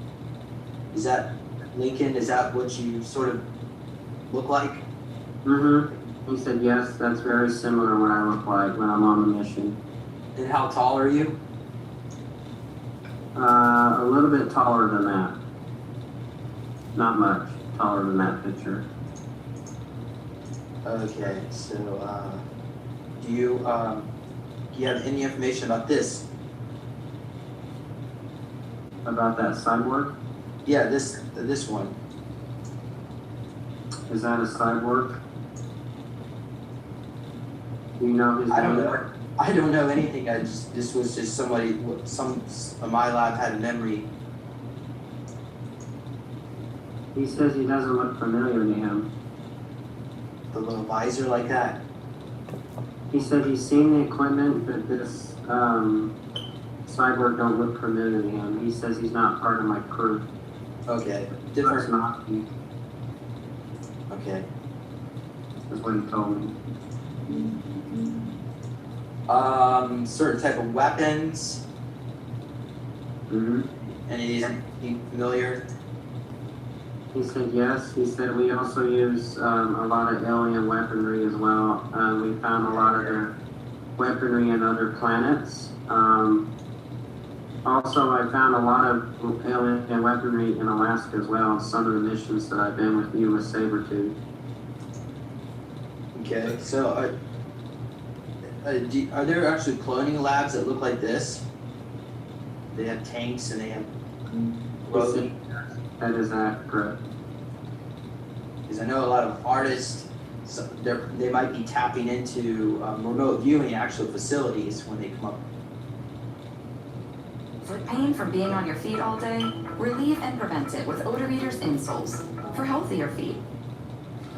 Home base is free if you are doing a small business. Nazi Germany won the war. Babelsberg would only be a small part in a huge complex. We're detected Of what video was to and be your stream belonging to the someone ultimate training else. school Your of stream humorous may be terrible temporary estimates. blocked if you This flash was the not to be channel, a training please school